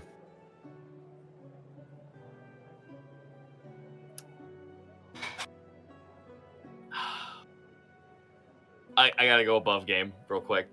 Go ahead. Fuck. Yeah, you guys can talk about this above game. Sorry for dropping on this. I didn't think you guys were going to ask about this. I was like, the moment you're like, what happened? I was like, oh this no, is kind of shit. a big deal. This is huge. I was like, yeah. oh Our shit. fucking spy has been compromised. No, we don't know about that. Yeah, like all the fun What's stops. that? The This is situation kind of got important. worse while we were gone. Oh, that's Oh, fine. okay. We can just wait. Oh, we were just Yeah, having a time, and poor Jarn is like, Yeah. did they fucking forget about me? Oh God. What the hell? I'm glad. Yeah, that's kind of the feeling I'm having right now, like in character, and it's like, So I think swear, about it this way. I'm just looking at the Go camera ahead. right now. You guys said you wanted more political drama, and Yeah. No, I'm answering I love that. it, but- So yes, and but unfortunately it that means changes that our we have to like, priorities, correct. yeah, like our priorities. That also means our priorities kind of have to When shift. we came from, into this session, we had two options. It was Mage Vault's Alavast. There was now a and now you third have a option. third, yeah. And it's a significant option. So we need to Yeah, figure it there out. is nothing more I would love to do to actually go the fuck to Alavast and have a magical fun romp in magic fuck all Landia, but this is kind of So like far more important. here's my question. I think it was a good suggestion to spy on the borders to figure out what they're doing, because again, we're not on a strict time limit in terms of we can kind of go at our leisure. Supposedly. The other benefit to that is that Lynn and Ogren could potentially figure out some sort of escape card for you in the meantime. Exactly. Like try and No, find it's something not a maybe that bad can help idea you. to do some surveillance. So we need a little bit of prep time to be able to handle going in there, because we don't have a way out if they shut everything down, and we don't know what their mood is. So if we have a general idea of what we're walking into and how to get out, we have a much better plan. Whereas if we go now, we're completely winging it, and we saw how Pud went. We got out, but it was not easy, and it did not go the way that we planned. I like Monty. I'm gonna be real with you. Like above game as a player, I don't want Pud 2 again. I actually will have a miserable time if we have Pud 2. So that's why we have to plan. I know you can't, but I'm just gonna say, like, me as a person is just like, if we have Pud 2, I'm gonna be fucking miserable. Yeah, so I think it makes sense to gather some information, and I think everybody's character, in some regard, would be like, let's have a plan before we do this, and we need time to do that. So I guess my question then becomes, are you guys okay with doing a Mage Vault while information is gathered, rather than looking at it as just ignoring the situation completely? I would much rather that. I would much rather see it as that, because again, it's like we can't ignore this now. Like this became far too important. Okay, then let's bring it back into the game and try to get a resolution on it, because I think I got an idea. Kai is going to turn to, who made the suggestion? Paulay made the. Paulay made it. I thought it was. Yeah, both of them did. They were both talking about it. Well, he likes Paulay because fuck Craig. So he'll turn to Paulay. Oh my god, am I gonna have to be the fucking one on Craig's side? Christ alive. Probably. He'll turn to Paulay and through the interpreter will ask, approximately how long do you guys think it would take to get information back from the fronts? Paulay signs, and Mortimer looks to you and goes, "How quickly can birds fly?" Pretty fast. Yeah, a fair point. Maybe a couple African days and to get them European. there and back. Damn it. What's a Thank you, European? Connor. What's an African? What does that mean? Well, I don't know that. Kai will turn to Lynn.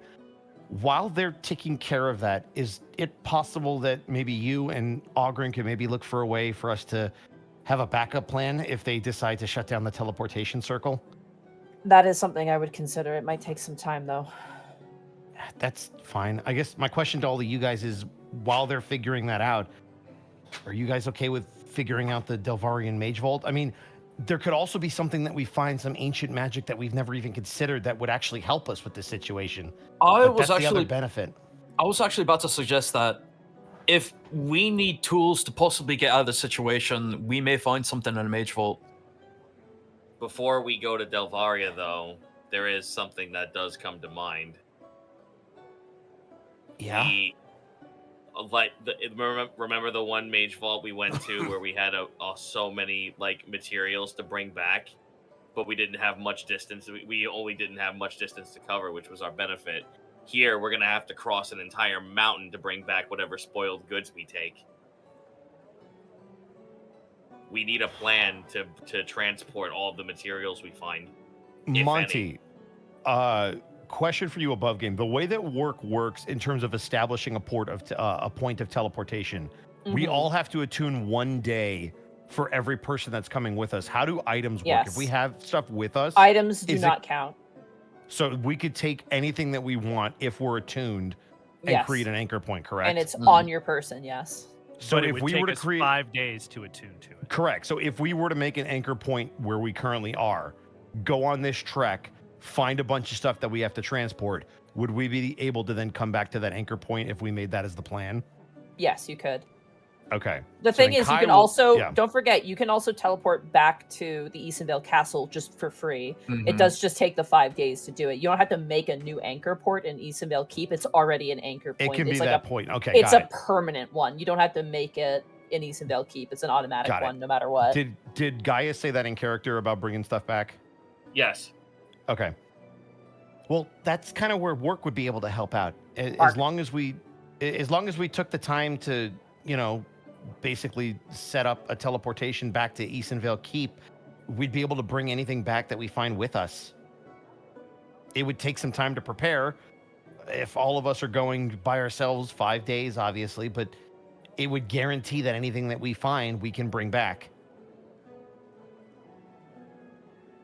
As long as we have the proper contingency for those 5 days. I mean, we'll be here for them, so we'll have a little bit of downtime. We can help with the research. We just each have to spend one of the days with work, basically. You have the sending stone as well. If anything comes about, I can always send you a message. This is true. I know it doesn't feel like it's the best plan, but I think it's the smartest plan. Caution is smart here, I agree. Paulay begins to sign again, and Mortimer goes, if you are going to Hearthland, you may want to mention this event to the king. That might be a good idea. That's probably a very good idea, just so that they're not like, why are you in our territory? Would it also be smart to tell Rezrar about what our plan is in case he can send someone to meet us halfway? I think it's wise to tell both of them since we're going to be going through both of their territory. I don't know. I'd be careful with that. We just got out of a war. You think they're going to mind us crossing the border? We're letting two more foreign powers know that we have a spy network. Yes? Well, I'm just thinking foreigners traveling over the border isn't as much as a, Delvarian war party or a Hearthland one. Tensions at the border are kind of here and there, but you should be fine. Rezrar's not your keeper. He doesn't really honestly give a shit what you do. So then we just let Hearthland know because that's where we're going to drop Teleporting. Yeah. They're always uptight about that type of shit. And she looks at Paulay, and Paulay just kind of does like a really aggressive sign, and Mortimer goes, it is procedure, ma'am. Got it. All right, so we let the king know that we're coming. Teleport in after we're all prepared. Traverse the mountains, see what we find, maybe bring some stuff back, but even if everything goes haywire, at least we have a way to get out quick. Probably better to teleport there, talk to the king, because he's there. Well, that's what I mean.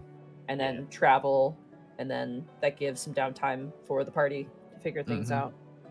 Okay. I think that sounds like a good plan, guys. Yep, Sorry to throw a bit of a wrench in your initial plans, but no, it's all we good. Asked about it. We got some good roleplay moments. Good job, Kai. You did it. I had it written down, but I'm like, they're not going to ask about this. They're going to focus on these things. And Monty, wait a second.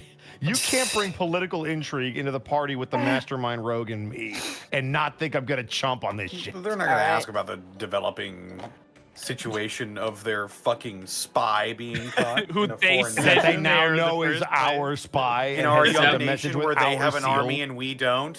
That we also promised the other two members of the spy network we would get the person who got fucking sent to jail back. All right, as you guys kind of nod, the war table breaks. Your new soldiers at your beck and call, protecting your keep, and other soldiers stationed in the nearby towns. Three roads ahead of you, taking all different paths, one bright, one dark, and one ambiguous.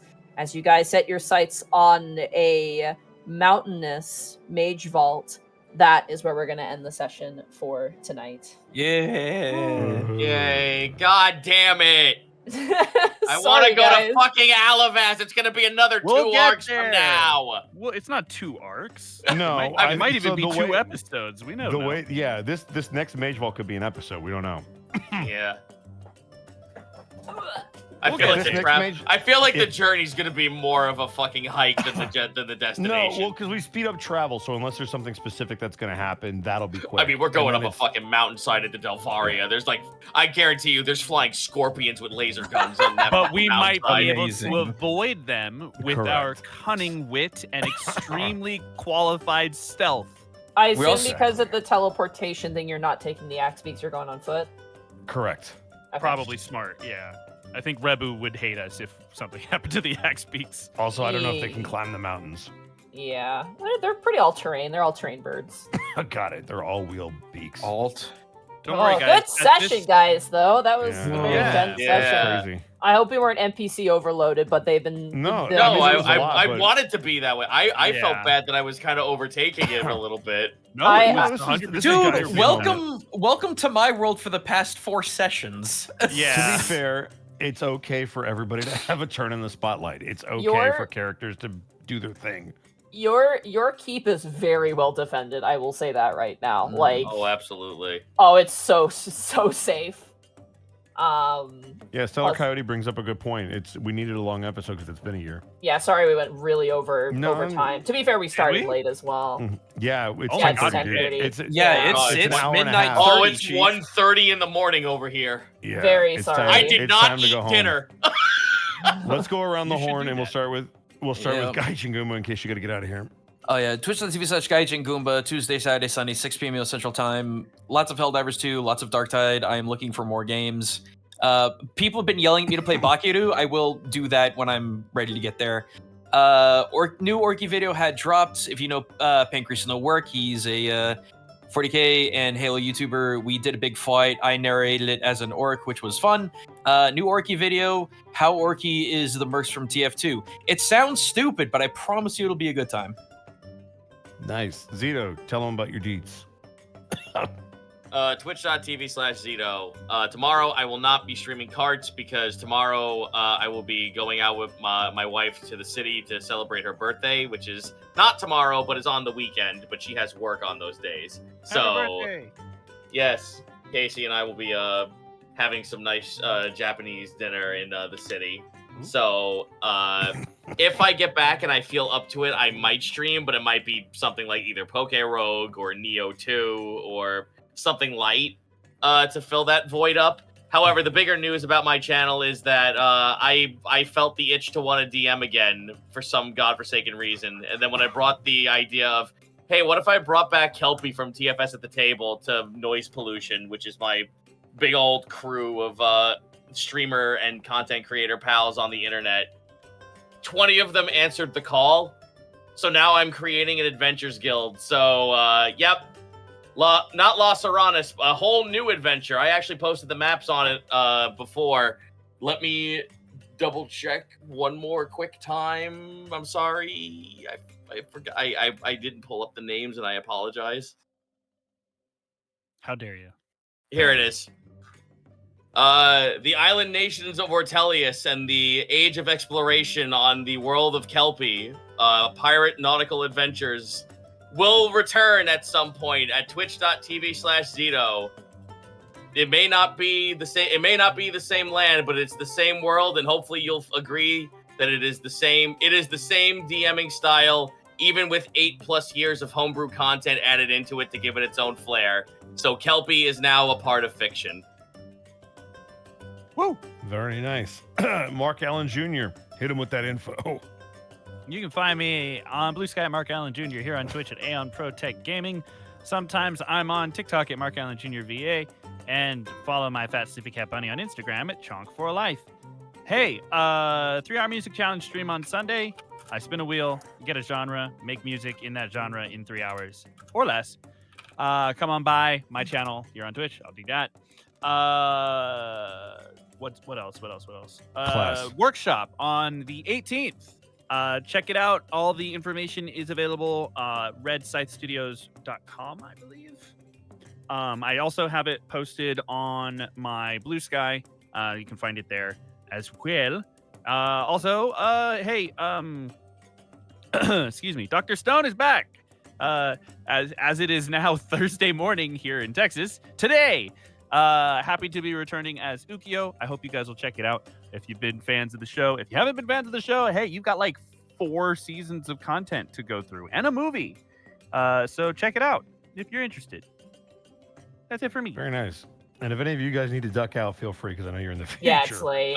Please, I need to go eat. I need to eat something else. I wouldn't mind hopping as well if that's all right. Yeah, it's late for Bye, you guys. I'm guys. so sorry, guys. I did not mean for this to go so long. It just happened. No, I was into it. I was It's like into we're it. having fun or something. Or Yeah, something. bullshit. Yeah. All All right. Have a good night, Bye, gang. guys. Bye, everybody. And before I go, Here it comes. Ah. There was. Everybody in their soundboards. All right, we're good. Okay. Montgomery Glue. How are Hi. you? When I'm not extending the session way too long. It's not your to be fault. fair, Well, to it be is fair, we your were fault. out for like 2 weeks, but at the same Yeah, time, it's fine. It's fine. A whole Um, year. the whole year even. You can catch me tomorrow running Dungeon of the Mad Mage. And you can catch me on Friday playing Final Fantasy XIV, Heaven's Word. Saturday is Darcy's birthday. Happy birthday, Sunday Darcy. Sunday's my day off. Monday you can catch me hopefully streaming Kirby. And then Monday evening I'm over at Xanos Grimm's channel where I play Koro, the Tiefling Monk. Tuesday, you can see me at Connor's channel where I play Os the Goliath Paladin. On Tuesday evening this week will be our 3rd session of Keys from the Golden Vault. So I got a lot of work this week. I'm already stressed out, but it's all good. And then, yeah, Wednesday you can catch me here. Nice. And you can find me at Ed Bosco VA on Instagram, Twitter, and TikTok. And right here on twitch.tv/Edward Bosco, where normal streams for the rest of the week. I think I shouldn't, but I will because I do. So yeah, that's great. Connor, take us home. Hey there, I'm Connor. You can find me on Twitter, Twitch, YouTube, Tumblr, Blue Sky at Distortion Devil, Instagram at Connor McKinley VA, and you can find all of my TTRPG content over on youtube.com/Devils and Dice Rolls, where later today I will be uploading episode 5 of Eve of Ruin. Yeah. Gonna be having a more concrete streaming schedule released within the next couple of weeks here. So look for that, my streaming schedule for at least the first part of the new year. Yeah. That's really about it for me for right now.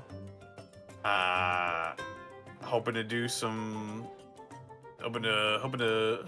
get some money for a new computer this year so I can do more streams, looking for more VR streams as well. And of course, with the new Monster Hunter coming out, probably gonna be playing a lot of that. Yeah. Also, Sunday's my birthday. Happy birthday, Connor. Yeah, we're gonna be doing We're a born. nice big stream for that one. We're having a grand old time. So be sure to stop on by. Yes. Also, Gateway returns this week. Woo! Hey, nice. The best Yeah. show on this channel, True. I've been told. Best show on Saturdays every other week. But yes. That's about it for me. This episode was brought to you in part by Die Hard Dice. Die Hard Dice. That's right. Connor. Die Hard Dice is your one-stop shop for dice and dice accessories. And if you head on over to dieharddice.com, you can use the code Unexpectables to save 10% on your order. Connor, I have to say thank you so much for sticking. Connor and Bosco, both of you, thank you so much for sticking it out so late. I appreciate it. No, you're good. We're happy to be here. We don't cancel. The show goes on. Also, That's what check we out do. our merch store. We've got all sorts of fantastic designs out there and some new stuff to come in the new year, so be sure to keep an eye on that. We also couldn't do this week in, week out without bits and subs from viewers like you. And where did we leave off on those? That is a great So question. I know we had Timitor before the break, but Bosco read through quite a few during the break. I did. So where I left off was Southern Gaming 7, I believe. I didn't get to read the bit drop, but that's where I left off at the break because I didn't have access to the other stuff. So I apologize. Gaming. I will say up front, apologies if we missed your messages today. As you Yeah, might there's have a lot. noticed, quite a few people are sick and or recovering. So apologies.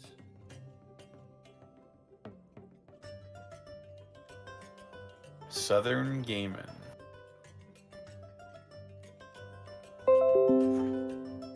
Yeah, I think it was 95 bits. Something about happy or hoping they showed the guard something. Shut up, Mark. No, it's just the worrier in me wants you guys to just go to bed. But I feel bad about that because, like, Mark, obviously we want to read everybody's messages Mark, as well. Mark. What? Thanks. You're welcome. You had such a tone in your voice. I know, it's called misdirection. I've definitely been directed. Oh, there it is. Sweet. Alrighty. Southern Gaming 7, thank you for the 95 bits. I was hoping that when they showed the guards that Hawk and the boys would be among them. It seems not, though, sadly. Well, we got Hawk, but we got Hawk. Yeah, his boys are elsewhere. There's a lack of boys, but we know they're had good to leave wherever Tua they are. at home. They traveled with the Delvarians for a while, and like Hawk was like, "Please, please, please," and Craig is like, "Shut up, stop." Fooly Cooley, thank you for the 34 months. Almost forgot about this. I actually had my players find Sex Pirates 3 in a haunted hotel in my game, and it ended up being barely worth a gold. Oh no! The true horror of that is that Sex Piracy will only exist in other games and never this one. That would be the true irony.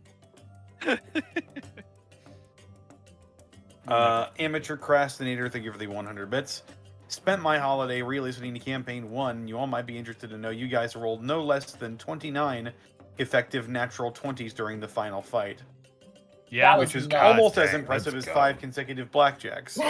Almost. We are a family of anomalies. Phenomenally. No, that didn't. Never mind. Mikan Pachi, thank you for the 13 bits. Wait, Monty, I need to know. Do Axebeak Kenku exist? Good question.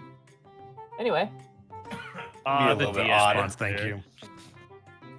Just riding in on a bird that looks like you. I don't know.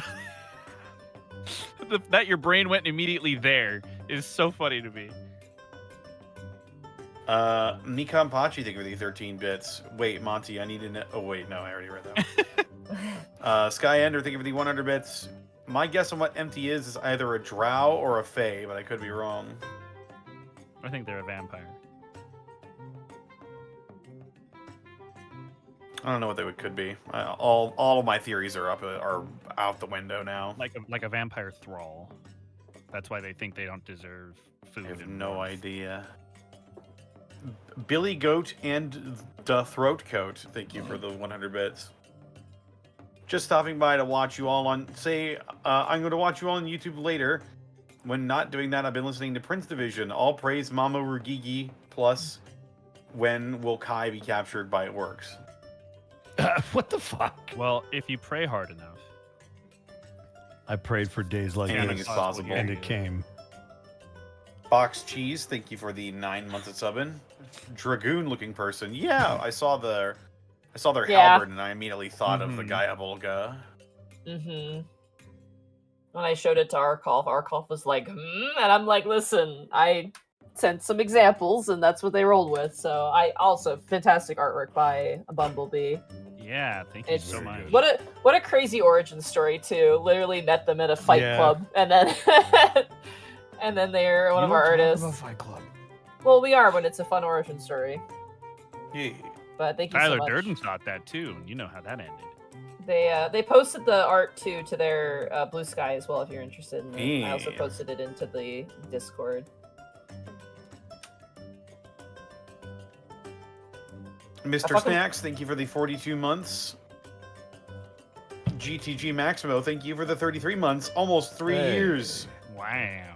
Let's go. Thanks, dude.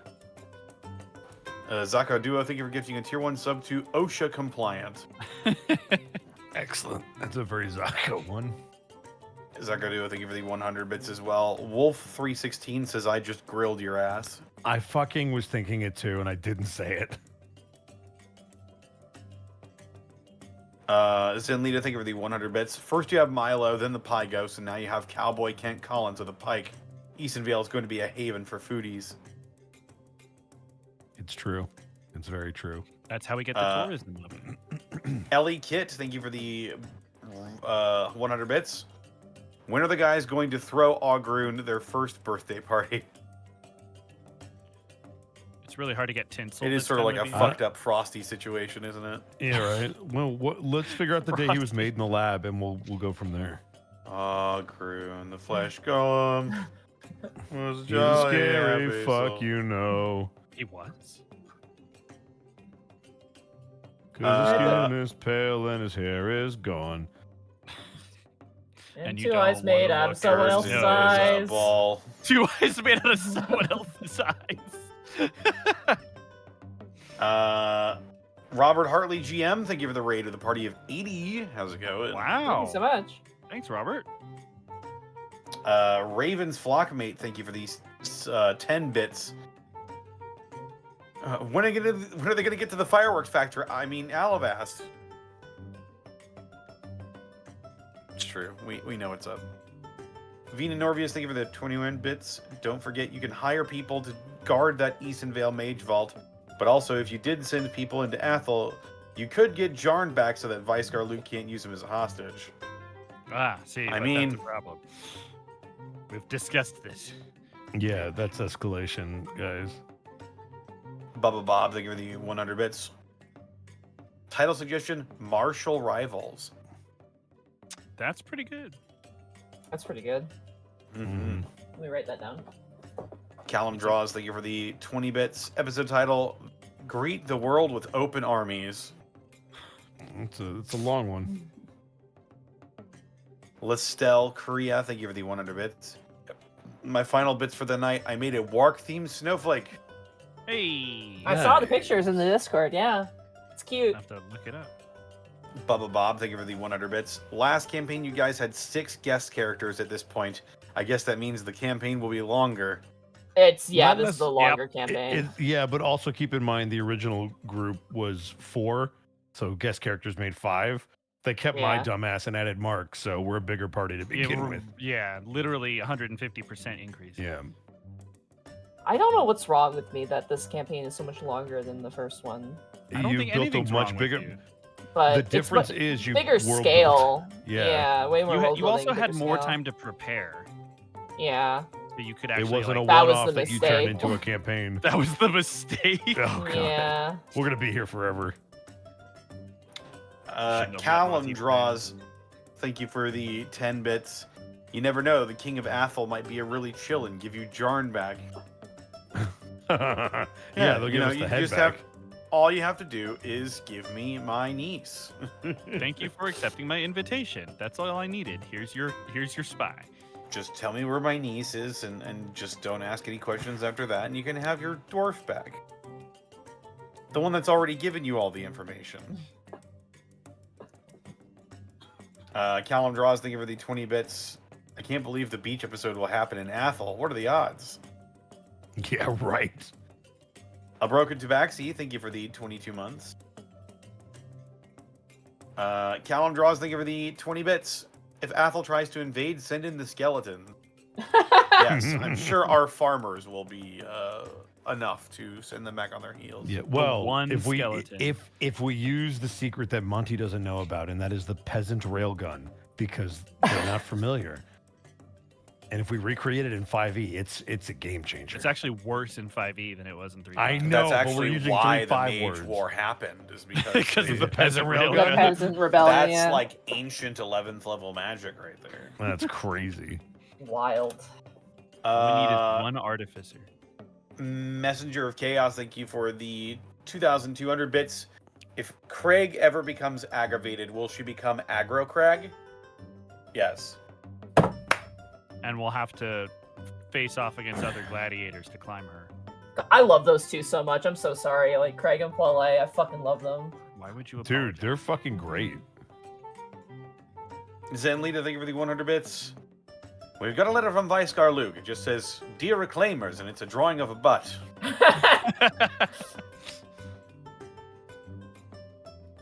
And finally, from obs.com, thank you for the 100 bits. I hope you are having a good day. I'm tired as hell. Not excited to go back to school. But I have 8 a.m.s now, so bring me all joy. Goodness. Aw, good luck. Connor. I wish you luck. Very sorry. What if it was a picture of a butt, but the person goes, "Ah, no, that's their teleportation circle, sir." Ah, I see. It's actually an ancient symbol. It represents Yes. power and comfort. Yes. Press the cheeks together. And that's all we've In order got. to activate the circle, you must make the cheeks clap. Clap the cheeks 3 times to return. I have 2 people. Who? I have Toss it Octokim backwards. and I have Alfred, Paper Box House. We I'm good with haven't Alfred. rated Alfred in a while. Yeah, I'm good with Alfred. Alfred's cool people. Alfred is cool people. I want to play D&D with him again. Yeah, me too. Bring back the fucking squad. All right. What should our raid message be? Mayonnaise. It's a picture of a butt. Ass Picture claps. of a butt. A picture of a butt. We could do that. But you have Look to at type this out. butt. Don't put any emotes. It has to be typed out. Picture of a butt. Yeah, Picture Callum of a Draws butt. has it. It's a picture of a butt. Picture of a lonely All right. See you guys butt. next week for Mage Vault and political intrigue. Picture of a- Thank you all so much. We'll see you next week. Bye. Stay safe. Bye. Ah!